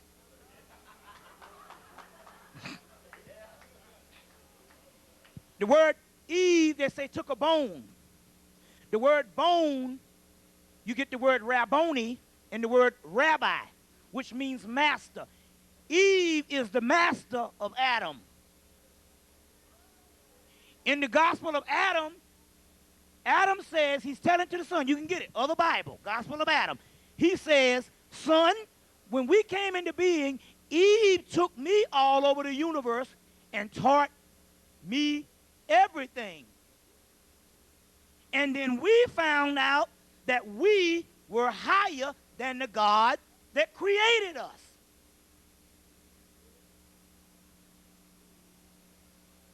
You see? Now, let's go on. Let me give you another mythology. In the Nag Hammadi Library, now you got your Metanetta. They went to the island of Temple of Philae, and they translated all the Metanetta. Took 100 years into Coptic. The same Metanetta in the Coptic names is this Nag Hammadi Library. But you want to get a book called The Gnostic Scriptures by I'll tell you his name in a minute. The Gnostic Scriptures by Bentley Layton. That's the one you want to get because they break those things down. The Gnostic Scriptures by Bentley Layton. Now, let's go to the Gnostic mythology to break this down a little clearer. I gave you the Babylonian one where Tiamat and her mate, these primal deities, was turned into human beings. Now let's go to the Greek one, then we go to the Gnostic one. The Greek one, which is Etruscan, talks about in the beginning they had these titans ruling. And then Zeus, Jesus, Jesus, or Yahweh, Zeus rose up and went to war with the older titans and defeated the titans and took the titans' ashes and burned them up and turned the titans' ashes into humans. You get that? Then Prometheus goes and steals fire from the god, that Kundalini fire, and gives it to man. That's one of the other mythologies. So here it is, the Titans here ruling again before the gods that rule us now. And they were overthrown and turned into humans. So although you are cased into a human body, you were older than the gods who created you. And a much more superior class of deity. That's why you don't need to be worshiping shit. To worship a God other than yourself is to worship a God inferior to yourself. Message to the black man, page 1. Message to the Black Man, page 1, Elijah Muhammad. Now, the Gnostic one, they talk about the goddess Sophia, who had a baby, had a child, who was a subordinate deity. He wasn't halfway formed. He wasn't all the way formed. He was an inferior deity. And so she has this child. This child goes and has these other entities, and they go down and they create the physical earth. And then what they do is they trap these souls and put these souls into these physical bodies. So in so many words, how they trap the souls, let's break this down. We were these souls in the beginning. The vibratory rate came down and we got trapped into the physical and grew these physical bodies and got bound and trapped. Sounds like Lucifer or Satan getting bound for 1,000 years. See, this is what all these particular mythologies. You know, they say, well, you know, Satan wanted to be like God. Well, you know, if I'm a little boy and I got a father, don't you want to be like your father? You know, but anyway, so what's so wrong with that shit? So anyway, in the Gnostic scripture, they slow down the vibratory rate and they trap these souls. Sophia, seeing what went on, goes down to Adalabroth is his name, Yaldalabroth, or Yahweh, which is basically the male deity. And in so many words, it's that physical sun out there. Ra, Zeus, Yahweh, the male deity. Remember, God is like a grain of sand on a lonely beach compared to the great mother. God is like a grain of sand on a lonely beach compared to the great mother. Holy Mary, Mother of God. Where do you think they get all that shit from? In the beginning, there's the feminine principle. Ayin, nothing. It is from the nothing you get the absolute.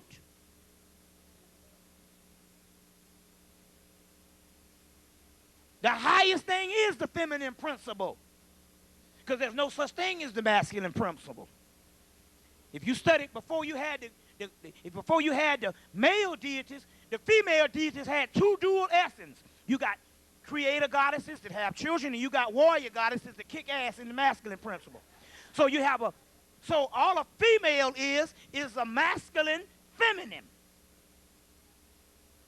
You know that when you come out the womb, or before you come out, this is a clitoris until the last couple of months, and then one elongates into a penis.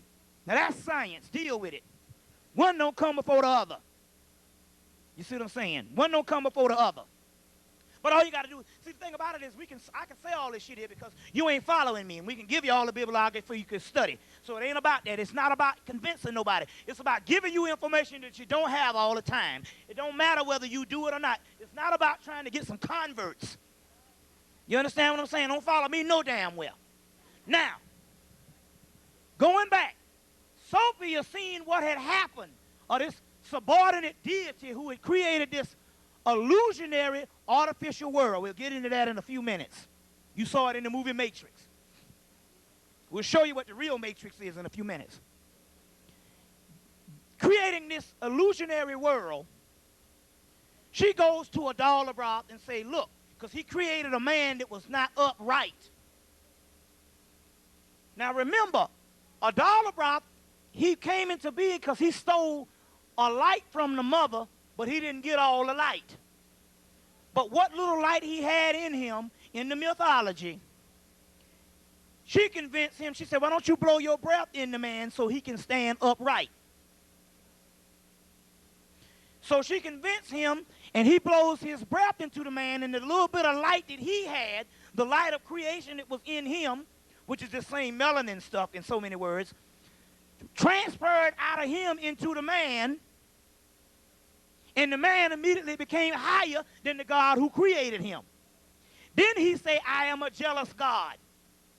Why is he jealous? Because you have something that he doesn't have. You ever thought about that? That's the dumbest shit in the world.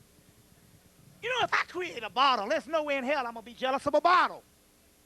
So he has to be inferior. I am a jealous God. Well, wait a minute. We just take shit without questioning. That's the most asinine shit you can ever even worship. To worship a jealous God is an inferior God. If I create something, what the hell am I going to be jealous of it? Until you get the original story. He's jealous because the light that he used to create you, he ended up giving to you by mistake. It's like Prometheus climbed up to Mount Olympus and stole the fire from the gods and gave it to the man. You see? So I am a jealous God. But he first said, I am a God and there's none. Then he said, I am a God and there's no other God before me. And Sophia said, Adalabroth, don't lie. There is a God greater than you. He is the man on earth, the first man and the son of man, because he has the light that you don't have anymore. See, we got to go into other mythologies other than the stuff that you hear all the time, that you worship. Okay? So, going on. In this case, what this means, Prometheus goes up to Mount Olympus, steals fire from the god in the form of a charcoal. There go that charcoal again. That's melanin, carbon. Puts it in a tube. What is the tube? Let's see the tube. And brings it to man. Let's get a tube. Let's see, here's one. Puts it in a tube. Brings it to man. In Hindu mythology, you have the Kundalini serpent. You have the Kundalini serpent. Y'all all right? Okay, you have the Kundalini serpent. You ever seen the staff of Tahuti? Anybody know what that is? You ever see the staff in the Caduceus, the Medical Association? The staff in the Caduceus and the torch that you see on Olympus is the same symbol. It's, in one mythology, it's the staff in the Caduceus. In another mythology, it is it's the sword Excalibur. In other mythologies, it is a tube or this torch of Olympus. And this is the snake, the Kundalini energy. Now, this is one thing you got to understand. Why you can't, okay, go ahead, because this is very important. You ready? Okay, this is what you got to understand. This is why, okay, that's good, yeah. Let me find my light. Oh, wait, I got it. Hold on. Lost light, damn. Hold on 1 minute. I'll find it.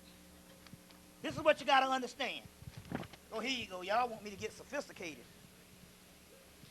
Okay, yeah. This is what you got to understand. This is why I told you that in the 60s, we had these mass movements.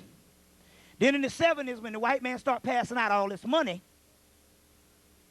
and niggas start running, the black conscious people damn near like they lost their mind. They couldn't understand that, number one, even one of these dots, you always see the circle with the dot in the middle. Very key. It's always the nucleus that's the only thing that's real. Even in science, everything that you got breaks down to one single atom. Atom, Adam and Eve. It's all the same scientific aspect. The nucleus. You understand what I'm saying? Right now, if you want to make a sculpture, you can't go sculpture no big-ass mountain. You have to take a piece of the rock off and sculpture it. You know what I'm saying? Right now, you got a fucked up family. They say, look, we got to get you up out of that family. Come on, one person, come on. We might can save your ass, but we can't save the rest of them idiots. You know, that happened with Janet Jackson. Remember they had Terry Lewis and Jimmy Jam? They had the Jackson family. They say, look, first of all, she said, I want to be a star. They say, first of all, we got to get your ass from around them Jacksons, take your ass to Minnesota, and that's when she came out with that nasty. They said, we got to take you out of the mix because you around all them old crazy-ass people cutting off their noses and shit. Now, let's go on. It's always the nucleus. Now, the reason why you cannot get the masses of the people is this. Your consciousness starts down here in the genitals. And most people is walking around, consciousness is down here. So whenever they hear stuff on a higher level, it comes down here and it bounces off. They can't get it. Comes in, it bounces off, they can't get it. Comes in, it bounces off, they can't get it. But they can get ignorant shit. They can get idiotic stuff all day long. I'm sorry to give you a bath, sister. They can get idiotic, they can get foolishness all day long. That's because their consciousness is in the genitals. You cannot get this stuff, and the reason why you are in here, and you can only get this when you're radiating at the heart chakra.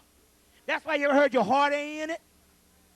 So this stuff don't even stick until it gets here. Anything below this, it bounces off. Right now, we ask this question. How many of you in here right now, raise your hand, that all your life you thought you were special? Raise your hand. Raise your hand if you thought you were special. You say, it's something different about me. Do you know I travel all over the United States?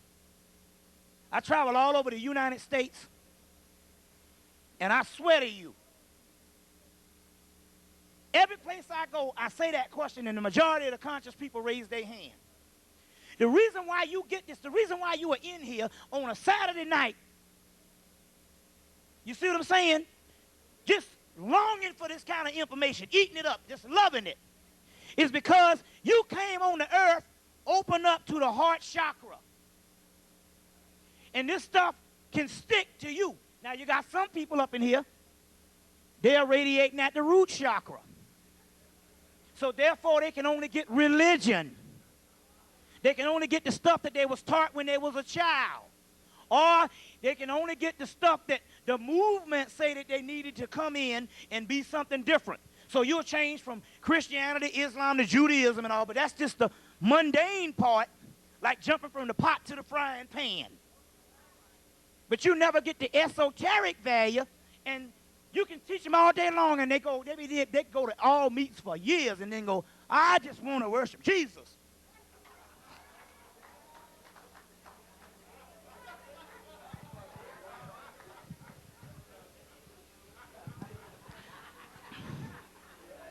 And you go, wait a minute, I can't understand this. I thought if you're supposed to know something higher or supposed to know, knowledge is supposed to change you. No, knowledge is a privilege. Some people are not open up. And what happens is, this knowledge comes and it bounces off. It's only when this Kundalini energy raises that you get it. And so some people are here, most of you are here, and some people are here on up. You see? Right. You see? Now, some people, they got the heart chakra, and you can get into the Afrocentric thing, whereas a lot of people can't. But then again, you can't stop here because you need to get on into the esoteric stuff, and that's how you raise on up. You see what I'm saying? So, this serpent, let me get some text. Y'all bear with me. Let me get some text. Look at this. Now, Nag Hammadi Library. James Robinson, Nag Hammadi, Hammadi. Nag, N-A-G. Get that book. Nag, N-A-G, Hammadi. The Nag Hammadi Library in English, but it's edited by James Robinson. Now, this is the Hermetic text, which is some Typhonian text, which is some of the oldest texts in the world, comes with this stuff. So all this stuff is Egyptian, although it might have Jesus and all that kind of stuff. And basically what they did is Nag Hammadi Library came out. They found it in 1945. They didn't release it into English until 1977.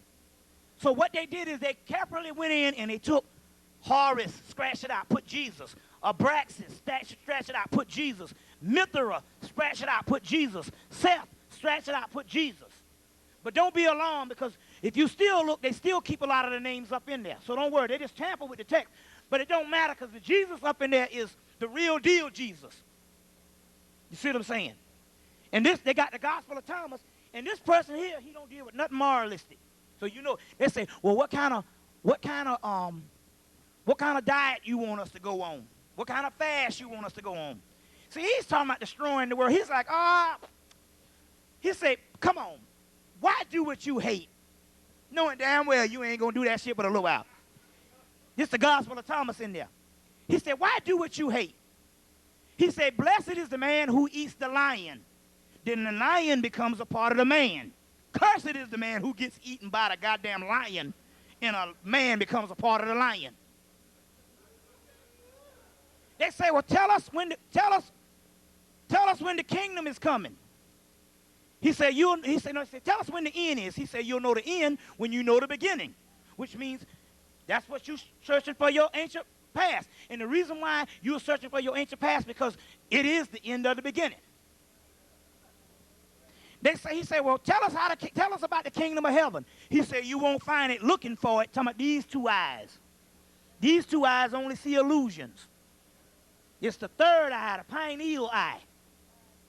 You see what I'm saying? All that's up in the Gospel of Thomas. But the first thing on the Gospel of Thomas, when you get there, it says, when your eyes are open, you will be troubled.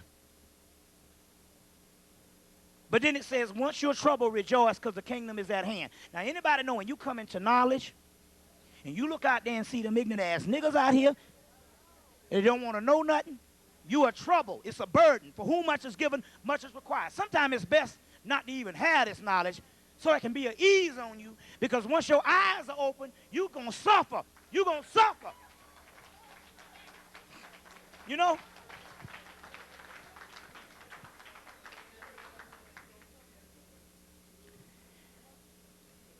For whom much is given, much is required. Even in the movie JFK, the one that came out back in the early 90s, she said, you change. You ain't the same way. He said, of course I've changed. My eyes are open. What the hell you think? He said, my eyes are open. They done killed the fucking president. You know, he said, and they had a picture of Martin Luther King on the TV. He said, you don't think that shit right there is related to the same thing? But you're about the children and all. He said, fuck them children. He said, them children might not have a world to go to, if you don't pay attention to this shit. You see what I'm saying? People backing away from knowledge. Nag Hammadi Library. It says, now the creator, this is old shit. This is like millions of years old. It says, now the creator has control in, the creator has control in the places that is in between the heavens and the earth.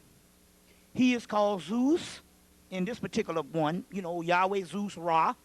The Platonist Zeus, the Lord of the earth and the sea.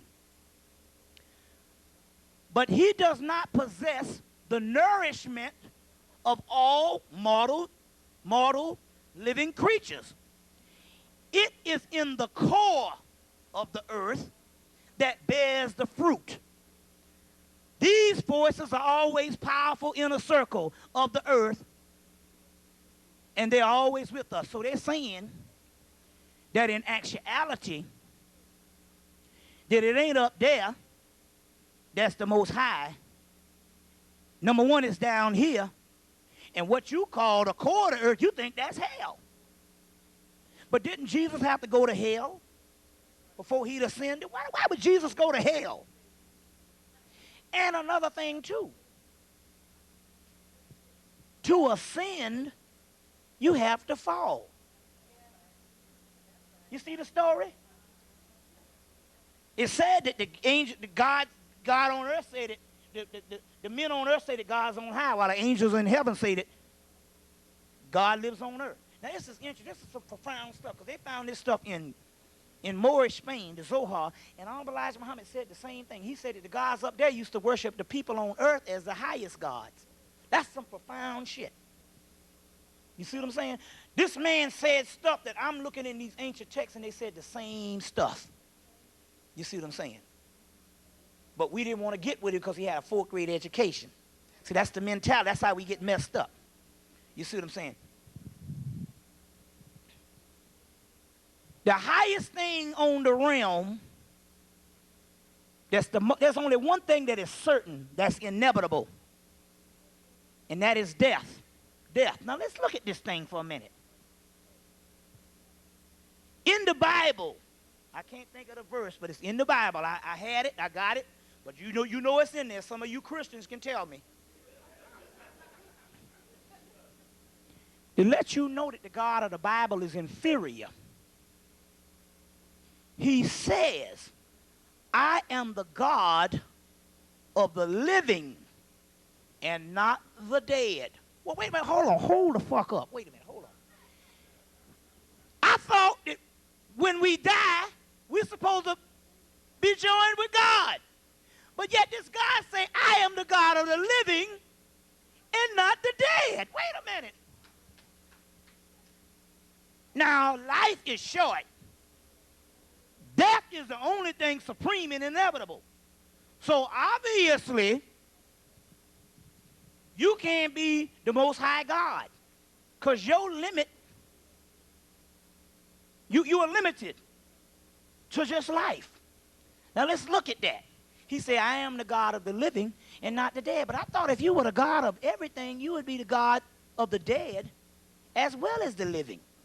Since that everything got to die, and since the whole thing is predicated for when you die, you want to go to heaven, well, let's go on. Ain't it in the same book? Now, rescue if I'm wrong, Christians. Ain't it in the same book where they say this heaven and this hell will pass away? Wait a minute, hold on.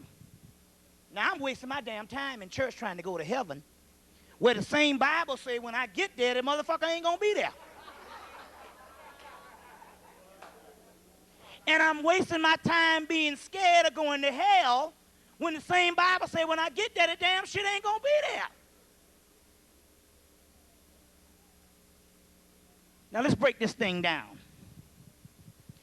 The God of the dead is called the God of the perfect black, Osiris. And that is the melanin inside of you. The God of the dead is called the sleeping God, the sleeping Buddha, or the God that rests. He's inside of you in the tomb. He is the pineal God, the Kundalini God that rests inside of you. And he is the God of the dead. The God of the living is an illusionary God. Now let's break this down. It says right here that the God that controls the heavens between the earth and the heavens, so that means he's not all the way in the universe or whatever. He does not possess the nourishment for all mortal living creatures. It is the core that bears the fruit.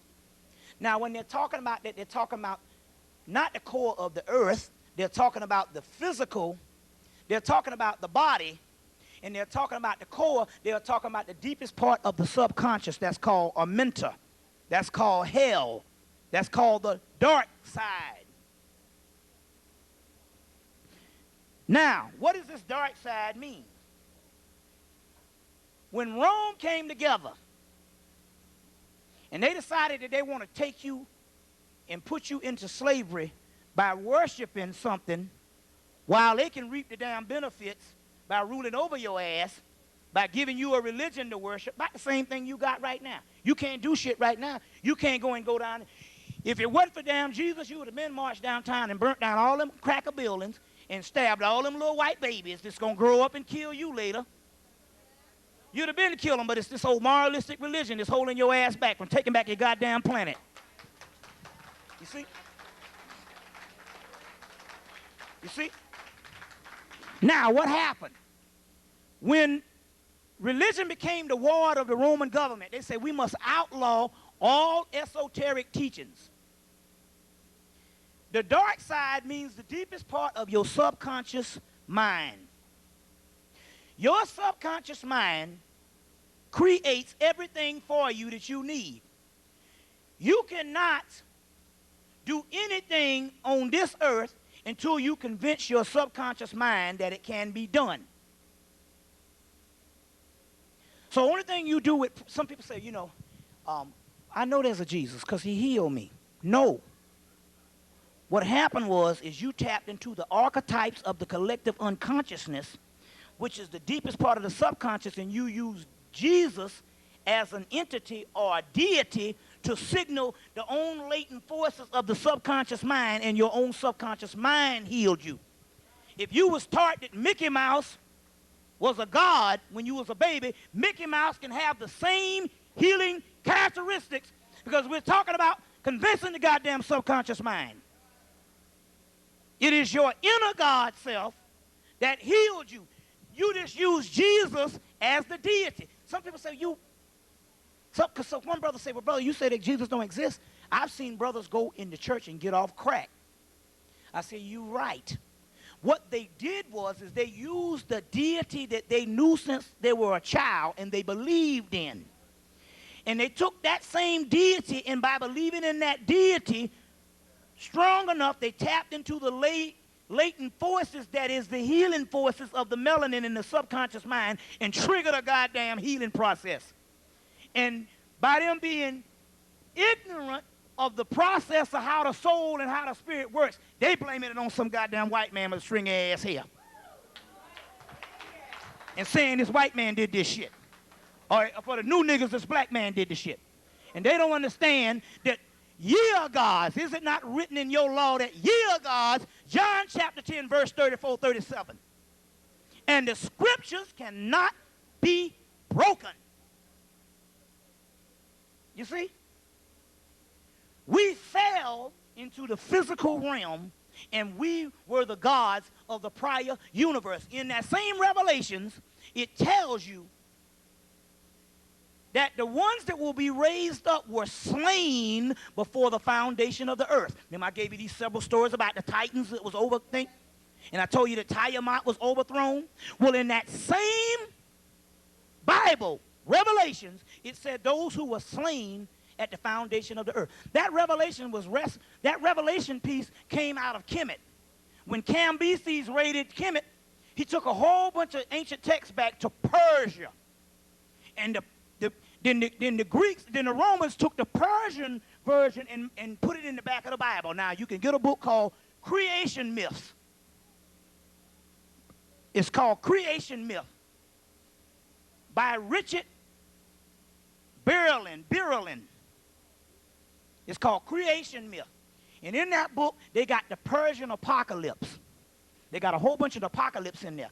You just think it's one apocalypse. They got the Persian version of the apocalypse, and you could literally see that the shit was damn near carbon copied. In that book, Creation Myth. No, it's not called Creation Myth. It's called, let me see. I got so many. It's not Creation Myth. No, it's not Creation Myth. It's called, it'll come to me in a minute. Damn. I got so many books in my head. Let me see. It's comparative myths, something like, it'll come to in a minute. But it's by Richard Birlin, I think the name of it is. It'll come to me in a minute. But in there's a Persian apocalypse in that particular book. But they say the ones that's supposed to be raised up is the ones that were slain before the creation of the earth. Now, going back to this, the God of the living is this matrix God called Maya in India. It's called illusion. In Gnosticism, it's got several names. It's called Adalabra. This is a God, or it's called the holographic universe.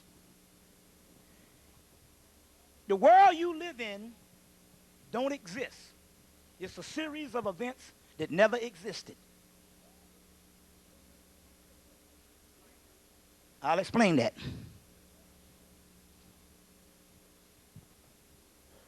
We are somewhere in the universe, bouncing around. I'll show you. Let me get this part first. Let me hold that. Let me get this right. The Dogons say that in the beginning there was nothing existed but Sirius B. The Greeks say, which is the Etruscans say, that in the beginning, before the creation of the universe, the only thing that existed was Gaia. But Gaia is the earth.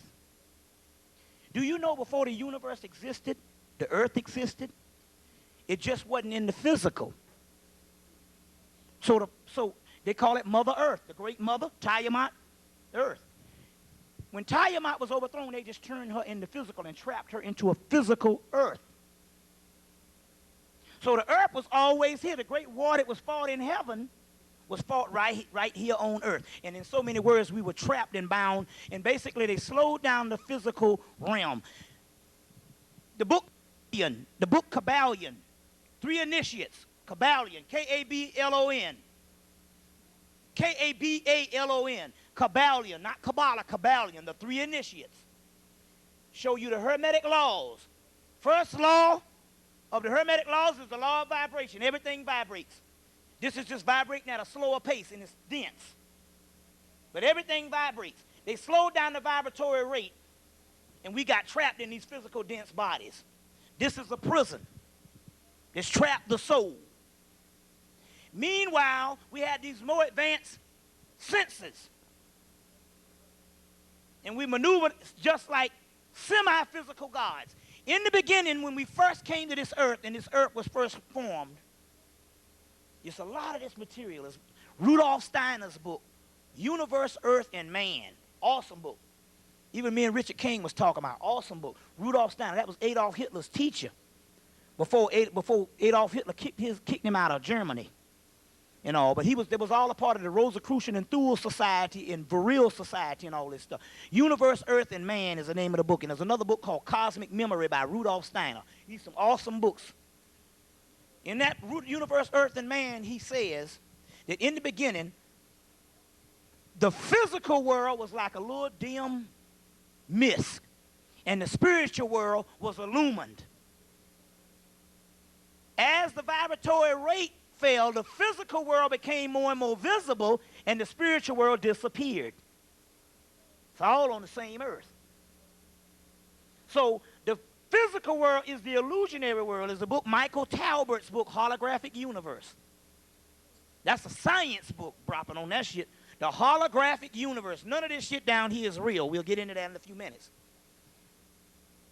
So when the physical world came into view and we developed this physical body and these 2 eyes, the spiritual senses later on shut down, and we became more dependent on 5 senses.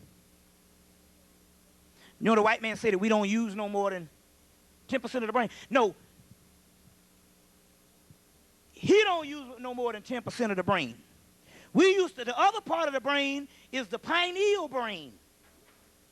But because he has a calcified pineal gland that don't work, he can only use 10% of the brain. And because we grew up in a society that's only conducive for 10% of the brain, our shit shut down based on the society we live in that's ruled by the white man who can only use 10% of the brain. Guess what shuts down the damn pineal gland? Monotheistic religion. One deity system. Fucks your black ass right on up. One deity system. When they established the one God system. See, let's just deal with some stuff based on deprogramming yourself. And Asa Hilliard said this. I ask you this question. Take yourself out of your religion. If the ancient worshiped many gods, would anything be wrong with that? No. Only because somebody told you it was something wrong with it. See, see what I'm saying? That's programming. Reality is only what you told yourself it is. Sanity is only what you told yourself it is. If you deprogram yourself. Now, what does this thing mean? First of all, they worship several components of the one God, the God one. But you cannot explain the body of the God system or the deity system through one monotheistic term. It's too vast. You don't have nothing on this earth that you break it down. A fucking automobile, you can't say it's just a headlight. That's ludicrous. I drive a headlight. No, motherfucker, you got a damn gaskets, pistons, batteries, transmission. See what I'm saying? Even the, you see, so the one deity system shuts down in your brain. It's called the archetypes of the collective unconsciousness. And the melanin works on a multi-deity system. It's chaos. It never stops moving. Okay, go ahead and put that in. Y'all all right? This is some good shit here.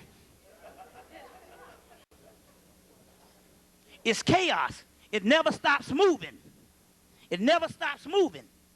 How the hell are you going to put a name on this shit that look like that? That's what your melanin look like photographed. How the hell are you going to name that shit? That's chaos. So they needed a multiple deity system just to tap into that. They had to break it down, dissect it. So these multiple deity systems tap into what is called the archetype of the collective unconsciousness. You see what I'm coming from? When you break it down to one deity, this shit goes dormant.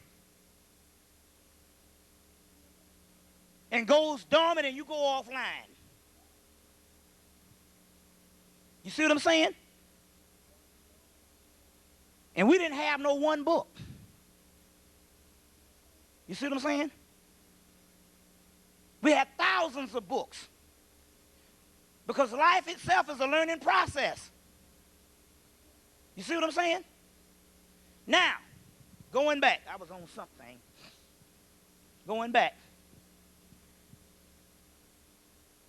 You only use this 10% of the brain because the white boy has a calcified pineal gland and he makes a society conducive to 10% of the brain. So that also shuts you down too. But this particular monotheistic system, oh, just worship Allah. You are the Allah. The Allah in ancient Kemet, because look, in ancient Kemet, it said, I look upon something, I climb up the ladder among the gods, and I holler like a goose until they hear my prayer, and they report it to Sirius, the dog star. In the Holy Quran, it says, this is a God who created both male and female from one single ejaculated semen. He is the Lord of Sirius. So they said the Lord of Sirius in ancient Kemet would be Osiris. And Osiris is the physical body and the inner body. You are the Osiris, you are the Allah. Worship yourself. You see, isn't it not written in the law that ye are gods and the scriptures cannot be broken? So how can you put a doggone name on that shit? The unnameable.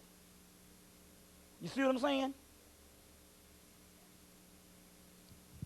It say, I am the God of the living and not the dead. Osiris is the God of the dead.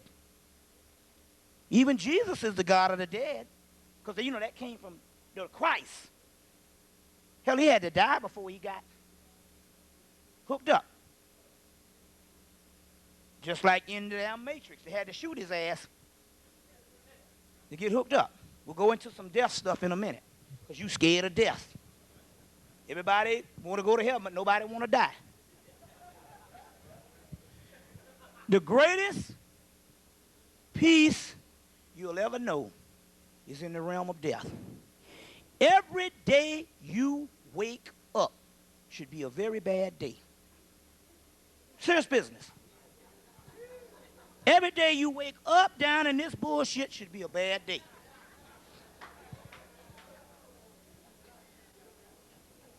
And the only reason why it ain't a bad day because it's based on how much anesthesia you collect.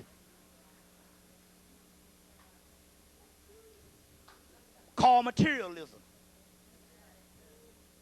But the more knowledge you gain, the more the materialism go away. Full mind, empty house. Empty mind, full house.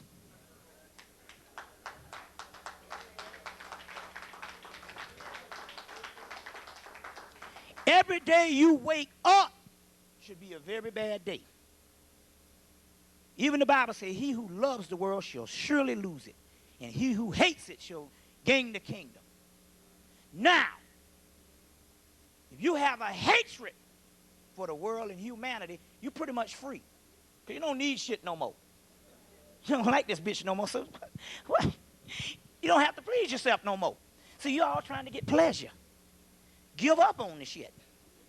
Then, see, there's an old, now let me give you, it's all together, we're going to get into this, but there's a text. We're going into this illusionary phase. There's a text coming out of, India. Because this whole matrix and illusion thing, a lot of that stuff is in the India text, which is stuff that survived and preserved itself, which is the ancient Ethiopian Kushite stuff. That's what that Hindu stuff is. There's a text about a king, the suffering king. And this king, said this a little bit last night, this king was going crazy. He just went crazy. And all the people that was in the society said, why don't you act like a king? Because they want to follow somebody. And so his father went and got an ancient sage or a priest to come to find out what was wrong with him. And the priest cured him. And the way the priest cured him, the priest came up to him and said, what you are feeling is right. And what he was feeling was this. He tapped into his higher self, and he realized that the kingdom that he was ruling over didn't exist. It was only a hologram. I'm going to go into that in a few minutes. And he started going crazy because he realized that none of this stuff existed. So when the sage came and cured him, he told him that you're not crazy. This thing it doesn't exist. And he said, well, what should I do? He said, well, go back and rule over the kingdom anyway. He said, well, how can I rule over a kingdom that don't exist? He said, first of all, you got one up over the other people, the other kings.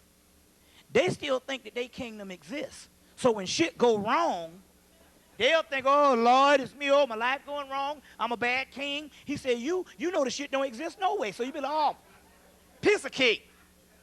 Don't worry about it. You see what I'm saying? Now, we live in an illusionary world called Maya. It doesn't exist. Let me give you an ancient mythology to deal with this.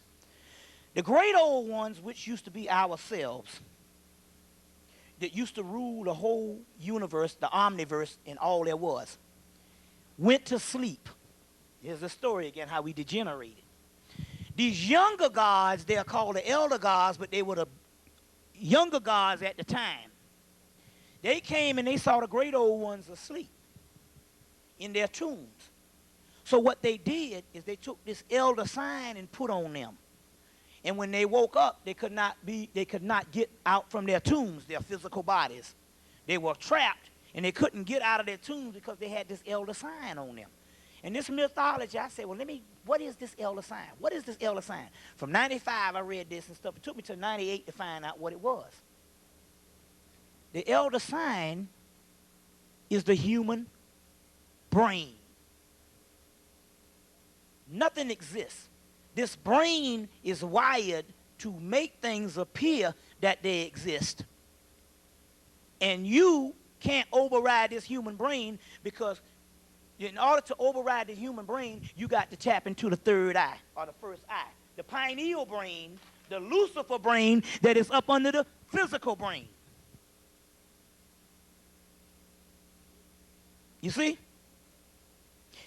And how you tap into that is you have to reduce everything that you think is important in this life down to nothing.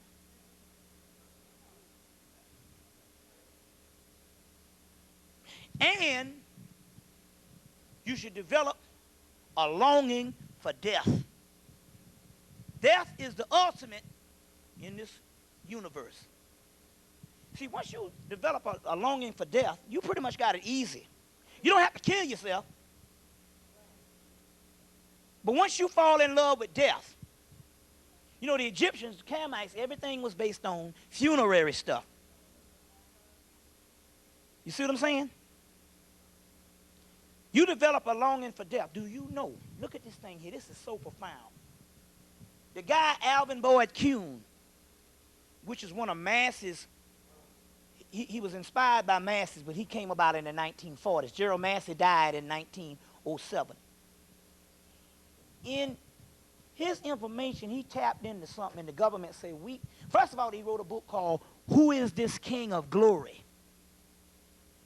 And the story I told you about, let me go back to this. Because what they did was, I told you about Jesus, how they had to establish a new religion, and they took all this stuff and put it together in Rome, off the other ancient texts. He wrote a book that breaks that shit down. Who is this King of Glory? That's John Henry Clark always talk about that book. Who is this King of Glory? You can get it at Kessinger's Publishing. Who is this King of Glory? He wrote that book, and it breaks this Jesus thing down. I dare any motherfucking preacher to even try to fuck with it. Boy, you get your ass whipped. Your shit will be over if I dare you. You want to mess with some stuff, so we'll throw the scholarship on your ass.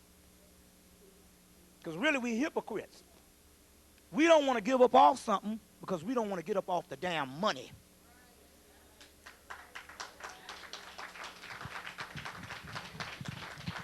And we have egos, and we have people worshiping us as these preachers. And to say that this shit is false means you got to get a whole nother shit. And that means you got to humble yourself and learn something new. And we don't want to learn nothing new. You see what I'm saying? I dare you to get this book, Who is This King of Glory, Alvin Boyd Kuhn, for any doggone preacher. The scholarship is so precise until the government see. We thought that Gerald Massey, ancient Egypt, light of the world when he broke down the parallels of Jesus and Horus. But this Alvin Boyd Kuhn, Who is This King of Glory? This thing, Kuhn, K-U-H-N. Alvin Boyd Kuhn, B-O-Y-D, Boyd Kuhn, K-U-H-N. In his book, he breaks down this thing so awesome until it just basically just will wipe a preacher and wipe the whole Christian structure out. So the United States government and all the British government and everybody around the world say, we got to suppress this book. You can only get it from Kessler's Publishing. Kessinger.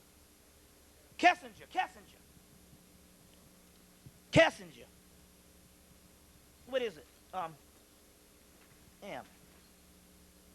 Kessinger. K-E-S-S-I-N-G-E-R. Kessinger Publishing Company. Cali, Vermont. Well, they have a number too. They have a number. This is one of his other books called Lost Light. I didn't bring the Who is This King of Glory. They have a number, 406-756-0167. 406-756-0167. Send for a catalog. But that book will kill anything. But in his book, Lost Light, which is this book right here, he says something that is so astonishing. And he broke this science. He broke this particular science on this. And it says, now look at this. The fact stands that they did call, he was talking about the Egyptians. He said the fact stands that the Egyptians did call our life death, and that they spoke of the dead in sacred books, and indubitably that they meant living humans. The words death, the dead, are used in the old scriptures are referring to living humanity, an earthly embodiment. What they said was that what we call life on earth is some left behind stuff when a whole other bunch of gods died. And in actuality, we were living in the land of the dead right here on earth. And in so many words, when they died, They just dream, and when they dream, because they got this brain on them, and when you go to sleep at night, you go to the real world. And when you wake up, you are dreaming. They said, Neil, remember in the Matrix, you've been living in a dream world, Neil. Where do you think all this shit come from? They got it right out of the Book of the Dead in the Sanskrit text. Now let's go into this stuff. This is some amazing stuff. Because I was reading some stuff and they were saying, even Krishnamurti and a lot of them saying, I hope I wake up one day. Now he got all this knowledge and he said, I hope I wake up one day. In the Nag Hammadi library, they say in the last days, man against man against woman, woman against woman, death, murder, mayhem. They say these people are dreaming dreams. They need to wake up. So do you hear what I'm saying here? You hear what I'm saying here? That we're walking around and we're not even awake. We're actually in a literal dream world. We are living in a world that's something that's left behind when we died a long time ago. And when a God dies, he dreams. You see what I'm saying? And this brain is the enemy. And the only time you wake up is when you go to sleep at night. But what happens is this. When you go to sleep at night, you go to this other realm.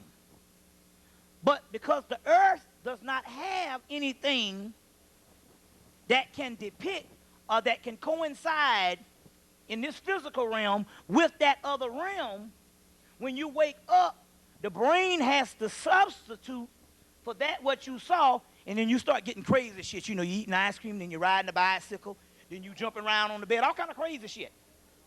That's because the brain does not, the human realm does not have the phenomena to suggest what is in that chaos realm, and it can't depict this type of stuff. So it gives you all the crazy shit. But every now and then, this stuff comes together and it will give you warnings called lucid dreaming of some shit that's going to happen to you to save you in the future. You see what I'm saying? And this stuff here has numerical breakdowns to it. So it gives you numbers.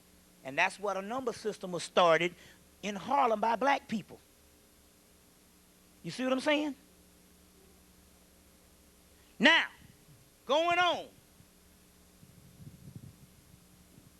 This brain only gives you a hallucinatory phenomenon. That space out there that you see don't even exist.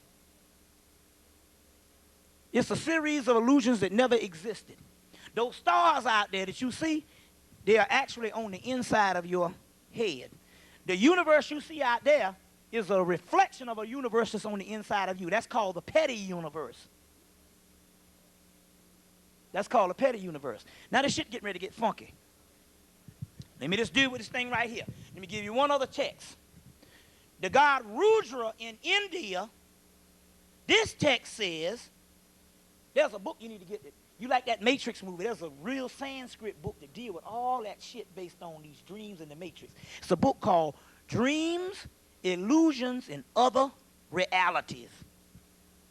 Dreams, I didn't bring it, but I got the woman's name. I got another book by her. Y'all all right? You know, in actuality, this is this is an exciting time to be alive. This is some wonderful stuff. You know, you get to hear stuff that you don't hear every day. This is beautiful. Somebody talking about give some tidings and 10%. I'm going to let you in on a little secret right now. Yeah, you mark my word and God is my witness. Creflo Dollar, that's a guy out of Atlanta. T.D. Jakes, Fred Price, they're going to die soon. They're going to get killed. If it's God is my witness, I'll tell you right now. Elijah Muhammad even said, they're going to kill them niggas, them Negro preachers. They're getting over on our people. I'm telling you, when this energy rises up, You mark my word, if I'm black, if I'm lying, my mama's a bitch with boots on. And my mama ain't nobody fool. If I'm lying, my mama's a bitch with boots on. And Glacier Hemmitt ain't nobody fool. They gonna die for getting over on the damn people. You see what I'm saying? The white man, that's his job. That's all he ever did. That's why he down here. But we talking about these bloodsuckers of our damn people. These niggas building these cathedrals. They gonna die. There's a power that's coming, gonna kill them niggas. Mark my word, if I'm lying, I'm flying. Now, there's a book called Dreams, Illusions, and Other Realities by Wendy O'Flaherty, O''F''L''A''H''E''R''T''I. O''F''L''A''H''E''R''I, O'Flaherty, Wendy O'Flaherty. She has a book called Dreams, Illusions, and Other Realities. And it breaks down all this shit in Sanskrit on how this shit ain't nothing but a matrix. Then there's another book, the scientific book by modern science called The Holographic Universe by Michael Talbot. You see what I'm saying? Michael Talbot. You see. Now, in this one text in the book, Dreams, Illusion, because the book will tell you about the king who woke up and saw that he was living over a world. That's in that book, the one that was ruling over the kingdom and went crazy. It's in that book. There's another one where they talk about the god Rudra. Now, let me explain this to you. If you go to Hemmitt to try to find the origin of the real Christ, you get Horus or Heru, but the stuff is fragmented because they got tons of our stuff at the University of Chicago, France, Germany, and Russia. I mean, there's thousands of Egyptian texts, and they're holding on to them, and we can't get those things. That's why when you go, you will see thousands of books on Greece and Rome. You won't find the same old tired-ass Budge books and a few other things, and it's always the same stuff. They got mythological things. I mean, it's like thousands. They work around the clock for the last 150 years translating shit, and none of this stuff is never put out to the public. But okay, so when you even go to try to say, I want to learn some more on this, you say this Christ shit, if the Jesus shit is some other stuff that's all patched together, I need to go to the Horus stuff. But when you go to the Horus stuff, other than Gerald Mass's Ancient Egypt, Light of the World, which he did the greatest work you can find on Horus, 2 volumes, Ancient Egypt, Light of the World, you still don't get, and he was only showing the comparison between Jesus, but you still don't get the essence of what this Christ thing is. Well, I have done work, and I found out that you can find most of this Christ stuff if you go to India, which is the stuff that traveled out of Hemmitt into Kush. You find the Christ stuff if you get the stuff on the god Shiva, Siva, S-I-V-A, Shiva, they pronounced it. This book by O'Flaherty called, the same woman, Wendy O'Flaherty, The Erotic Ascetic. Shiva, the erotic ascetic, A-S-C-E-I-C. And it's interesting because once you really go into the Christ thing, it don't even resemble nothing of the Jesus thing. This mug here, what he does is you would think this is a hoe. All he does is screw. But that's divine. We're going to get into that tonight, too. Those are latent energies, and we're going to talk about this sex tantra and stuff like that. You see what I'm saying? And all that stuff was wiped out in Rome because it was real heavy homosexual society, and they had a hatred for women. So they had to wipe out all the eroticism and stuff. They had to get rid of all of that. You see what I'm saying? Because it was birthing a whole gay, asexual culture based on the church and all that. Papacy and shit. And so they had to get rid of all that stuff and all. But the Shiva is the real Christ myth. You want to learn more about Horus, you got to go and get Shiva. There's 2 books. There's one called The Presence of Shiva. Hold on.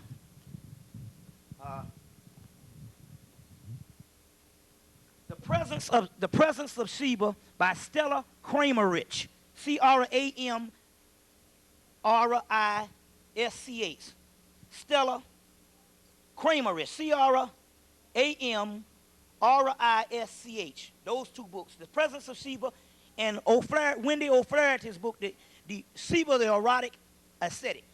And you find more and more on this Christ myth, but where it goes into all this eroticism and this sex tantra. And anger is good. That's the force. Even in the book, even in the thing even in the movie Devil's Advocate, he say, hold on to that anger, that's the last thing to go.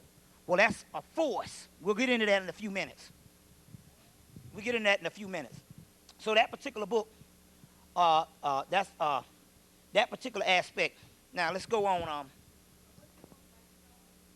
Kramrisch, The Presence of Sheba.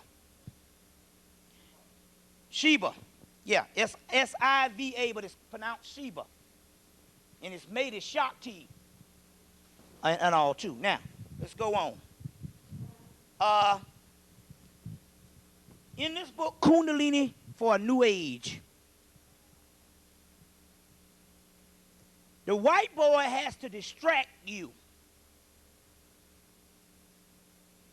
Because if he doesn't distract you, you will make a new reality.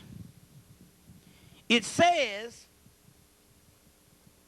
that in this book, there are devices, because the Indian government from India got some money in 1975, and they did a whole lot of study on the Sanskrit stuff, and they found out some stuff in the ancient texts. And it said, there are devices in the body that will come online and destroy everything when it is threatened for extinction. So he knows that he ain't going to outright open. Even Farrakhan said one time, he said, do you want your slave to he said, Farrakhan said this one time. He said, do you want your slave to go to war with you? Do you really want that? He said, because if we go to war with you, we will win. Now, and we'll break this thing down scientifically. They have to sneak around and take you out inadvertently, then use half of you to do it. Because they know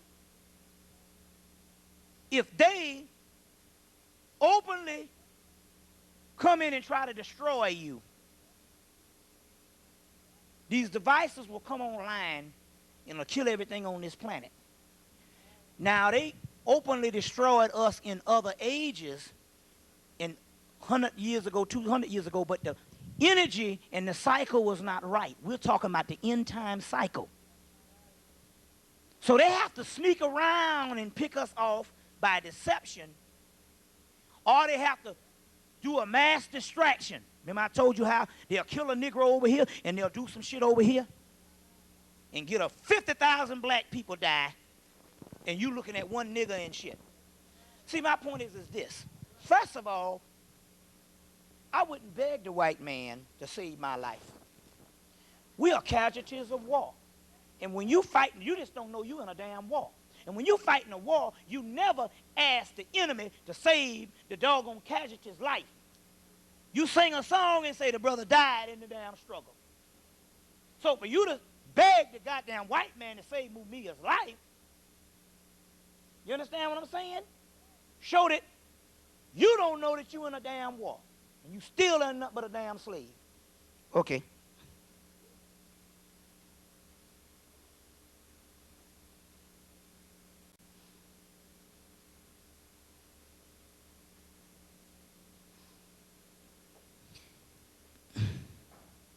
You still ain't nothing but a slave. Mumia, you don't supposed to burn up no energy. You supposed to say, brother, we'll ship you some wine or a damn ukulele. We'll sing you a song, and you supposed to go to the other realm.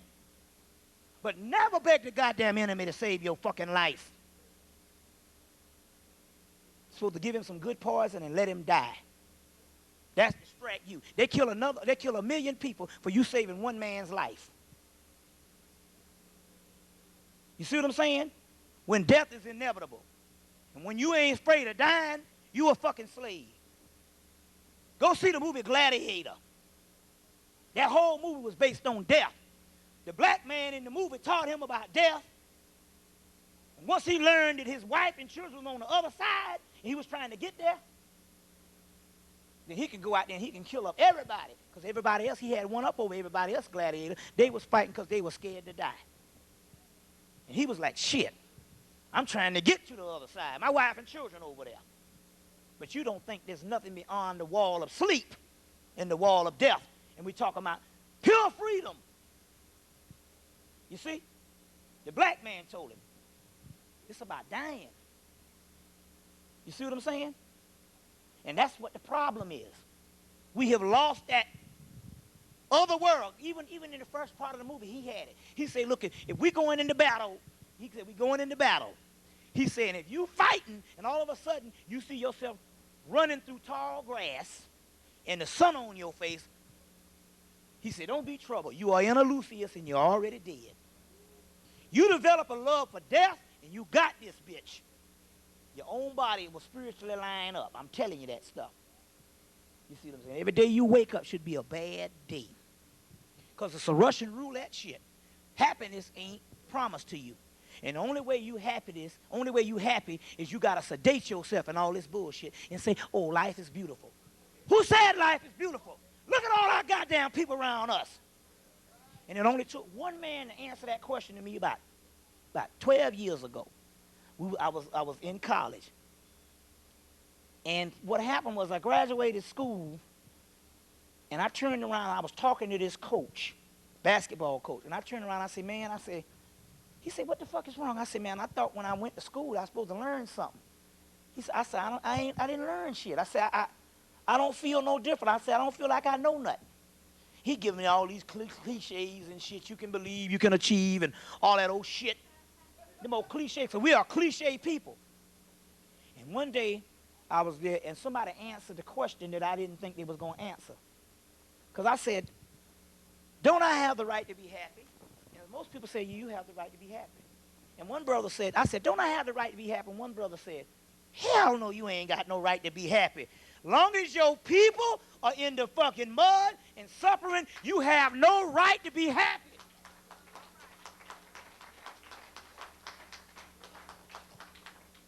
And then something opened up inside me. Something opened up inside. That's all I fucking needed. You see what I'm saying? Because he presented something that the anesthesia didn't take care of. You understand what I'm saying? So this whole thing, that's a distraction with this whole movie. All these niggas they're going to kill. Fuck them. They're supposed to die. This is hell. You don't supposed to beg the government to damn save one of your warriors.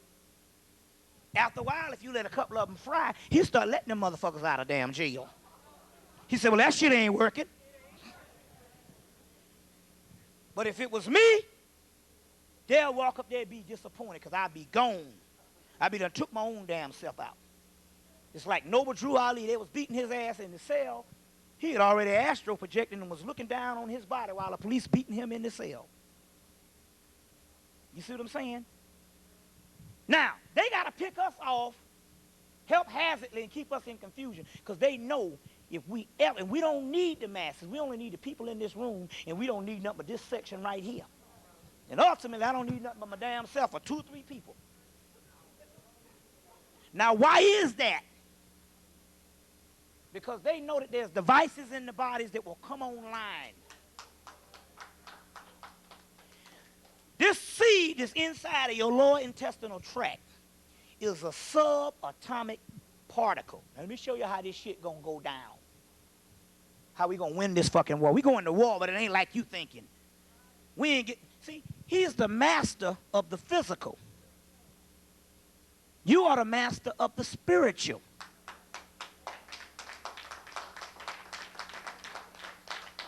Which is higher. But see, you don't have no faith in spiritual because you've been thinking spiritual is that old religion shit. That ain't spiritual. Spiritual ain't got nothing to do with moralism. It's just polarities of forces. You can kill a person or you can sustain them. See what I'm saying? That spirit, when they had that woman in Ghana, it was in the Ghanaian newspaper, prostitute. She, the guy, prostitute was with this man. He skipped out on her. She would only charge $7. I guess that's Africa price. I said, she need to learn some shit with these motherfuckers over here. She might end around and give up a whole house on some ass. Another thing, brothers, look, brothers, it's simple. I'll be hearing brothers talking about sisters, all they want is money. Look, this is a simple trade-off. You're dealing with a much more superior vessel. A woman, ultimately, she might not know what she don't want because she's not trained in this society, and they're trained in this society to be subservient. We reduce our women down to doggone domesticated animals. But ultimately, what she's looking for is a man with knowledge. If you got something here, then you don't need no fucking money. But she's a smart character. See, anybody can do this shit here. You see what I'm saying? But she's a smart character. If you ain't got no goddamn brains, then your motherfucking ass gotta pay.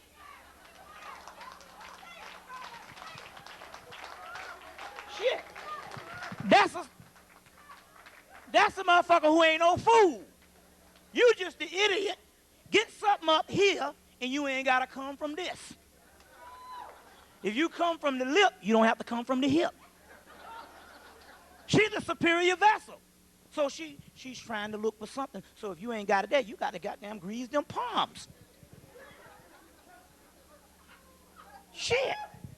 A woman is nobody's fool. The woman is so superior, sometimes she has to humble herself because she know that your ego is so fragile. Until if she say the wrong goddamn thing, you're going to get all upset. So she got to tell you, Big Daddy, you all that, when your ass ain't shit.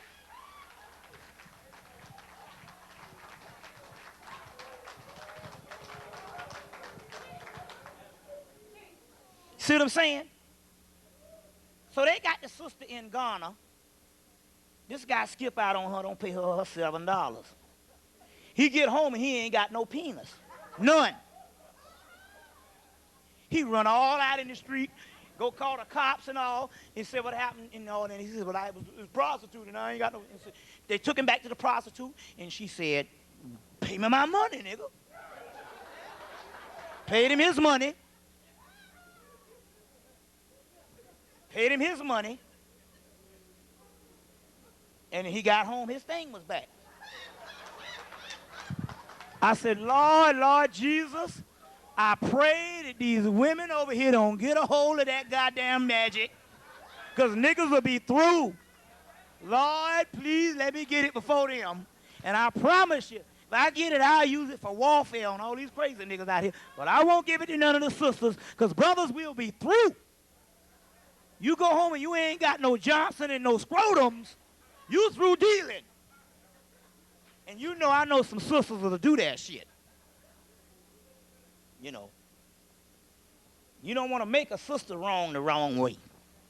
You know what I'm saying and all. I had a good friend about 2 years ago. You know, he had the baddest clothes. We all had all these real nice clothes and stuff. And one day, you know, he was playing with it. She said, don't worry about it. She just went and waited till he put all his shit in the cleaners and took all his shit out the cleaners. Because they saw her coming. She used to put his stuff in the cleaners too. Got all his shit out and cut it all up. I'm not nice clothes and stuff like that. I'm just saying, I said, you know, it's just, you know. But anyway, it can get you. Like they say, just go to sleep. Just go to sleep. You know. Just go to sleep. I had an aunt like that. That nigga hit her in the eye. Bow! Her eye swollen. She said, oh, I'm so bad. I'm so wrong, baby. Kissed him. Even made love with him. That nigga went to sleep. She took that damn iron and heat that iron up. Stuck it to that nigga back. Pure blood vessels come out. But anyway. Now going back to this thing.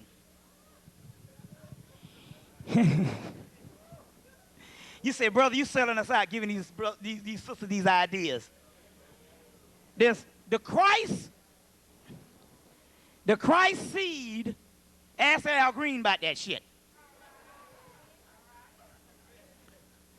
The Christ seed is a subatomic particle. Remember I told you that the Christ could never be on the planet?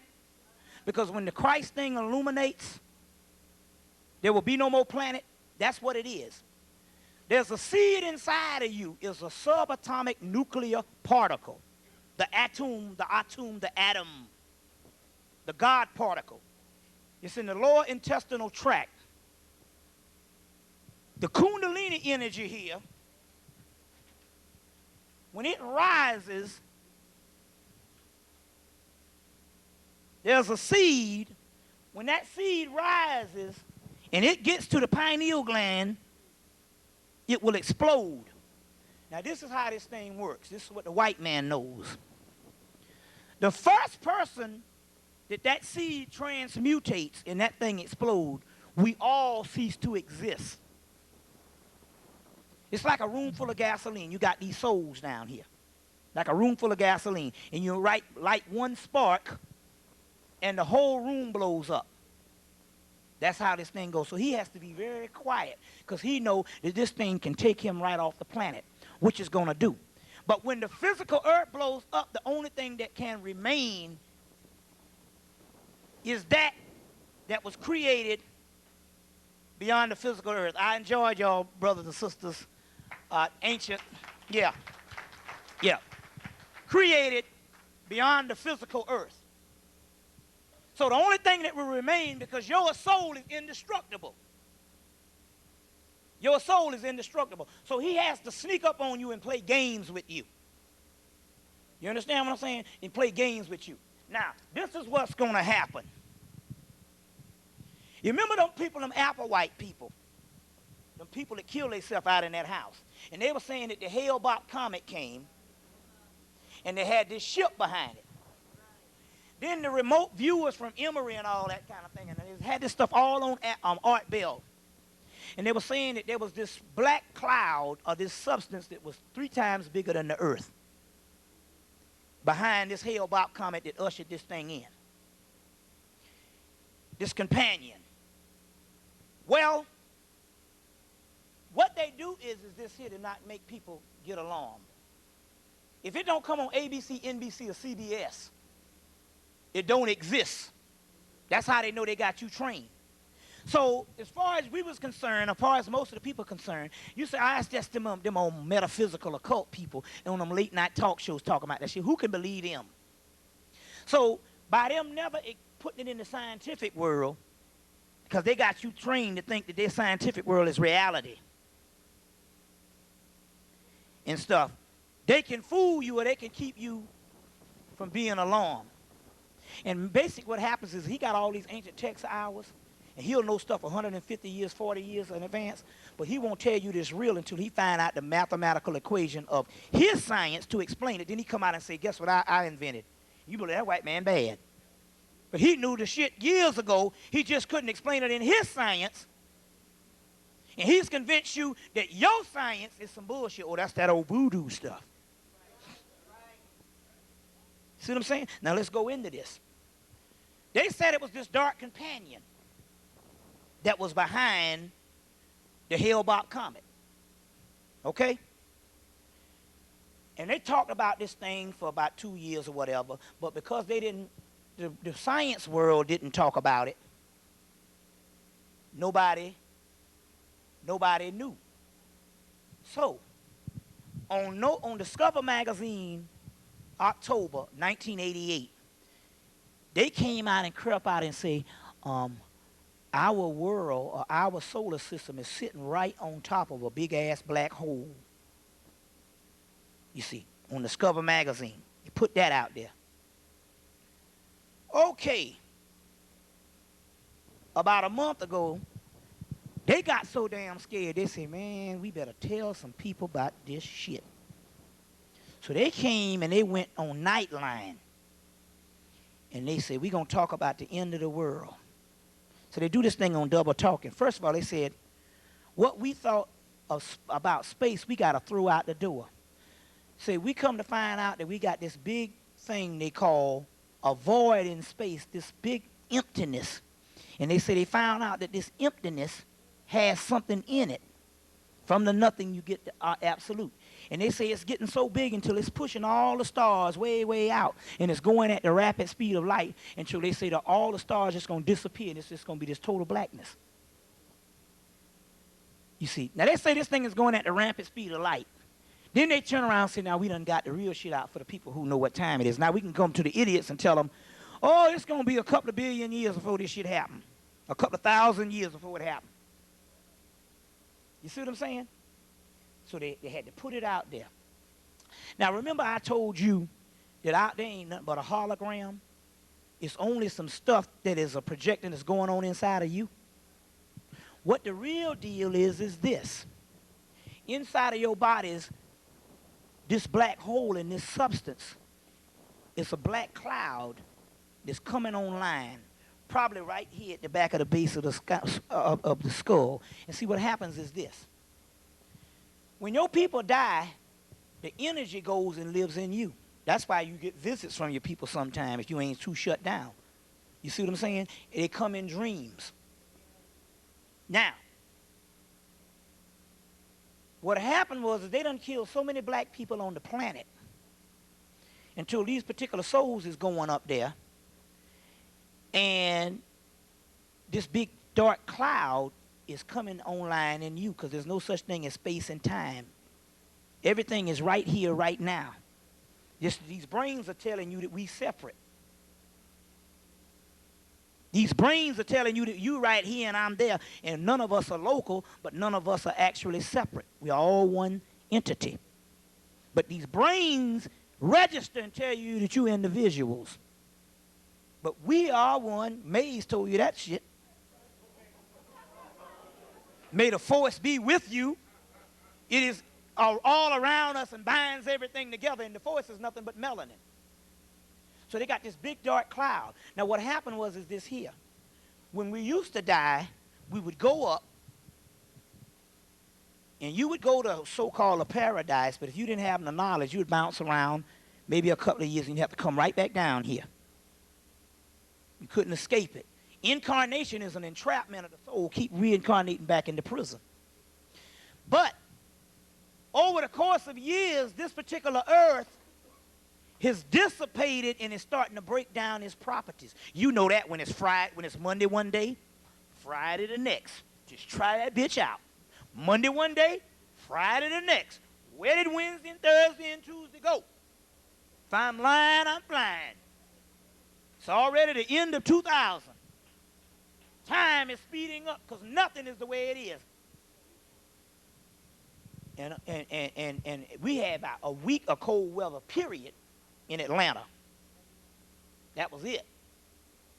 You see what I'm saying? Niggas sick, got brand new coats and couldn't wear them shits. You know what I'm saying? I had a badass coat with fur around the collar. Long one with fur around the collar like a pimp. I said, I'm going to Mac this shit. I had to go to Detroit. Went to Detroit, I had to bust my shit. Got back to Atlanta, had it draped around my doggone arms and stuff. I even looked hot carrying the shit. No cold days. You see what I'm saying? The key here is nothing is the way it is. It snowed in Egypt in 1995. Egypt was a damn desert. It snowed. They said it snowed in the Bahamas, and they said they ain't had snow in almost 50 years in some of these places. You see what I'm saying? It's amazing. So the airplane is breaking down. The Dogon did the Siggy ceremony, which is this sacred dance. They did it on April 23rd, 1994. And they say after that, the world is over. The World Astronomical Society said, don't doubt the damn Dogon. Don't doubt them. Say, our shit is fake. Them the real people. They say our shit is over in 1994. 1994 was 2,000 of them. They say, well, why ain't the earth ended? They say because what it is it's called the null period. It's leftover residue and it has to peter out. So This null period is so weak until when the bodies go up, they've broken the cycle of incarnation. They don't have to come back down. So they just gather and together. And the white man done killed so many, then plus natural death, all this stuff, this big mass of cloud is coming. And that's basically this so-called mothership that they talk about. This great dragon. It ain't physical, it's spiritual. And it's not out there, it's inside of us. This dark matter, we are ready to do this shit. Because God knows ain't nothing left. How much more suffering do we have to go through? This shit is tired. See what I'm saying? The church done come and done turned into a fucking damn First National Bank. Won't give you a loan. See what I'm saying? You need to march and burn down all of them. When they was burning down them churches, I said, shit, that's the greatest thing a nigga can do is burn down a damn church.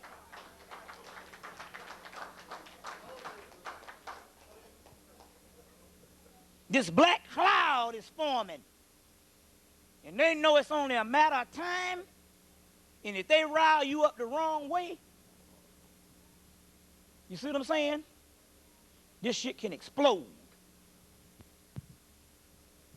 You see, it can explode. Now, lust is good. Reason why they had to scare you up with the AIDS shit, because when you rumble the damn sheets, there's a sexual energy that is related to this Kundalini energy. You know what the Kundalini energy is? It's sexual energy. When it comes down, you have a doggone orgasm. When it goes up, it goes straight to the pineal gland. You see what I'm saying? You can train your body to have sex where it don't go, where it goes up. And you know, right at the time, can you imagine this shit? You know, right at the time when you get ready to have this orgasm, that right at that time, you work all hard for that shit. Imagine if the whole time you having sex, you had that feeling. Boy, that's some amazing shit there now.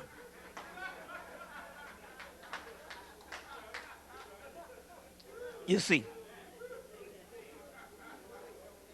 Now,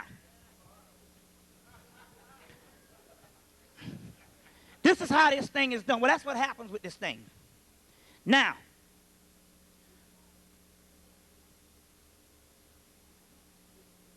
you can raise this Kundalini energy through meditation. And all that is raising this energy this way. But the thing about it is this here. The only way, there's some stuff inside of your lower intestinal tract called kalis, shaktis, and ojas. It's latent sexual energies. It's very powerful. But they can only be brought on through extreme lust. That's why the Bible and the patriarchal people had to shut down all that and tell you it's bad, not bad to lust. It's bad to lust. Lust is good. That's why your damn brain tell you to do that shit. Until some damn tradition tell you that's bad.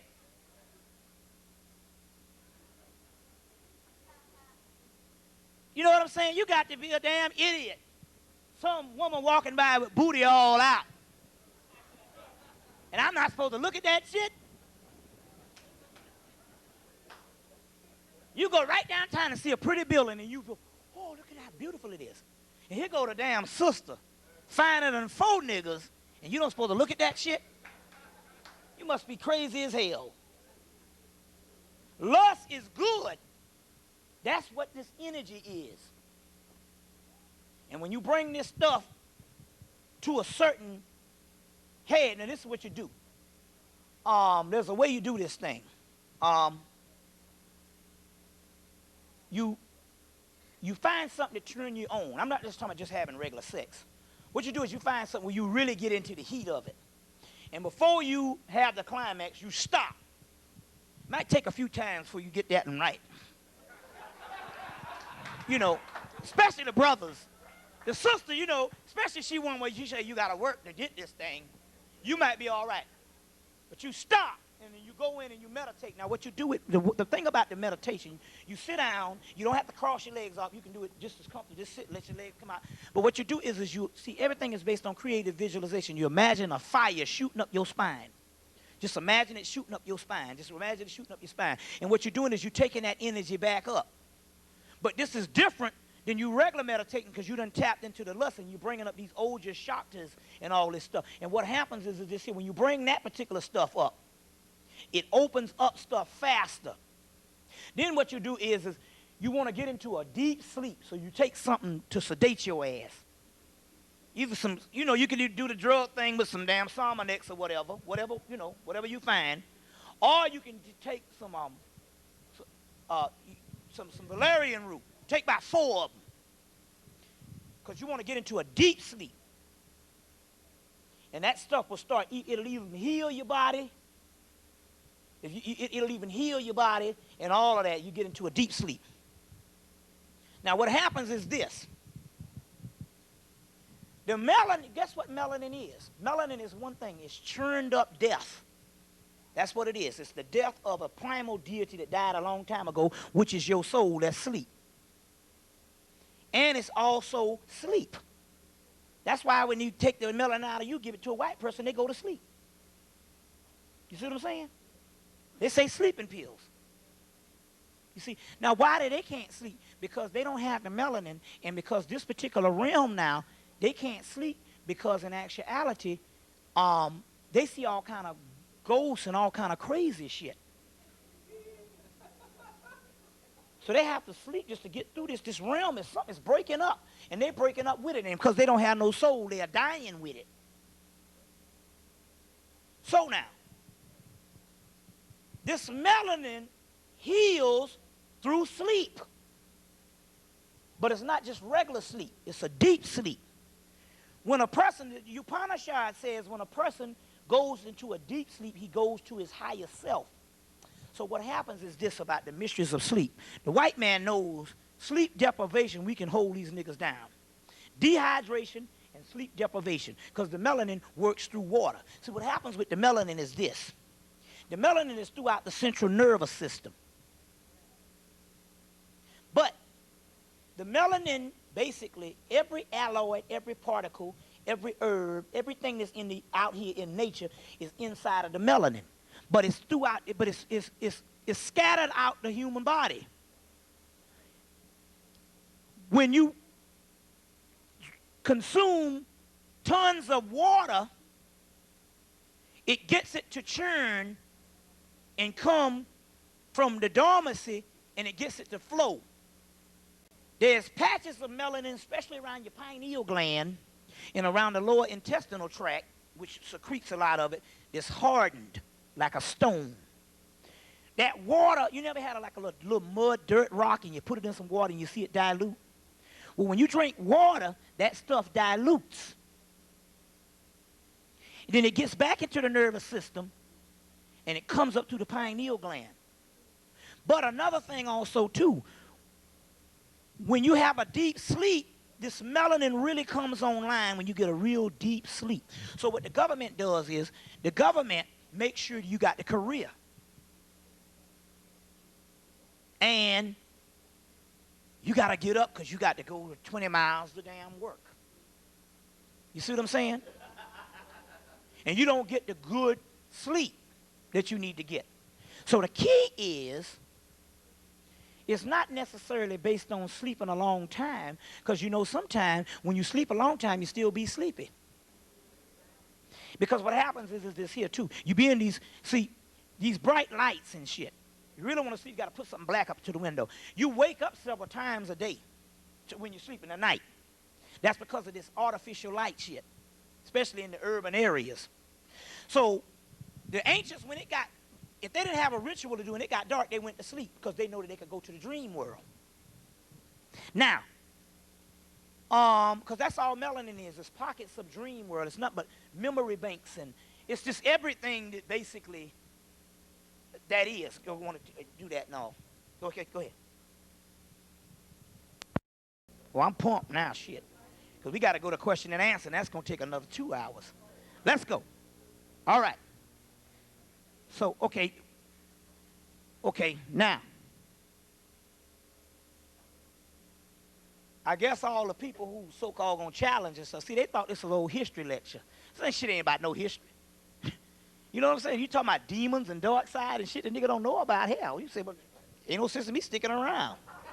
I don't know about that shit. I can't argue on that. And I don't want to argue on all the other shit where Jesus was black and all this so crazy stuff. You see what I'm saying? Well, how the hell that's going to help me? It's about freeing your behinds. Now, this deep sleep, he makes sure that you don't get this particular deep sleep.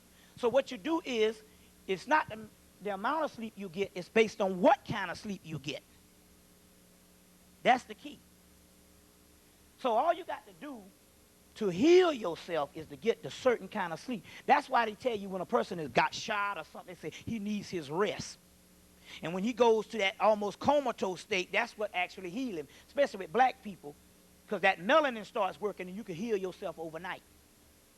And when you really get it to going, you feel a burning sensation. I get hurt right now and it'll go and get a burning sensation. That's why I tell you, anybody that a real holy man don't get sick. So if you got prostate cancer and shit, you doing something wrong. Because a real holy man don't get sick. Right, don't get sick. You see what I'm saying? And all. Now, so this particular sleep, now let me tell you what happens also too. I drank 3 gallons of water a day from Sunday to Wednesday back in '95. On Wednesday night, I start smelling my house in South Carolina from 1978. And I said, now wait a minute, hold on now. How can you remember a smell?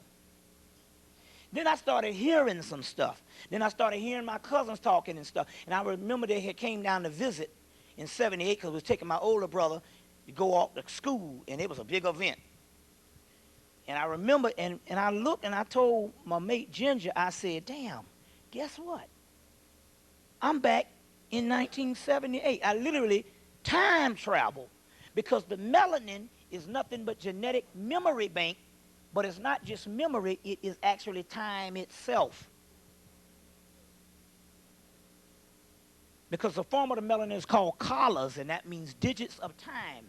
And so you can actually time travel. You can actually time travel.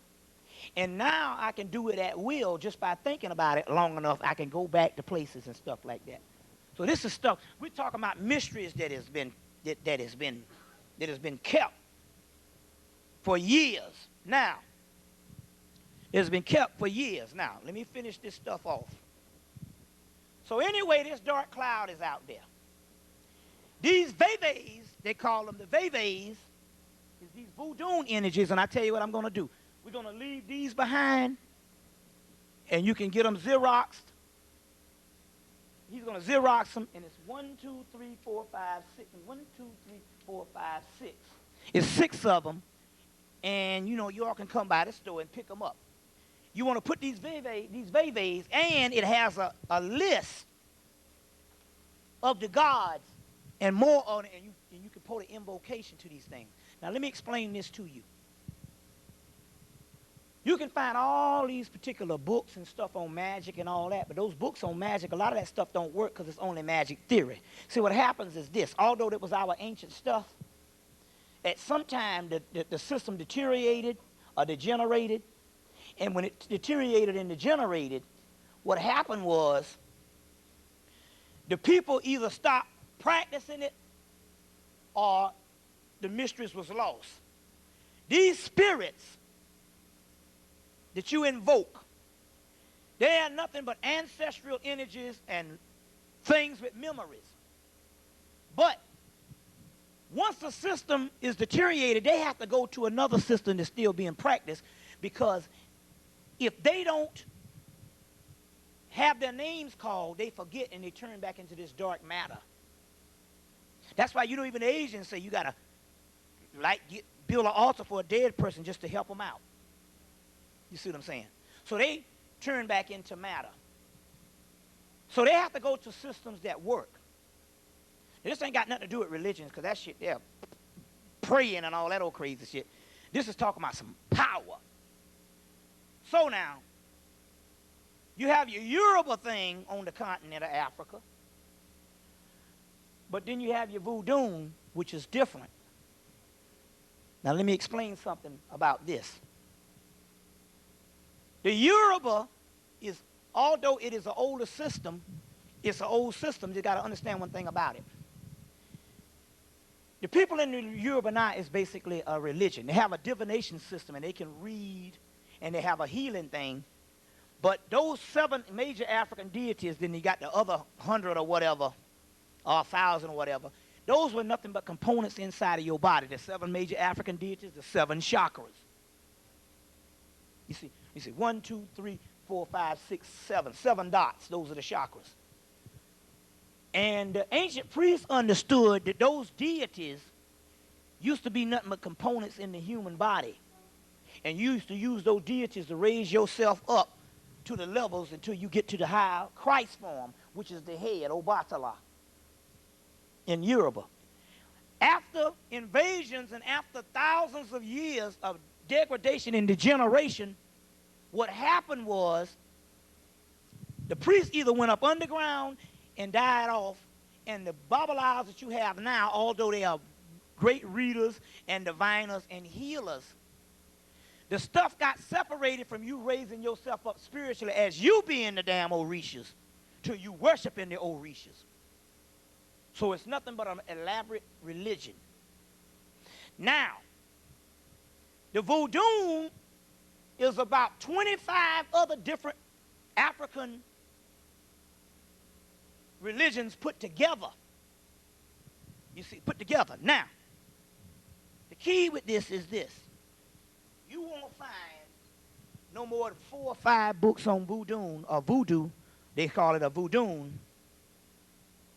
written at one time. Because the white boy know that Toussaint L'Ouverture and Dessalines and them kicked Napoleon in the ass in Haiti, and that's how they took Haiti, by using this damn voodoo.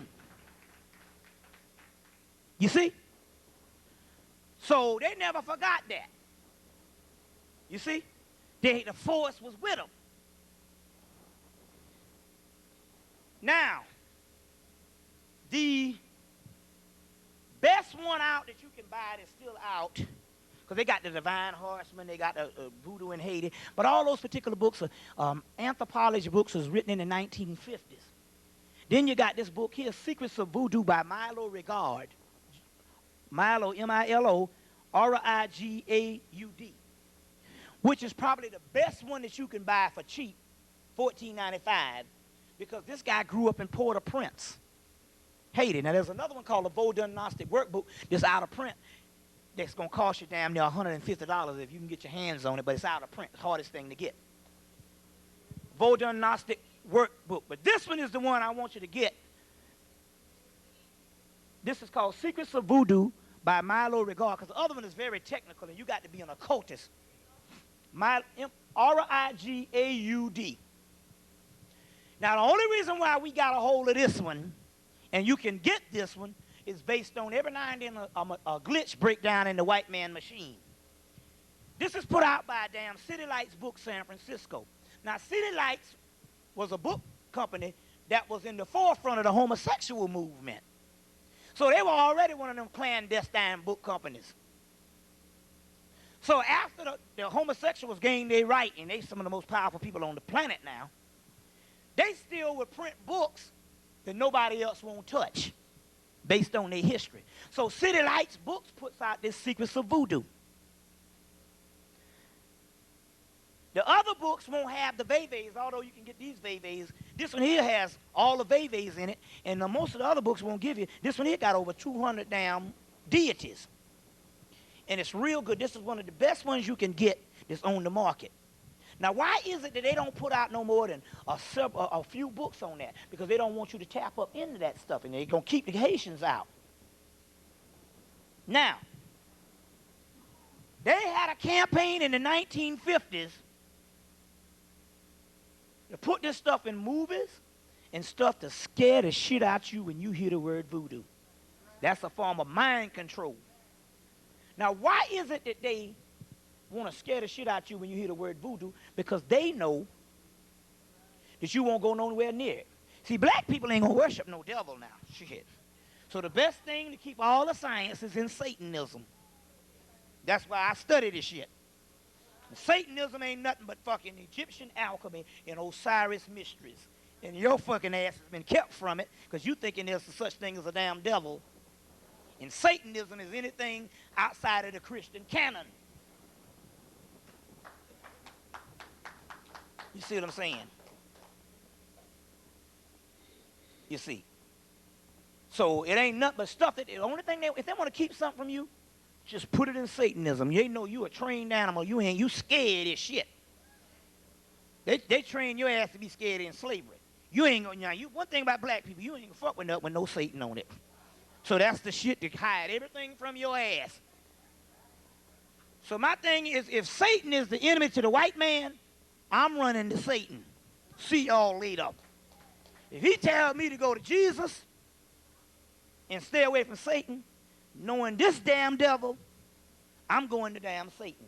Because I know it's a trick. And you looking at one of the greatest scholars on Satanism there is. I thought about it one day.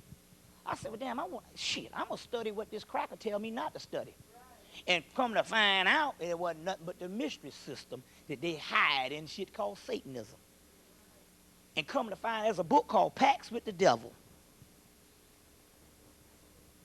So that word there alone scared the shit out of black person by S. Jason Black. Or you going to make a pact with the devil. It's still S. Jason Black. I got the book and I see voodoo up in there, Yoruba up in there, Egypt up in there.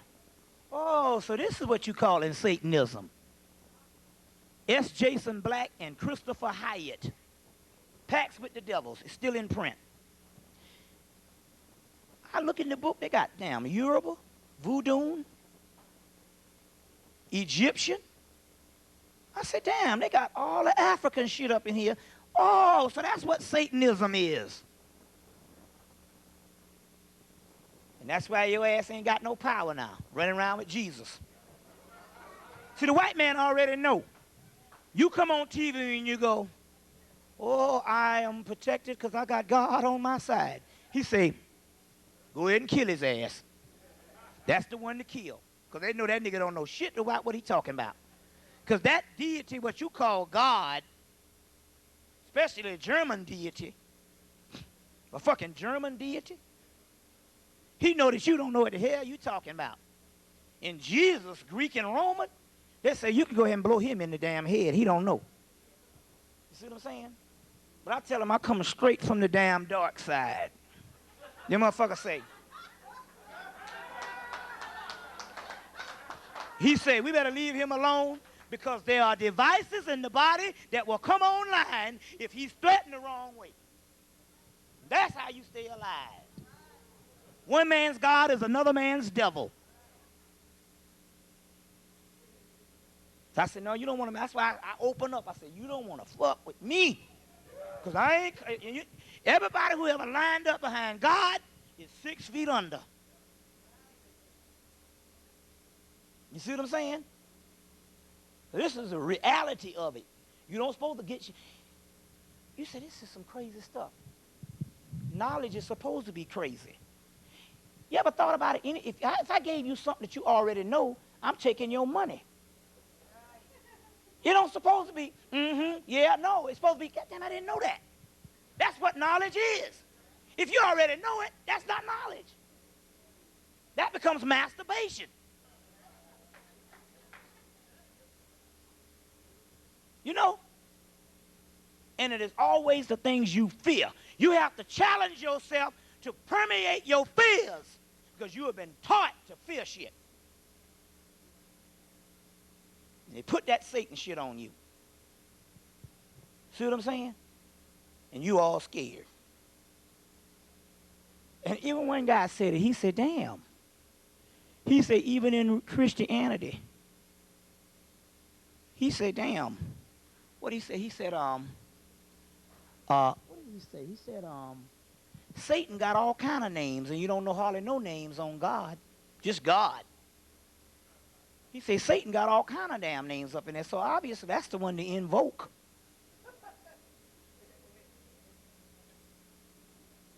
Now, the Sufi masters say the new religion ain't going to be no religion. It's going to be a music or a sound. So what they had to do, the first thing they had to do, they had to cut out them damn albums because that shit will heal that melanin. So all you got to do is go get your turntable and then go to the store, and because they have made music since like 1989. The shit you hearing now is not music. See, music, especially the rap, that's not music at all. But even the slow music that you have now, or the R&B music, it's hardly no music. It's just like a boom, tick, boom, king, king, king, boom. It's hardly nothing in the shit. Music is based on lows and highs. Harmonics. The most balanced music, the white boys just had a lot of highs. You know that old shit. The blacks had produced the music based on the melanin, had them high horns in the 70s and that low bass line. The low bass line, the pineal pituitary gland, puts out a more of a sexual mood of melanin. The high, it puts up a up. You see what I'm saying? And then we had a balance. So the music they have now, number one, it's not even, it's synthesized, it's a low bass line, but it's really nothing. You see what I'm saying? It's just horrible. And if you listen to it, if you don't listen to it for a while and go back and listen to it, it makes your head hurt. The rap and all that shit. You see what I'm saying? So you got to go back and just get all your classics. When I say classics, I'm talking about all the shit from 1989 on back. On LP, and start playing the shit, and you can start healing yourself. Now, what the CD is this. It shuts down the melanin. Go get the movie They Live. John Carpenter, They Live. And look at the part where the little man is on the TV screen when he's sitting out in the yard. There's a guy on the TV screen. And he says, we have been taken over by an artificial intelligence that resembles sleep. So the reason why people are walking around here like zombies is because they're hearing a low radio frequency wave that resembles sleep. And so this particular sleep just basically shuts you down totally. So the reason why they can't get into nothing and shit because they like zombies. And what it is this here. See, the CD has 2 levels. All you gotta know, if you ever get these new DVDs or the old laser disc, you'll find that they have 2 and 3 movies up under each other. Well, the CD is made the same way. One way you think you're hearing music, and up under there's another thing that puts you to sleep subconsciously. So you're taken over by artificial intelligence that resembles sleep. You see what I'm saying? Now, they usually put it in most of the younger rap music or whatever type stuff, but all of it is holographic music.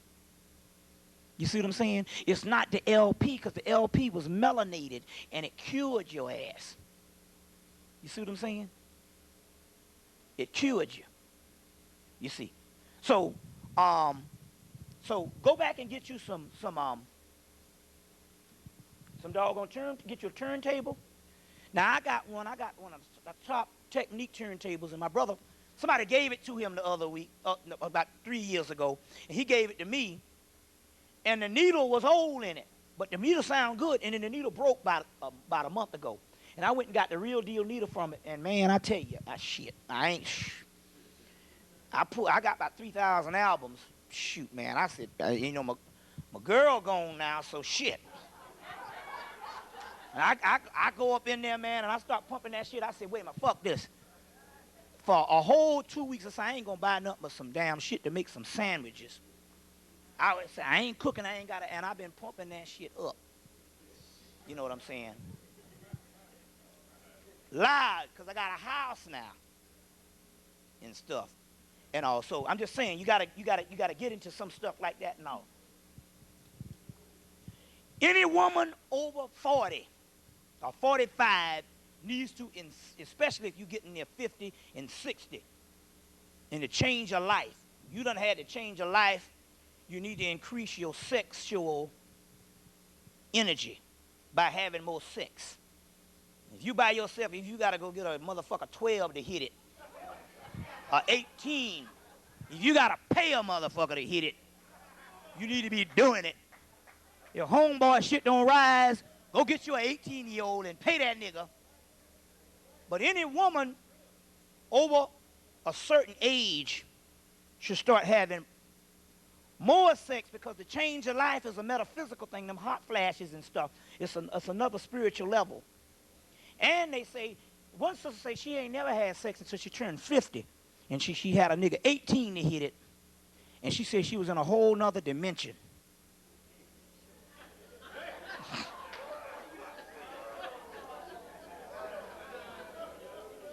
You see. Now, bro, I mean, we just got the short end of the stick on some shit.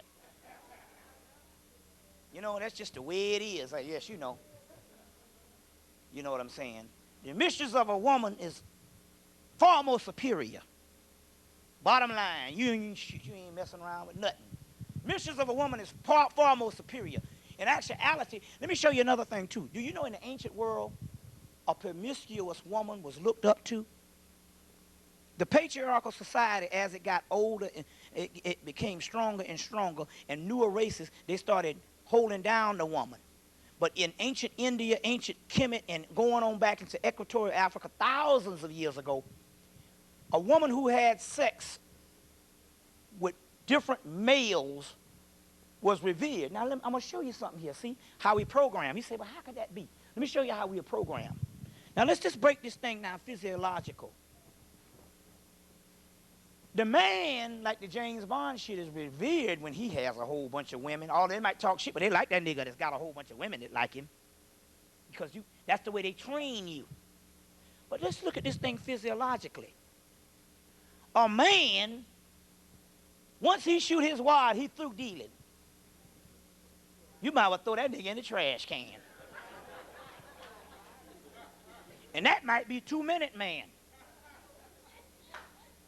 Depending on the situation. Short end of the stick. But yet he's more revered the more and more he does. You know what I'm saying?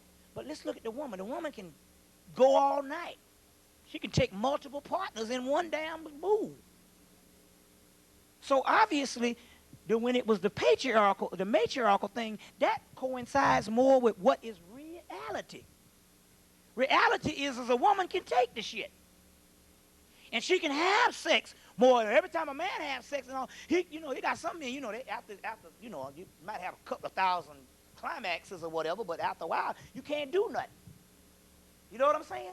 But the woman, and then not only that, see, one aspect is for childbearing age, but another aspect is supposed to go to a whole nother level after when change your life. So when you really think about it.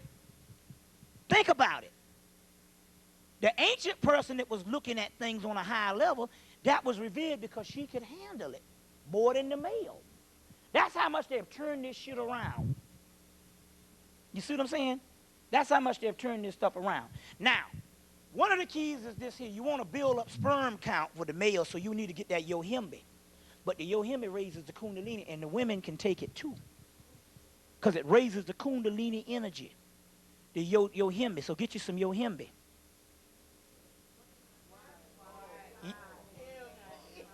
Yohimbe. You see what I'm saying? Now let me go to another ritual. When you come, you're going to get, now this is for the sisters. This is for the sisters. This is the god Erzuli, E-R-Z-L-I-E.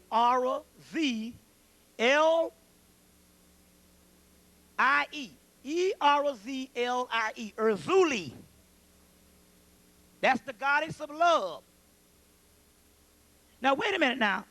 Oh, y'all must have a good relationship, because this is for the sister who ain't got no man to get a man. So y'all, if you ain't got no man, if you got all right, then you can leave. But if you ain't got no man, you should stay, at least get this shit here.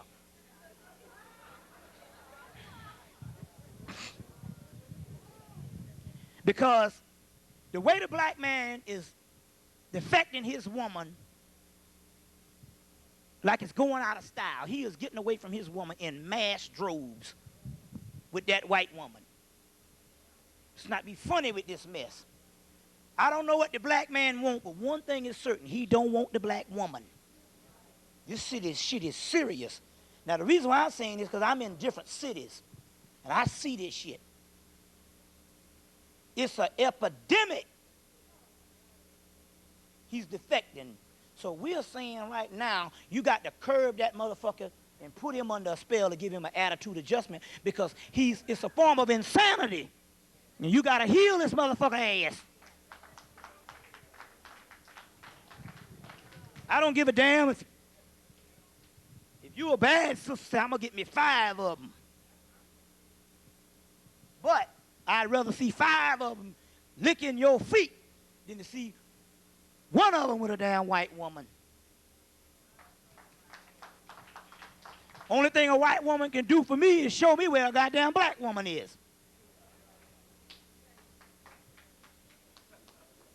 Now, let me give you, I'm going to give you 2.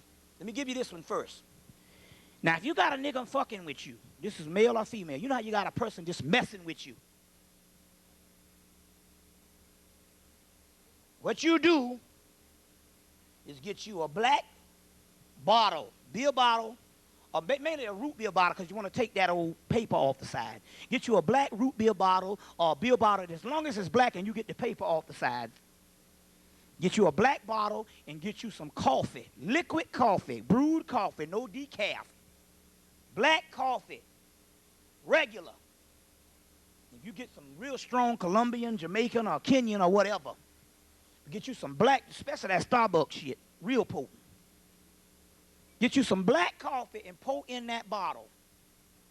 Then get you a brown piece of paper bag and tear it off on a strip like this and write that person's name on that brown paper bag and put it on the dresser or put it on a mantle or put it on an altar and take that bottle and set it on top of that brown piece of paper.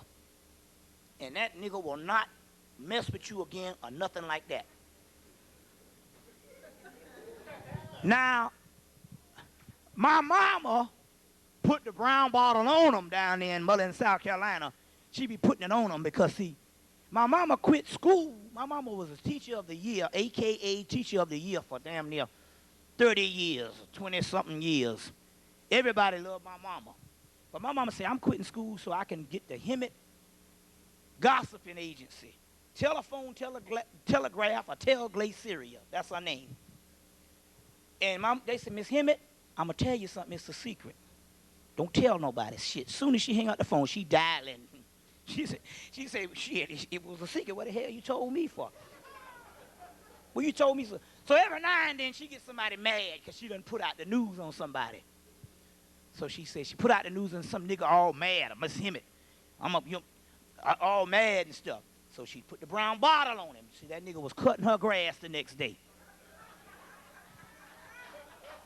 Then there's another one. I'm going to beat this bitch ass. Miss Hemmitt talking that shit. She put the brown bottle on. She said the woman can't even look at her now. She's scared. You know, so put the brown bottle. There was a black guy, a boy 19. I was up in Milwaukee speaking, and there's a guy 19. And he said that this old cracker on the job was messing with him. And he put the brown bottle on that cracker, and he had a heart attack. Now, let me tell you another thing. My ex-girlfriend, my ex-girlfriend, not the one that just left me. The one before her.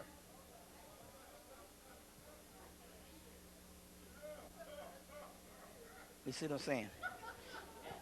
The one before her. Now, it's interesting now, because you know what all my girlfriends end up being my friends. We never break off friendship. The one that just left me called 2 or 3 times a week, and the other one start calling after she heard the other one left me.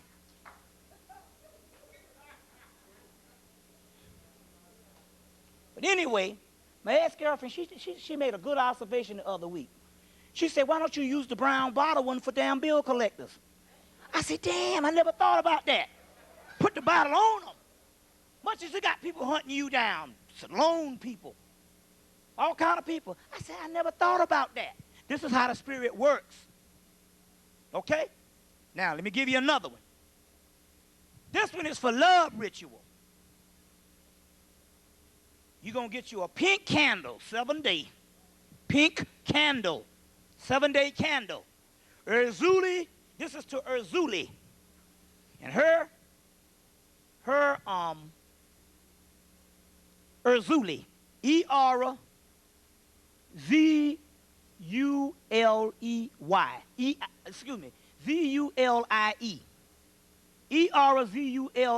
That's this one with the heart shape, the goddess of love.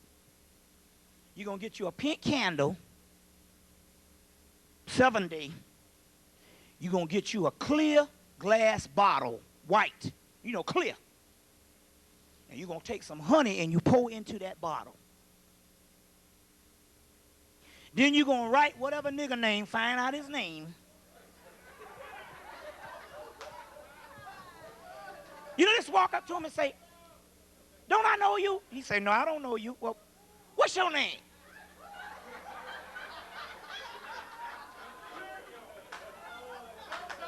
He tell you the name and you go, no, that ain't it. You can go home and write that nigga name down.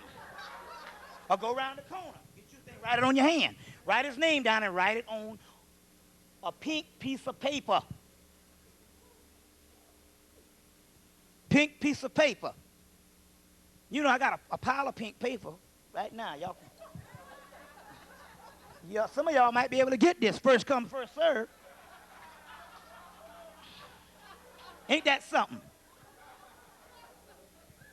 But all y'all that got a man now, just save it for the sister suit. So on a pink piece of paper, write it down on a pink piece of paper and take that bottle and put it on top of that pink piece of paper.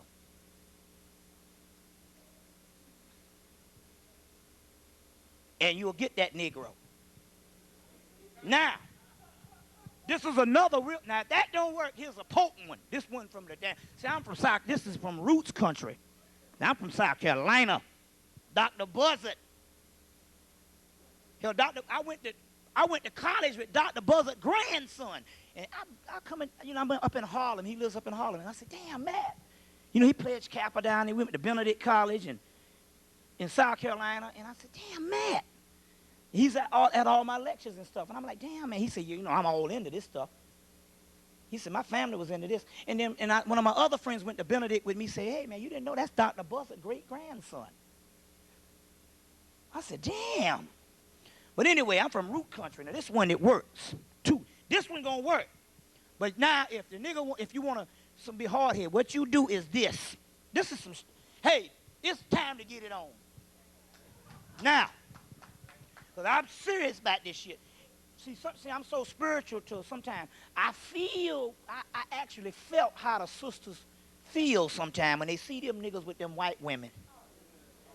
And then I felt how the sisters feel when they can't get nobody. When you socialize, everything is based on love. That's some bad shit. I say, no, so you really get this. And this one, you get on a person. What you're going to have to do, you're going to have to give up the drawers to do it.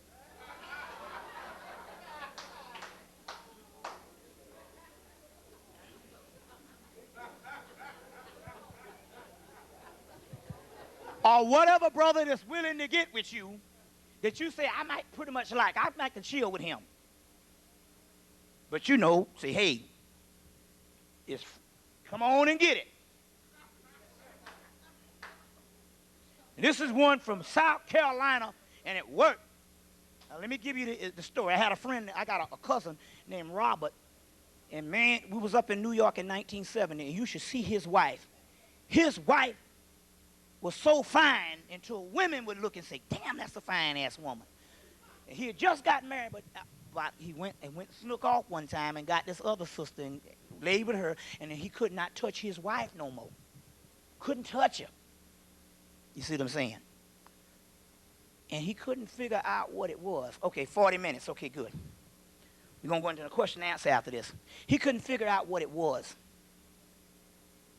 Couldn't figure out what it was. They going to put us out the mall? Oh, okay. Oh, okay, yeah, okay. Well, shoot, man. Now we'll shove another one on up in there. Hey, get your money's worth, man. Shoot. You paying the most money I ever made to do this here, so out 3 o'clock if you want to. Now, he couldn't touch his wife, and so he just was crazy about this woman. He just had to be with this woman and desire this doggone woman, this other woman. And so he done moved out and was up in the woman's house and stuff. He up there cleaning up her house. And he went in the little pantry where they have all the little grits and stuff like that. And he went in and he hit one of the barrels where they have all that rice in, and this jar fell off the doggone shelf and broke. And then when she walked in the door, he didn't desire no more. And she looked at him and she said, "You fuck with my shit." He was like, "What you talking about?" She said, "You fuck with my shit." And he said, "Oh, now I get it." And basically what you do is whenever you have sex with a brother, you take a dish rag. It's got to be a dish. I don't know why it's metal. See, the Africans had all kind of advanced shit they used to do. You take a dish rag and you wipe the cum off with, and then you take it and you tie it in a knot and put it in a damn jar. You got him.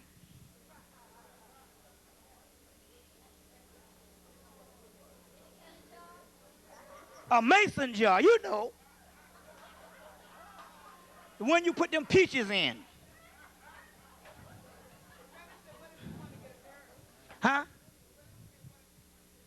Brother, you in bad shape if you can't get no woman. Hell, there is, for a brother out here that ain't damn on crack or ain't just crazy.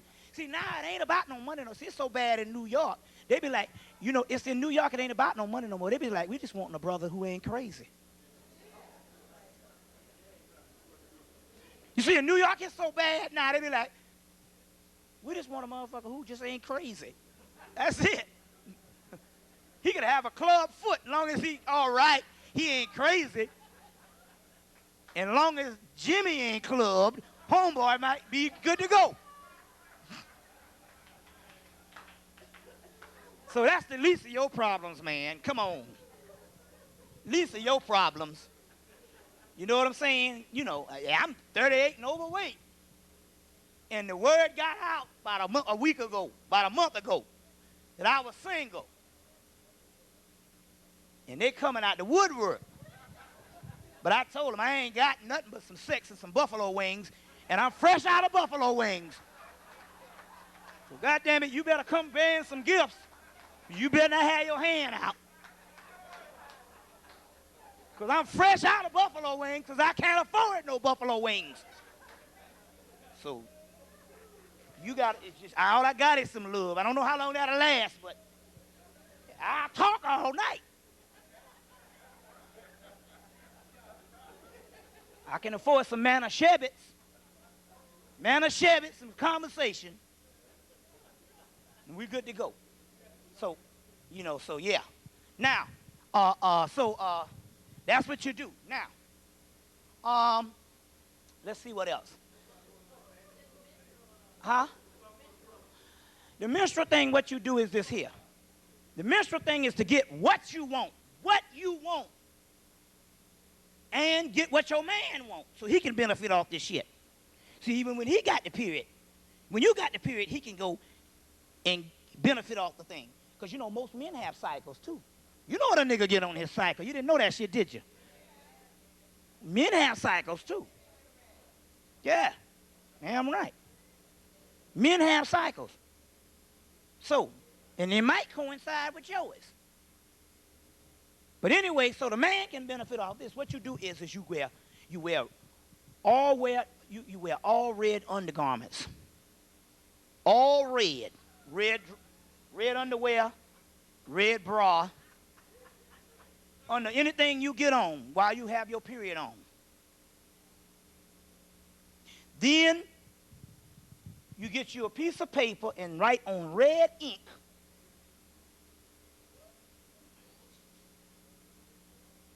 what you want. You're going to get 2 pieces of paper, and you're going to write identical on both pieces of paper. Now sign it. No, the ink has to be red. You sign at the top of the paper, Sekhmet. S-E-K-M-E-T, Sekhmet, the goddess whose color is red.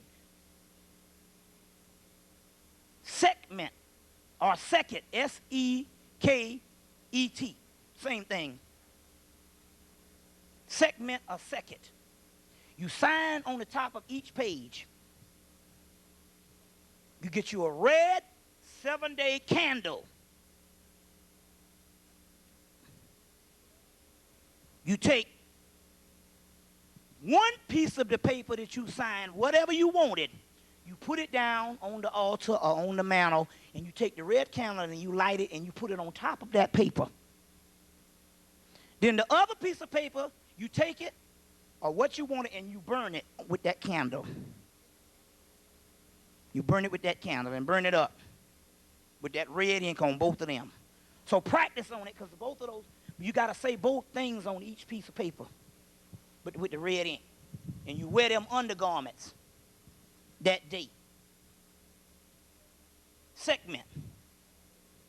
Yeah. Both papers identical, got to have the same thing. One you got to burn, and one you got to put up under. Now, this is the one for big money. This is the one for big money. Big money. The other one just gets you by. Now, it's interesting because when a brother down in Trenton, I told him that, and the brother owns the place in Trenton, New Jersey. And I told him, he did this, the one on the 4 corners, the 4 pennies.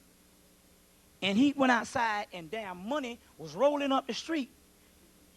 And he thought it was this woman in this little boy lost it, so he picked up all the money and gave it to the girl. And she said, was that your money you lost? And she said, no. We didn't lose no money. And the money just was rolling up the damn street for him, and he didn't pick up on it and gave it to the girl. You see, now, this one is for big money. Big money. Now, this one comes from Haiti. Here it is again. It's 1Jul00, E-R-Z-U-L-I-E. 1Jul00. That's Isis in Hemmitt, Oshun in Yoruba land in Nigeria. 1Jul00. Now, this is for big money. How I was able to get this one was, somebody will go over to Haiti and go get this ritual. They'll come back up to Philadelphia, New York. This was Philadelphia. And they'll have a ritual party, and they invite everybody to come to the party. Charge $100 to get in. And they have all this food and stuff. And after the end of the party, they give out this major ritual that they had to go to Haiti to get. You see what I'm saying? So the day that the girl went to the party and paid the $100, she called me on the phone and gave it to me for free. That's the benefit of being a lecturer. So I give it to you for free. Now, this one, you need 2 pieces of parchment paper.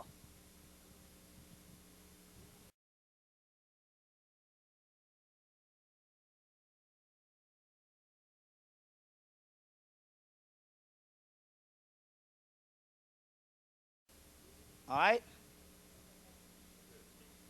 No, I'm sorry. 1 pink 7-day candle. 2 pieces of parchment paper. That's the sheepskin paper. You can get it at any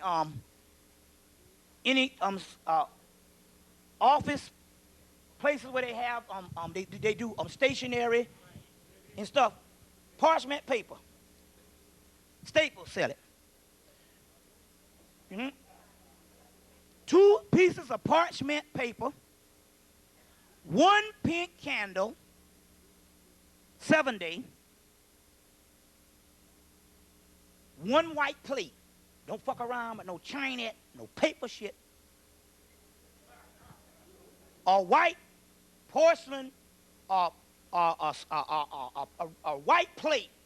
No plastic. Make sure it's a plate. All white. A white plate, all white. A white paper bag, not a plastic bag, a white paper bag, and a piece of string. You're going to write on the top of each of the paper, 1Jul00 on the top of each page. Then you're going to write identically what you want financially on those two papers, identical. You're going to take one of the pages, you're going to write what you want on both pieces of paper. So practice on it. Write what you want on both pieces of paper identical. You don't have to be red, it's just black ink. And 1Jul00 at the top. You're going to take one of the pages and you're going to put on the white plate, and you're going to pour honey on top of it, on the paper. On a table. On a table with the candle, the piece of parchment paper with the honey on top of the plate. Then you're going to take the other piece, put it in the white piece of paper bag.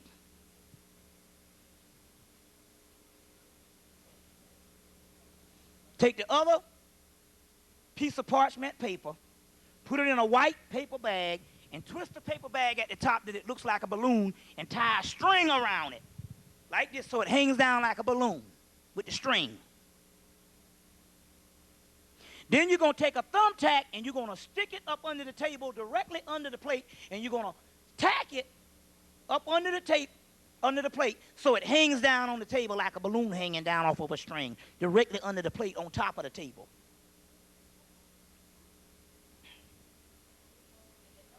Up under the table, you're going to take a stump tack and you're going to put it up under the table with the bag hanging down, tied at the top of the bag, with the paper inside the bag. Huh? Yes, it's up under the table. The one up under the table, the candle going to be sitting up on the table with the plate. You're going to take another one with the bag and stick it up under the plate, under the table. You get it? If you don't, tell your damn friends next to you or something who get it. Now, and, you know, I can't go on all night about this. It's real simple. Huh? By the tape. And you put it up under the table and let it hang down, and that'll get you big money, and you let that candle burn. That'll get you big money. Now, these things work better if you believe in them. Don't just believe in some stuff and just do it just in case. So that's what it is, because a lot of this stuff is off of your own energy. So you have to believe in it. Let the candle burn. Yeah. The candle is on the table beside the plate. Beside the plate. Yeah. So let's go into a question and answer right quick. What's that, brother?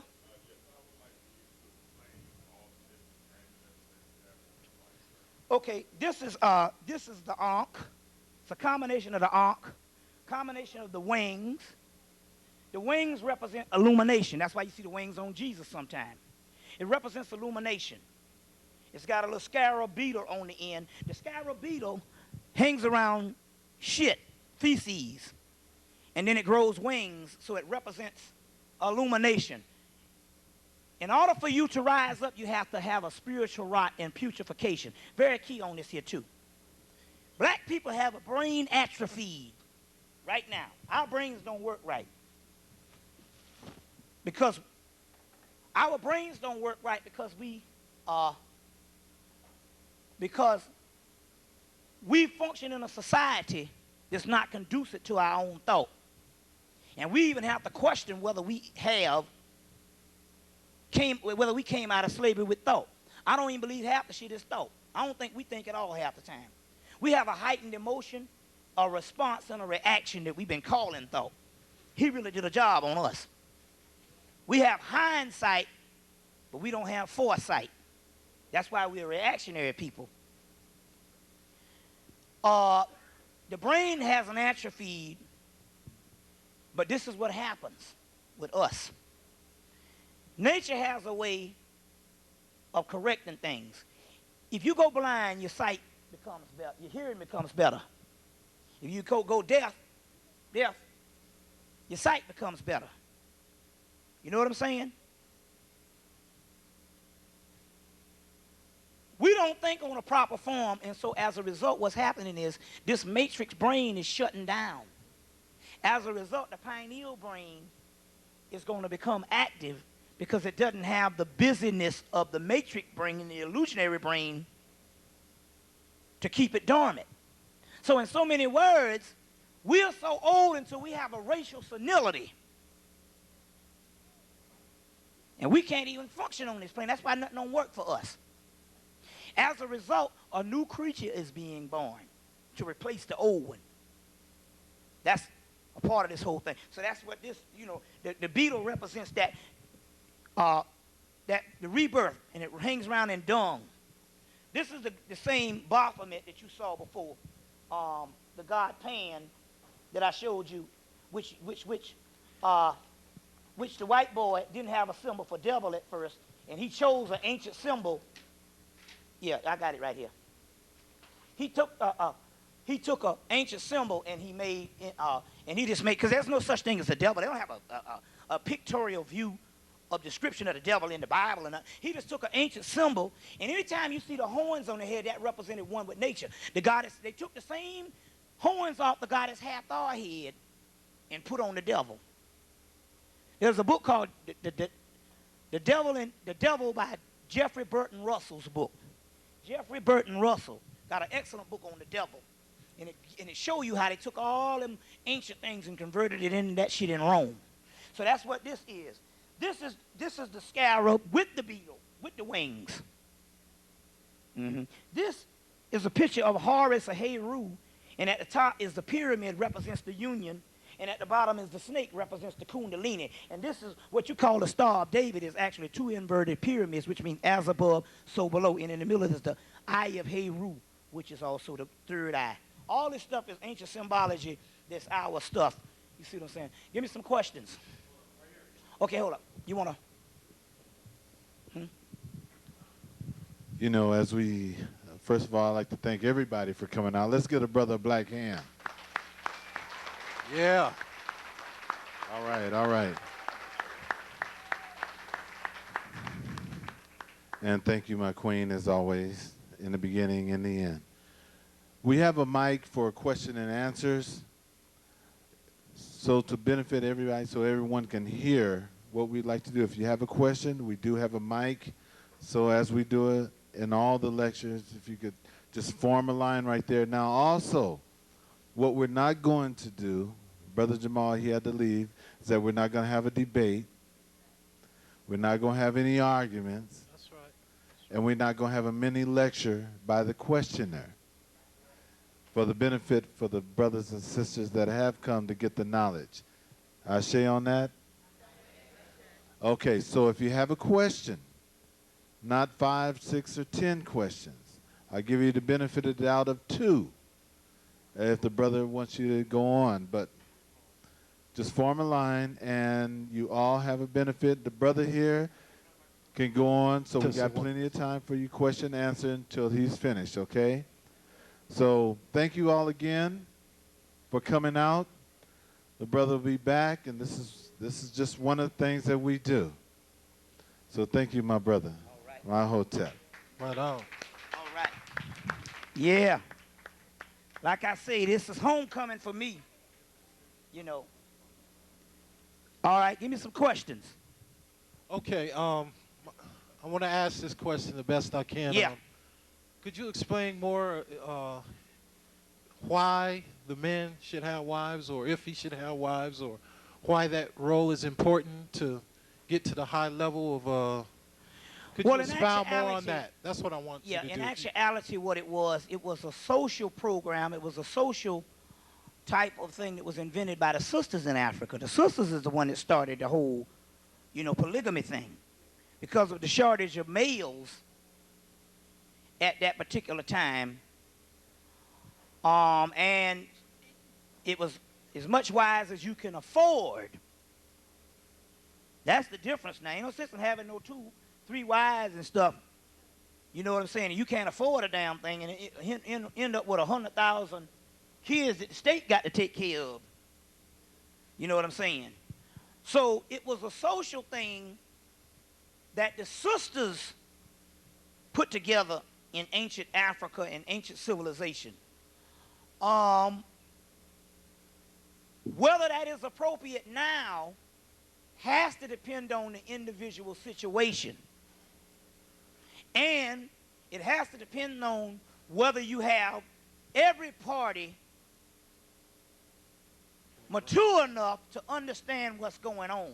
It can't be something that's imposed upon someone based on some type of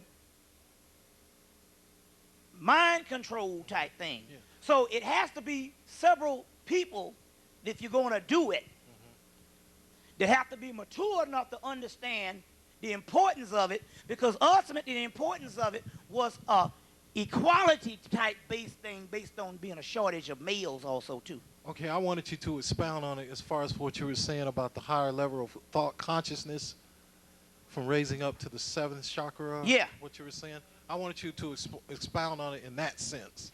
If that's the level of understanding in you know. Are you talking about as far as the many wives or something?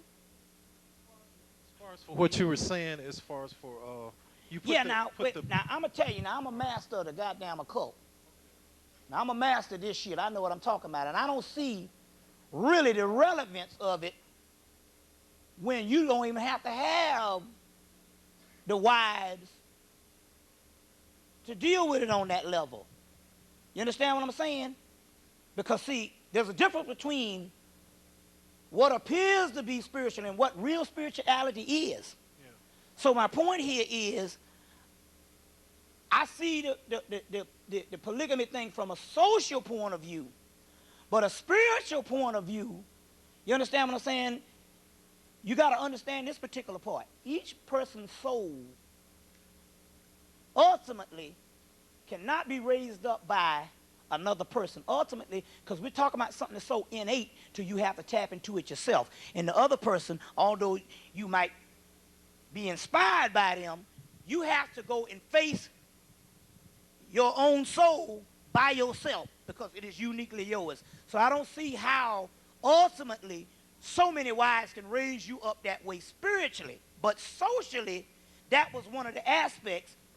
But given the time and different things like that and all, that's one that has to be figured out by several people that's mature enough to do that. Mm-hmm. So you're saying the higher level of consciousness doesn't have anything to do with wives? No, wives, no. Okay. As a matter of fact, let me tell you what real marriage is. The real marriage has nothing to do with some type of ceremony where you get together. You know what real sacred marriage is? Real sacred marriage or spiritual marriage is a union of two energies brought on by sex. That's what the origin of the shit was about. Before all the other cultures came and gave you this other social thing, that's why you notice when a lot of times when you have sex, especially with the women being more open, there's a bond. You know what I'm saying? The brother, he might have to hit it a couple of times, but sooner or later it's going to get him too. There's a bond that you get by having sex because it's a spiritual marriage of unions of energies. And that's what the real alchemical thing, what whoever you screw in is your wife. The ceremonial thing was based on civilization and cultural. But the real union of marriage and sex is based on a union of energies, on the alchemical term of this thing. You see what I'm saying? You know, like that. So what's that, sister?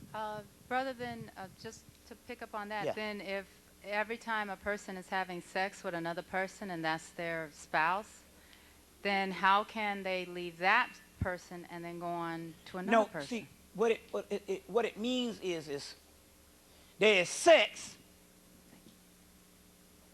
where there's also sexual tantra to deal with certain energies, and you can do different things based on an experience in that world. But the one that we're talking about where it's a sexual marriage is usually a permanent partner, or a partner from a certain length of time until whenever you figured it, that whole thing is. So that's what that has something to do with.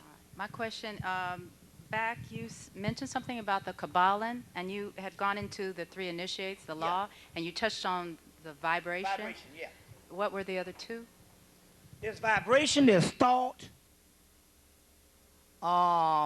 There's thought, there's vibration. Oh man, there's some, I'm drawing a blank right now. Thought, vibration, rhythm, which would be the same as vibration, but that's probably another aspect of it. There's several of them. I don't, to be fair, just you need to get the book, The Kabbalion, The Three Initiates. Okay. The studies in Hermetic, like I said, the studies in Hermetic philosophy. Okay. Last question. You were talking about how demons or things would come and possess or haunt people.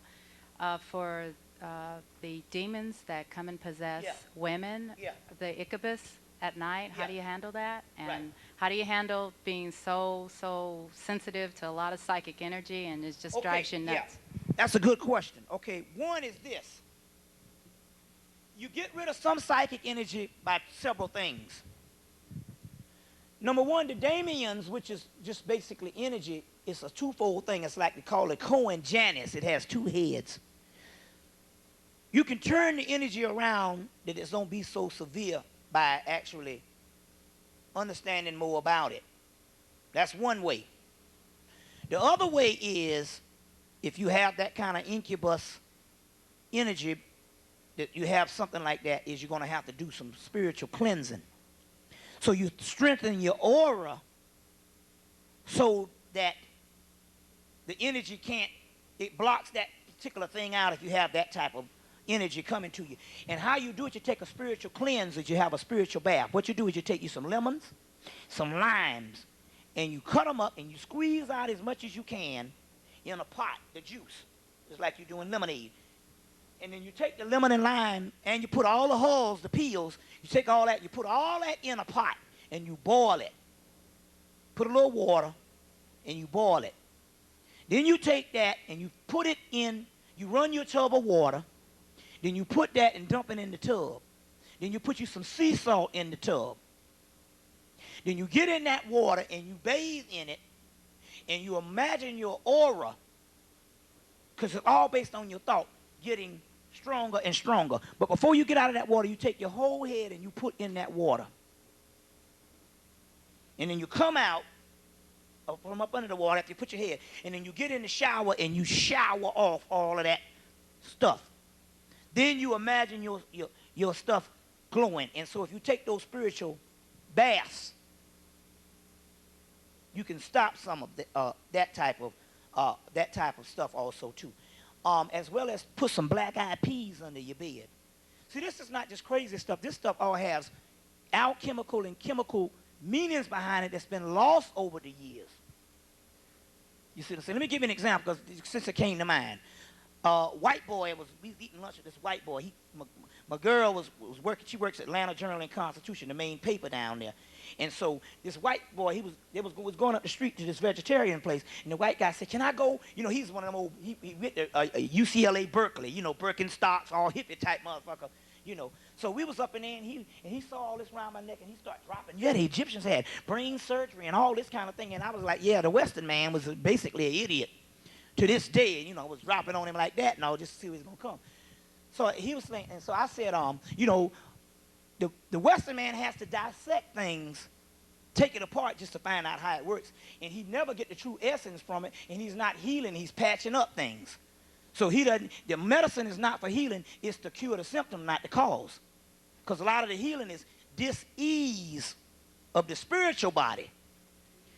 And so I said, well, the African, he could study nature and he could see exactly the movements of things and different things, and so he would observe and he could really heal things. The ancient person being in tune with nature. And I said he could take a coconut or egg, some cornmeal, some other stuff like that, some beads and some beans and stuff, and he could cure the body of major ailments or literally major catastrophes. And he said, I got your ass now, nigga. Now, you're going to have to explain to me how that is done. And actually, the science to it has been lost over thousands of years. But as soon as he said that, I said, I can explain it. As soon as I explained it, they came and gave it to me. Just on the spot, that you know that ain't nothing lost. I said, I can explain it. And so he said, well, explain it. I said, look, you know of electromagnetic force fields. He said, yes, electromagnetism. I said, the African understood that there's everything in your body has electromagnetic force field to it.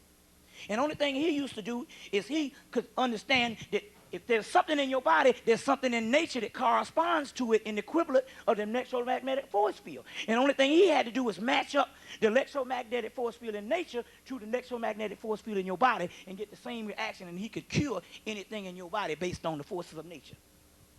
And it just came to me. He said, God damn.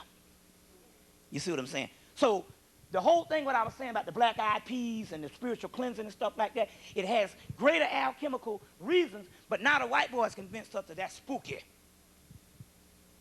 You see what I'm saying? And so now we all educated now, and we don't want to believe that, but we want to go to the damn doctor so he can butcher our ass. You see? Yeah. Never go to a doctor before you get taken out like that, because they usually kill us for population control. They got to kill so many in the hospitals every year. Because usually, you'll survive all this shit. But when you go to the doctor, they take your butt on out. So if you're that sick, if you can't cure this shit on some other level, just go ahead and have somebody sing some songs and you get on to the other realm. But don't go out like no punk. You see what I'm saying? So, yeah. But so that, the spiritual bath to do that. What's that, sister? Hi, brother. Thank you for coming. Okay. And thanks for the information. All right. I just wonder if you could expand on the Tantra energy, you know.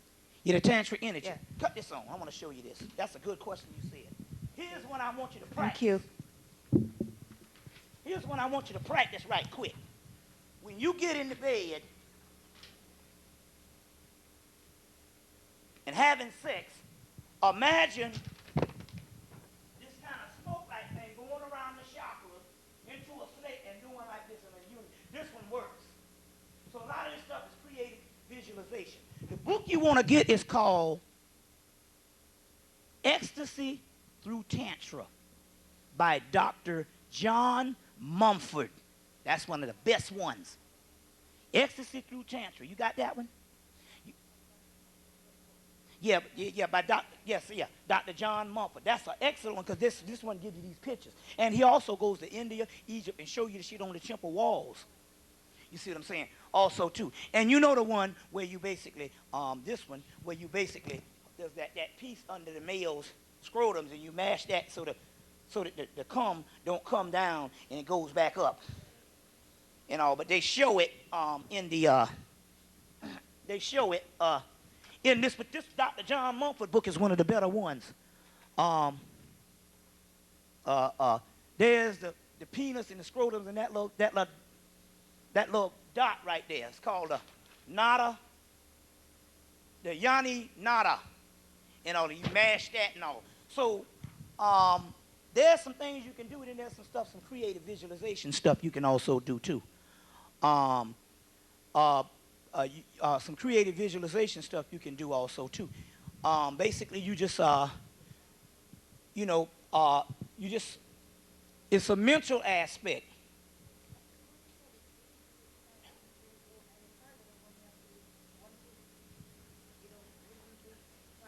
Yeah.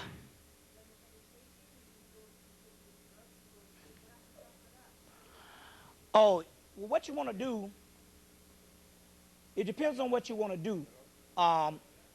You can strengthen the certain body for healing. You can also, you can use it to program the body for different dreams. So you tell your body that before you go to sleep, that you want to dream. You just tell your subconscious mind, I want to dream. Also, you can say, I want memory. There's several things you can do if but you can tell your body, and as long as you know that you're in control, you can do that. You can literally signal to the body also, too, that you want to dream. And you say, when I go to sleep at night, my body going to sleep, but I'm going to stay awake so that I can experience the actual dream. So there's several things you can actually do. And it depends on, it depends on researching what you want. But a lot of stuff is what you can do mentally also, too. Another one, when you go to court, this one also, too, this is a good one. I know that.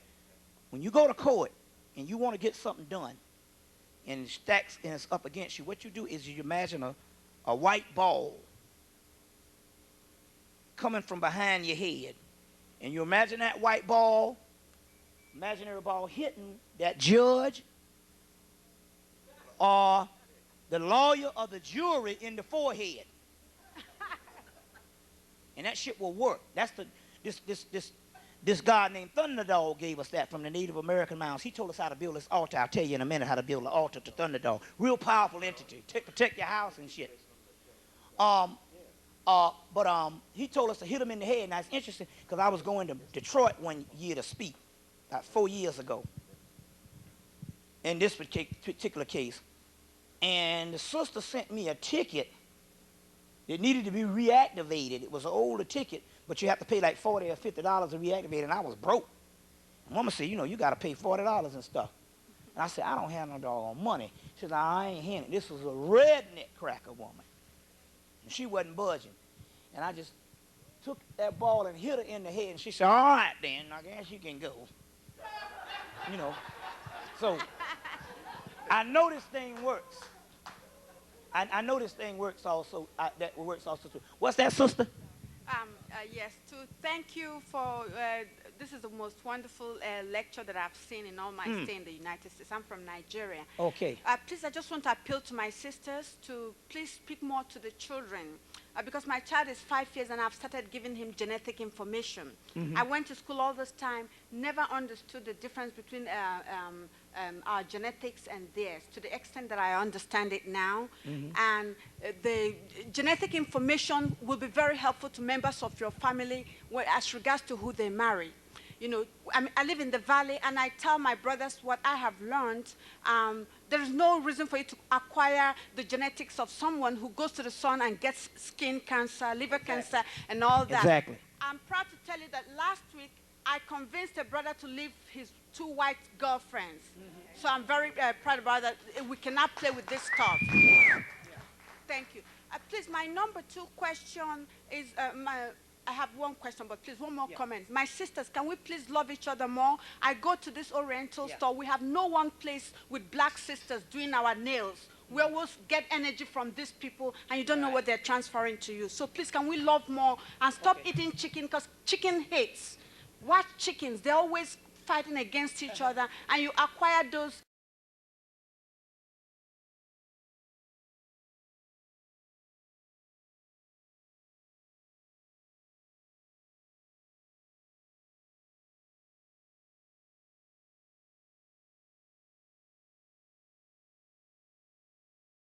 Stop eating chicken, please, and hogs, please, if you can.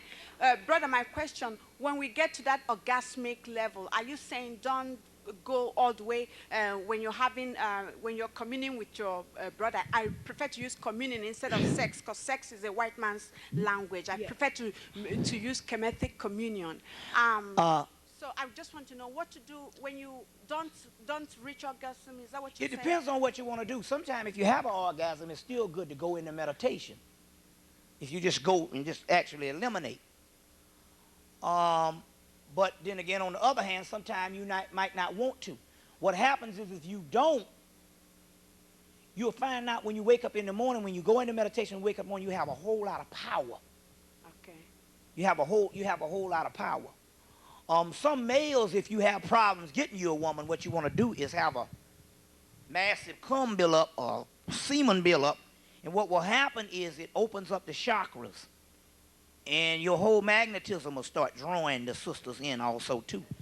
You see what I'm saying? Based on that too, because what happens is you gain this shine. You gain this shine, and they're drawn to your whole aura too. It strengthens your aura when you have when you have the semen build up also too. Some brothers say, I ain't into that stuff, but I'm just saying.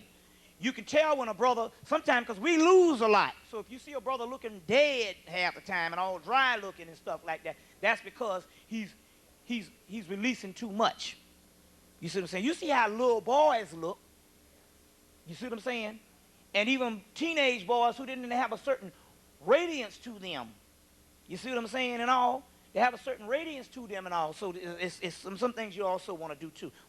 Please also, can you comment on cleansing? Because Queen Afua says we should not, we should cleanse and convince the brothers to cleanse also before getting into any chemetic communion. So please, can you comment on cleansing the system and how powerful is that as far as our system? Yeah, well, it's just a matter of your auras coming together also too. Your auras coming together also too. But also too, the male has better sexual stamina if he also clean out based on the colon. Also too, that's one you want to hit too. There's some stuff called NutriCleanse. That's the best stuff on the market. NutriCleanse. That's the best stuff on the market because a lot of the colon cleansers stop working after a while. This stuff here, what it does, it's not like all the psyllium husk. What it does is, when you go regular, but it makes the bowel movement very long. So you basically get all of the upper part of the colon. It's called NutriCleanse. Also, what's that, brother? Okay, now, I was watching this thing about DNA, according to the so-called white man, that a real black person, like a black person from South Africa, down the region where they say man originate from, is that the white man, he said more mutation or more variety. Like a black person could produce every kind of person, versus to a white man, he can only produce, say, like himself, and he had only one mutation. Right, yeah. So, well, I want to know what you think. I'm thinking that white people's come from black people, but you more or less indicated that there was some separate. Because you got to realize one thing about this too. Yeah. In order for us to see, first of all, a mutated person of a albinoid type species, that's almost a 1 in a million chance. It wouldn't happen on a species that would make an entire race. I mean, what it is this here. What it was is this here, because we didn't have a lot of the scientific evidence on this thing, we made up a lot of theories. You understand? We made up a lot of theories and stuff. But what we don't understand is civilization didn't evolve up to what it is now. Civilization was at a very high thing and it crashed. So the stuff that they're doing now, they're just doing the outer shell of it. But we were so advanced, and the white boys pushed the timeline up to 6,000 years. You see what I'm saying? They have this thing here. Hold on 1 minute. Put this on here 1 minute. They found this one. They found this text in the British, some stuff brought up by the Moors. They found this text brought up by the Moors. And it was such an old ancient writing from Arabic until they couldn't even go and get a regular Arabic person to try to decipher it. They had to go and get an old ancient Cushite family that was still living in that area to decipher this stuff, because this thing is so old, and when they decipher it, it had a timeline on it, and the timeline went back to like 2 billion years. You see what I'm saying? And the only person that even talked close to that longest amount of time was talking about high civilization was Elijah Muhammad. So they got this stuff. It's in the British Museum, and it was like 2 billion years advanced civilization. Okay, go ahead.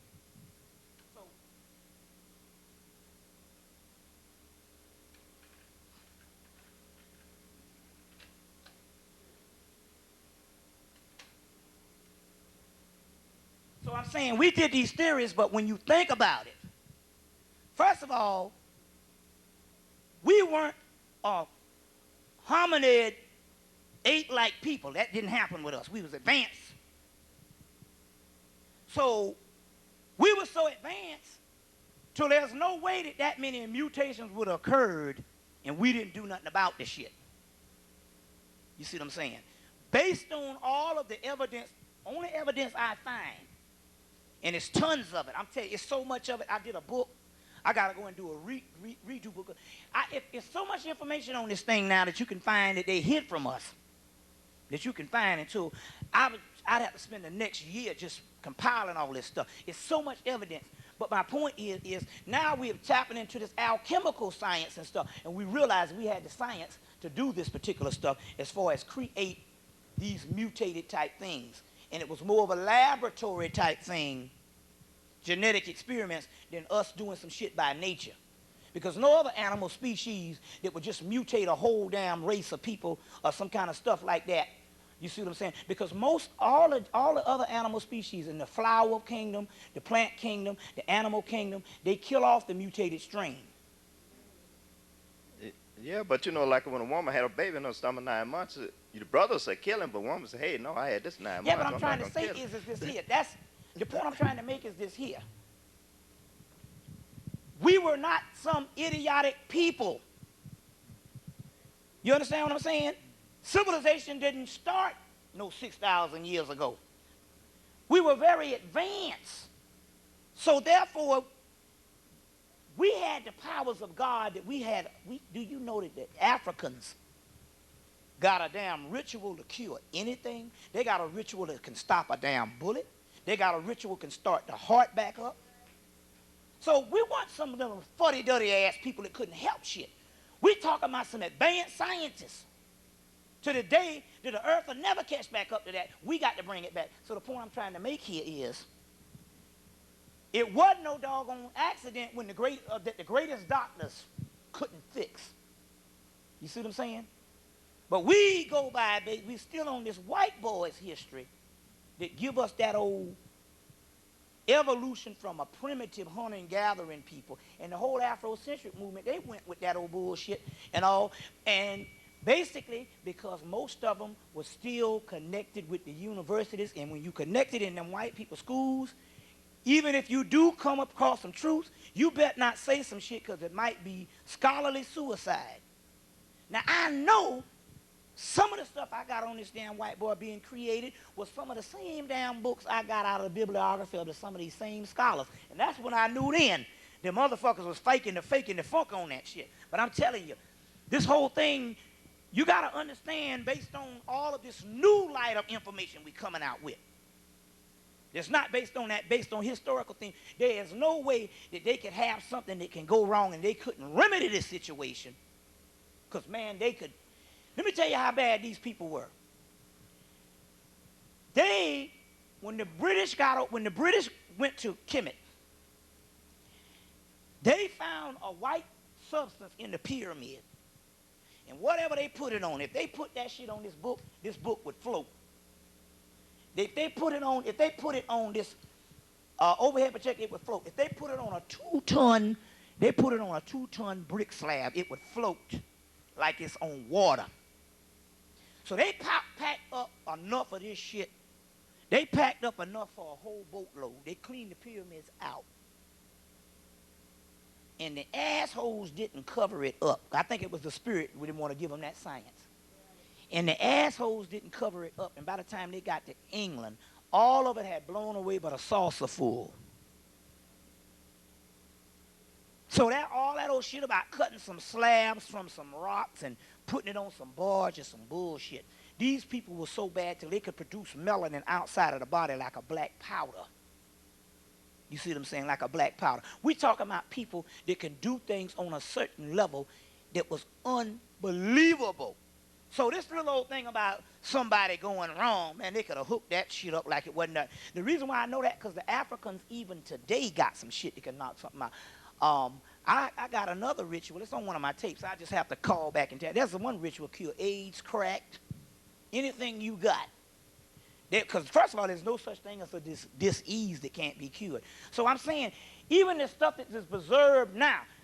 I was talking to an African brother, and this brother said, hey, because I was talking to this other brother from South Carolina on the train one night, and I was telling him about, you can use this magic. And he was saying, my father never worked. He said he was always one of them brothers that never worked. He said we always had. And he said not only we never wanted for anything. And he said, but when we would go on long trips, he would put a black bag in the back of that car, and I never knew what it was. And he said, all this time here, he said, you mean to tell me this magic worked? And he said, man, it's amazing that I'm hearing this for the first time because I see my father was into that, and you telling me now. And it was an African brother listening. He said, hey, brother man, listen to that brother. He said, but if you don't believe in it, it will not work. He said, they got some Africans on the continent that they don't let off the damn continent. Because if they let these off the continent, they said at 12 o'clock on any bank in America, they could walk up in that motherfucker invisible and rob them blind. With some shit they rub on their body and rob them blind. And he said they won't even let this shit off out of the what you call. So they got certain families over there that had to hide the secrets. Let me tell you another thing happened. I was in Newark. I was in Newark one time doing a lecture, and an African stepped up to me and gave me a $100 bill. And this brother said, he said, it's amazing. He said, when I went to college, my family went, and went in a little box and gave me a ritual. They said, you do this ritual, and anytime you do this ritual, you will pass any test known to man. But he done educated with them British, thinking it's some bullshit. He said he went to college and studied hard, almost had a mental breakdown, and never used the damn ritual. He said about 5 years later, another African knocked on his door and said, your family said you got a ritual and you didn't use it and you got to give it to me. And he got that ritual out there partying on their ass and passing every damn test. He said, here I am, almost killed myself. And the brother went right through school, passed every damn test. So we're talking about advanced science. That shit that Alvin Van Sertim and them talking, they was grazing the goddamn serpent. I'm telling you what I know, because I use this shit. I right now, and I don't advise you to do it, I go invisible on their ass, and I just got so bold, I took a big old stack of books like this high in the store, and went invisible. I said, I'm going to walk out this front door with all this shit. And I walked out the front door with that shit. Nobody saw me. I know this shit worked. We talking about some advanced stuff. Okay, what's your sun sign, man? Huh? What's your sun sign? Well, I'm a Sagittarius, so I don't, yeah. So, yeah. What's that, sister? Peace, Brother Yeah, peace, Bobby, brother. and much respect. I first heard you in Atlanta back in 95. 95, okay. Yeah, Sister Afrikiti. Sister Afrikiti, yeah. Right. That was the spot. Right. I remember you. I remember your face. Yes. Yeah, okay. I'm Sister Angel. Yeah, okay. I have quite a few of your tapes and Okay. videos, and on one of your tapes you shared some words of power. Light will overcome. Light will make us overcome. one. Light will From the make us blue one. fire sun. Light from the blue fire Command sun. us now all free. What it says? Command us now all free. Those words, they just stuck, and they've been very powerful for me. Yeah. And I was wondering if you had any other words of power that you could share with us that we could meditate on. Boy. That could take us forward. Let me think for a minute. It'll come up in a minute out of the computer. You get ready to leave? Yeah. Oh man. Whew. It'll come out of what you call it. But why don't you do one thing? All you gotta do is sit quiet, and your spirit will tell you some stuff to say. But what it is we don't trust it. We just thinking it up. And it worked. But those words were ancient, and they came they from. worked. That one worked. Who do you say? What Saint Tumara. They came from Kumara, Sirius. Yeah. Light to say what? Light. What did it say? Let me remember it again, because I'm drawing. It was light will overcome. Light will make us one. Light from the blue fire sun command us all free. It was from Sirius. Yeah, I remember that one. It was powerful. Yeah. Listen, light will overcome, light will make us one, light from the blue fire sun command us all free. It was a real powerful, and I got some more, but it's just right now, but I appreciate it, yeah. Mm-hmm. What's that, sister? Yes, greetings, brother. I'm Yeah. Sister Malika from Africa House, and Brother Okay. Ray is here with me as well. Yeah. I just want to thank you for what you bring to us, and I just simply want to address some of the things that you pointed out. If you would expound a bit on respecting the elders. Some of us know that I've had a sign-up sheet going around for quite some time. I mentioned it in 95 about putting together a council of elders. Yeah. And I noticed you started out by mentioning the last frontier of disrespecting the great mother. Yeah. In some film that's upcoming. I didn't get the name of the film exactly. No, the professor, the Crumps. Okay. They're going to savage the black woman, the old. Yeah. The Big Mama's family, too. Okay. They did it, they eased it on in with that one, but he was dressed up like a Big Mama.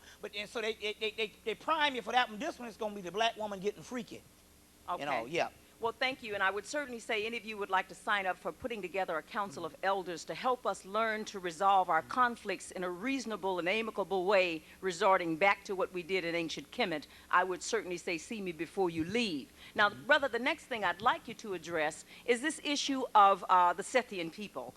issues concerning things that were taboo, such as oral sex. Some of our sisters are suffering in silence, and they do not discuss this issue publicly because they have some brothers who are persecuting them, and they don't know how to speak it. But I'm going to tell you something. Now, guess what, though? Oral sex was not taboo. Now, not only that, they got it on the temple walls in India, but I'm going to even break this shit down even more. That was not taboo. Let me explain something to you. It's just that we are so trained to not deal with certain things of our own sexuality and our own bodies. In the vaginal secretions, there's that Shaktis, Ojas, and Kalas. And certain things they used to also use for empowerment. Now, on the temple walls in India, they have the oral sex thing, and these things here, the Vedic things, which is doggone Kushite. And let me tell you, now this might be grotesque, because you get something, if you get a story, a black man will top it, or some black person gonna top something. You think I heard it all now, and the next week some other black person gonna top something. But it's the brother who told me this, when he asked me this question, I already knew some stuff because he said something happened, and what happened, he couldn't believe what happened. He said they had a brother that lost his job, and he ran out of money, and he didn't have no food. He got super hungry, so he called over his girlfriend. I'm saying, well, here, you go all right. You lost your job and ain't got no money, still got a girlfriend? So he called over his girlfriend, and he said the spirit told him to just eat her out. And he ate her out for about an hour, come to say. And say when he got through, he said he was so full he was about to bust. So the brother came and asked me, when he heard this story, was there anything in the vaginal secretions that would do something like that? Now, based on me being into this stuff, and believe me, I study, they do have these things. There's a lot of it in a book called Serpent Power by Arthur Avalon. Serpent Power, Arthur Avalon. Kalis, Shaktis, and Ojas. Lunar fluids. And this stuff is for very healing purposes and all types of stuff like that. So I know that particular part. We say that now, but I have new evidence and stuff in the John Mumford book, because we always document. You can see it right on the temple walls on that particular part about that. On that particular part about that. Now, there's other things I don't know, but I'm going to tell you. You'd be surprised on a lot of things we have been taught is taboo is stuff that the male hatred, that they knew that the woman was the ultimate aspect of sexuality, which represents power, and they had to shoot down a lot of that and destroy a lot of that, and that comes from patriarchy. Well, that's why I appreciate your bringing forth the energy, the matriarchal energy, because I'm finding that there are brothers in the community and around in various cities, because I do travel as well, that are literally forcing sisters in this situation that is uncomfortable for them, and I would take it to even a higher level. One of the things that Dr. Frances Cress Welsing spoke of is that one of the first things we need to learn to do is what to do with the parts of our anatomy. And it has caused quite a bit of pain among some of the sisters. Yeah, and I don't mind the that. Anal sex issue, because we talked about that as well. Well, you know, that's a whole other thing. And absolutely. And so I understand that there's all types of grotesque things that's happening too. Absolutely. And grotesque things that's happening also too, and I do understand that. But you know, at this particular point, I think in actuality that personally right now, we break this down to the least common denominator. See, I'm not an advocate to go out here and say that we got to teach people outside of the people that's coming to us conscious, because I know that that's a failure. It ain't happening. It's not happening. Because we still have that, we got to go and teach our brothers and sisters. And like I said, based on this thing and all, what's going to happen is we're going to have these victims up until this thing is over. So that means what happened is at this particular time, we just got to cultivate the ones who were radiating from that particular heart chakra.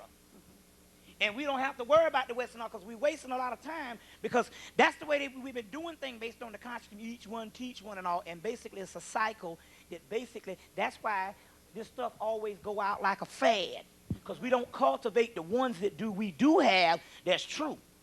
You understand what I'm saying? So I think that whole movement thing and all, I think that's how we lose ground. Because them white boys right now, they go from the whole African principle that it always comes from a nucleus in a small aspect. Many are called, few are chosen. Absolutely. And that's the universal thing based on Camite situation. So this whole thing this is a cesspool out here in a graveyard. And I think we wear ourselves thin dealing with the idiots. Because our people, one thing about our people, I noticed about our people, we seem to can do what we want to do when we want to do it. That white man tell us, I want you to get certified on this. He might give you a big stack of books. And you got a $100,000 a year job, but you're going to make $100,000. Our people have synthesized that shit so much until the white boy go, how you did that shit. But then again, all of a sudden, when it comes to things that we draw a blank. You see what I'm saying? So my point here is, I think that we have to cultivate the people that we already have. You see what I'm saying? Cultivate the people we already have. And I think that we got to cut the denominator of the feel-good shit. Niggas ain't shit, and niggas ain't going to never be shit. And it ain't about saving. What's going to happen is this. First of all, the physical realm is not supposed to last. I haven't, you know, it's interesting because I'll be honest with the thing. I said, well, I want to, if there's something out here, I want to study it because I'm sincere. I gave up all my fucking money to do this thing. And I found out one thing. I said, in studying this stuff, they never said in none of the scriptures I read that we was going to go back to a physical Egypt or a physical land or whatever. A caterpillar don't go into a cocoon to become a caterpillar. It metamorphosizes into a butterfly. The next step is something beyond the physical realm. That's right. Because I'm going to let you in on another secret based on alchemy. And this is what I do know based on the higher arts. The ancient process of what they call melanin is called mercurial substance. It's not the mercury, you know, of the alloy or the thing you see here, but it's called mercurous in alchemy. Is this dark substance called the negrito, the Saul Niger, or the Saul nigger, the negrito, or the blackening phase, or the nigrum nigrus nigra. This black substance, that's what melanin is in alchemy. They said this particular substance, whatever it is such an old substance, but one thing it cannot do. It has to keep going far further. It cannot retain the prior properties and the prior states. So that means that we cannot go back because the melanin thing is always going to the next plateau. You see what I'm saying? To the next plateau. Let me give you an example. Look at this. Y'all all right? Oh, yeah. Oh, yeah. Give an example. Yeah, I know, you know, this is very important. Get a pen. Yeah. This is how this thing goes. Hold on. We got black. You can wipe this off the screen so it's no big deal.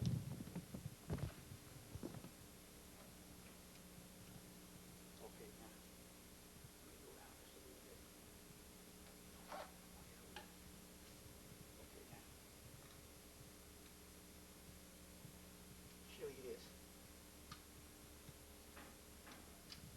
Okay. Show you this. Okay.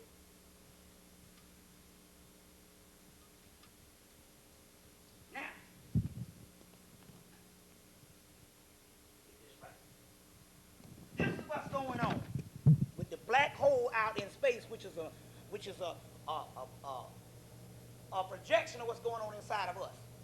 This represents. Did brother give me a little pen? Yeah. Well. Yeah. This represents the cycle that we were on. And we did this cycle. Once we used up this cycle with us, we became laggards. Nothing didn't work on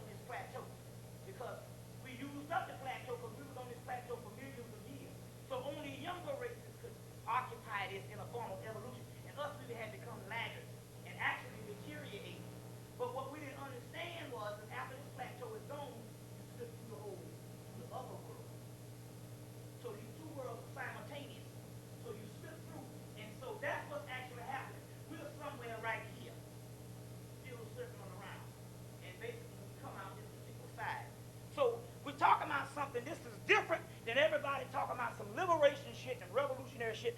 Let's stop bullshitting. It's not going to happen. Our people are fucking savages. I can say that because I understand that it's not about, we don't supposed to go back to nothing, and we don't supposed to improve the quality of our life. You don't supposed to improve the quality of your life because you can't. Because you used the shit up 1,000 years ago. You're supposed to go to the next plateau. Here's another one. Y'all all right? Let me show you another one. Need some spit, but... Okay. Let me show you another one. You getting this stuff? See, we're talking about advanced science here. A lot of people was hitting and missing because they was trying to patch up this bullshit jailhouse. And it ain't happening. That's why we hear year after year after year, still trying to figure out how to help brothers and sisters. We need to be killing niggas. That's the best thing for them. Now look.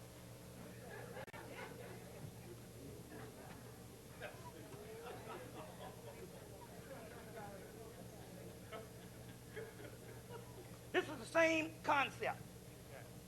Okay. Oh shit. There you go. Just grab it off the belt. Same concept.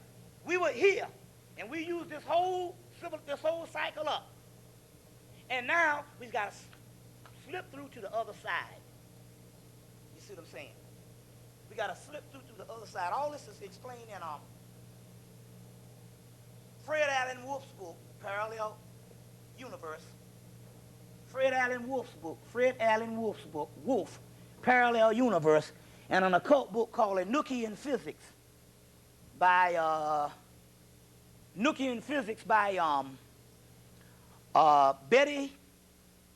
Gerald and Betty Schuller. Enochian Physics, and they got this thing here. But one of the main books is Parallel Universe, talks about this too. Which one? Parallel Universe, Fred Allen Wolf. And it brings us about that black hole. But that black hole, you slide from the inside. The black hole is the black dot. So I'm saying is these are some things is what's going to happen. And in actuality, you know, I care nothing about motherfucking niggas' pathology because I know it's not going to happen. Because it don't supposed to. It don't supposed to. You ain't going to liberate shit. See, you cut the chase and stuff. We know that's not going to happen. You know what I'm saying? Be real. You know in your heart it ain't going to happen. Now, you know it's interesting because I got one of the sisters, Sakai, from Atlanta. She had to go back to Chicago. She said, damn, I went home Christmas. She said, and the niggas are so dead.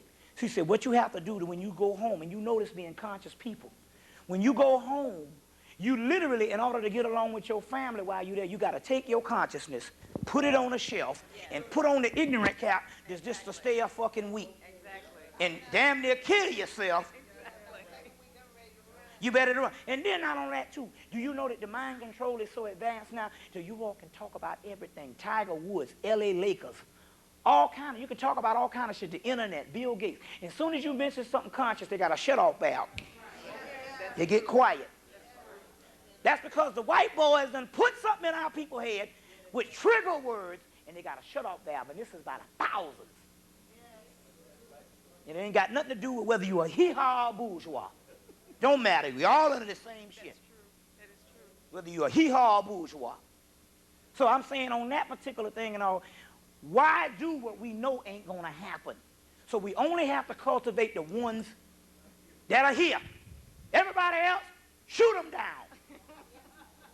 Because it's garbage. And we know. You talking about playing some hell, try to fix up a nigga. It was a bad invention. Nigga was a bad invention. Thank you, brother. Okay. On the heels of that, my next question, follow-up, was about fear, and I'm just rephrasing it even as I stand here. Because that's great.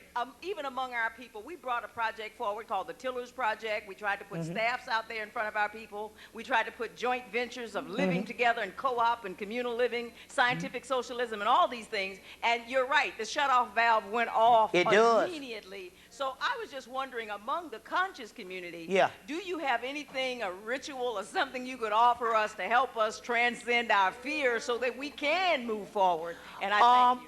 I think what it is I think at this particular time, what it is we got so much of this I got 150 videos out, and I'm not trying to make money. I'm just saying, but there's a lot of this stuff is on those things, as well as one good part about it is on all the videos I put numerous amount of bibliography. You see what I'm saying? You shouldn't respect nobody coming before you and don't give you no bibliography. You're world-class people that can read. You see what I'm saying? That shit ain't good enough now in the 2000s. Tell them, no, I don't want to hear that shit. It's one thing to, because there's a lot of spiritual stuff you give and stuff like that too. And yes, a lot of that stuff is not documented. But what you can do is you can give a base of information that they can go in and they can learn a lot of things. They have their own spiritual experience. So don't accept nobody coming before you that ain't giving you no shit. Because what happens is this. When a person don't give you the bibliography, it cuts you off from future. You will only have to depend on the tape that the person does. That's why you always let a person give you bibliography that you can go out and do yourself. It's about being students. It ain't about following nobody. What's that, brother? Yeah, what's up, brother?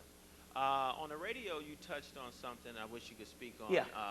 Where you said that if enough people right. Basically thought about the same thing, yeah. you could actually make it happen. Well, that's a good question that the sister asked about is there anything to give to the conscious community? Well, you all can start doing that too. Basically, what you do is you get into a meditative group. And you get enough people together, but screen them out, because, you don't want no asshole up in there breaking the thing because they don't believe nothing. So sometimes if you get 4 people that's down other than 8, I would go with the 4. But get as many as you can, and they got to be dedicated and they got to believe, because the subconscious mind produces for you what it believes to be true. The subconscious mind produces what it believes to be true. It takes information. If the information is false, then the subconscious mind still acts upon the information as it is truth. And then once it gets something in it, it blocks off the future information from coming because it has it. So we have to release that old bullshit, your cup runneth over with ignorance, to get the real deal stuff. So, you get in a meditative group for whatever you want to do, and you have one consensus. We're going to bring down this, we're going to do this. And you all tune in at the count of whatever and meditate on the same thought. And enough people think about it, you can make some shit happen. Thank you. Thank you. Yeah. Yeah. Okay. Okay. The tape. Yeah. Go ahead.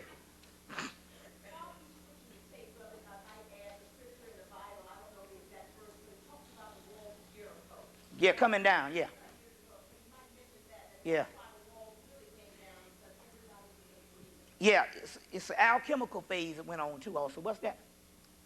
Thank you for coming. Oh, sister. Thank you. I'd like to know. You mentioned the 4 pennies and the yeah. Candle and the yeah. Have you used it? Oh yeah, I have. Well, why you eat buffalo wings? Let me explain to you. Usually, this is interesting you say that. I'm a different, unique type of person. I usually don't function on a whole lot of material things. And I'll give out, like I tell you what, the one for the big money, I've never used it. I've never used it. I'm so wrapped up, and I think it's got something to do with my mother was that way. My mama, you could give her we would buy her a damn necklace or something.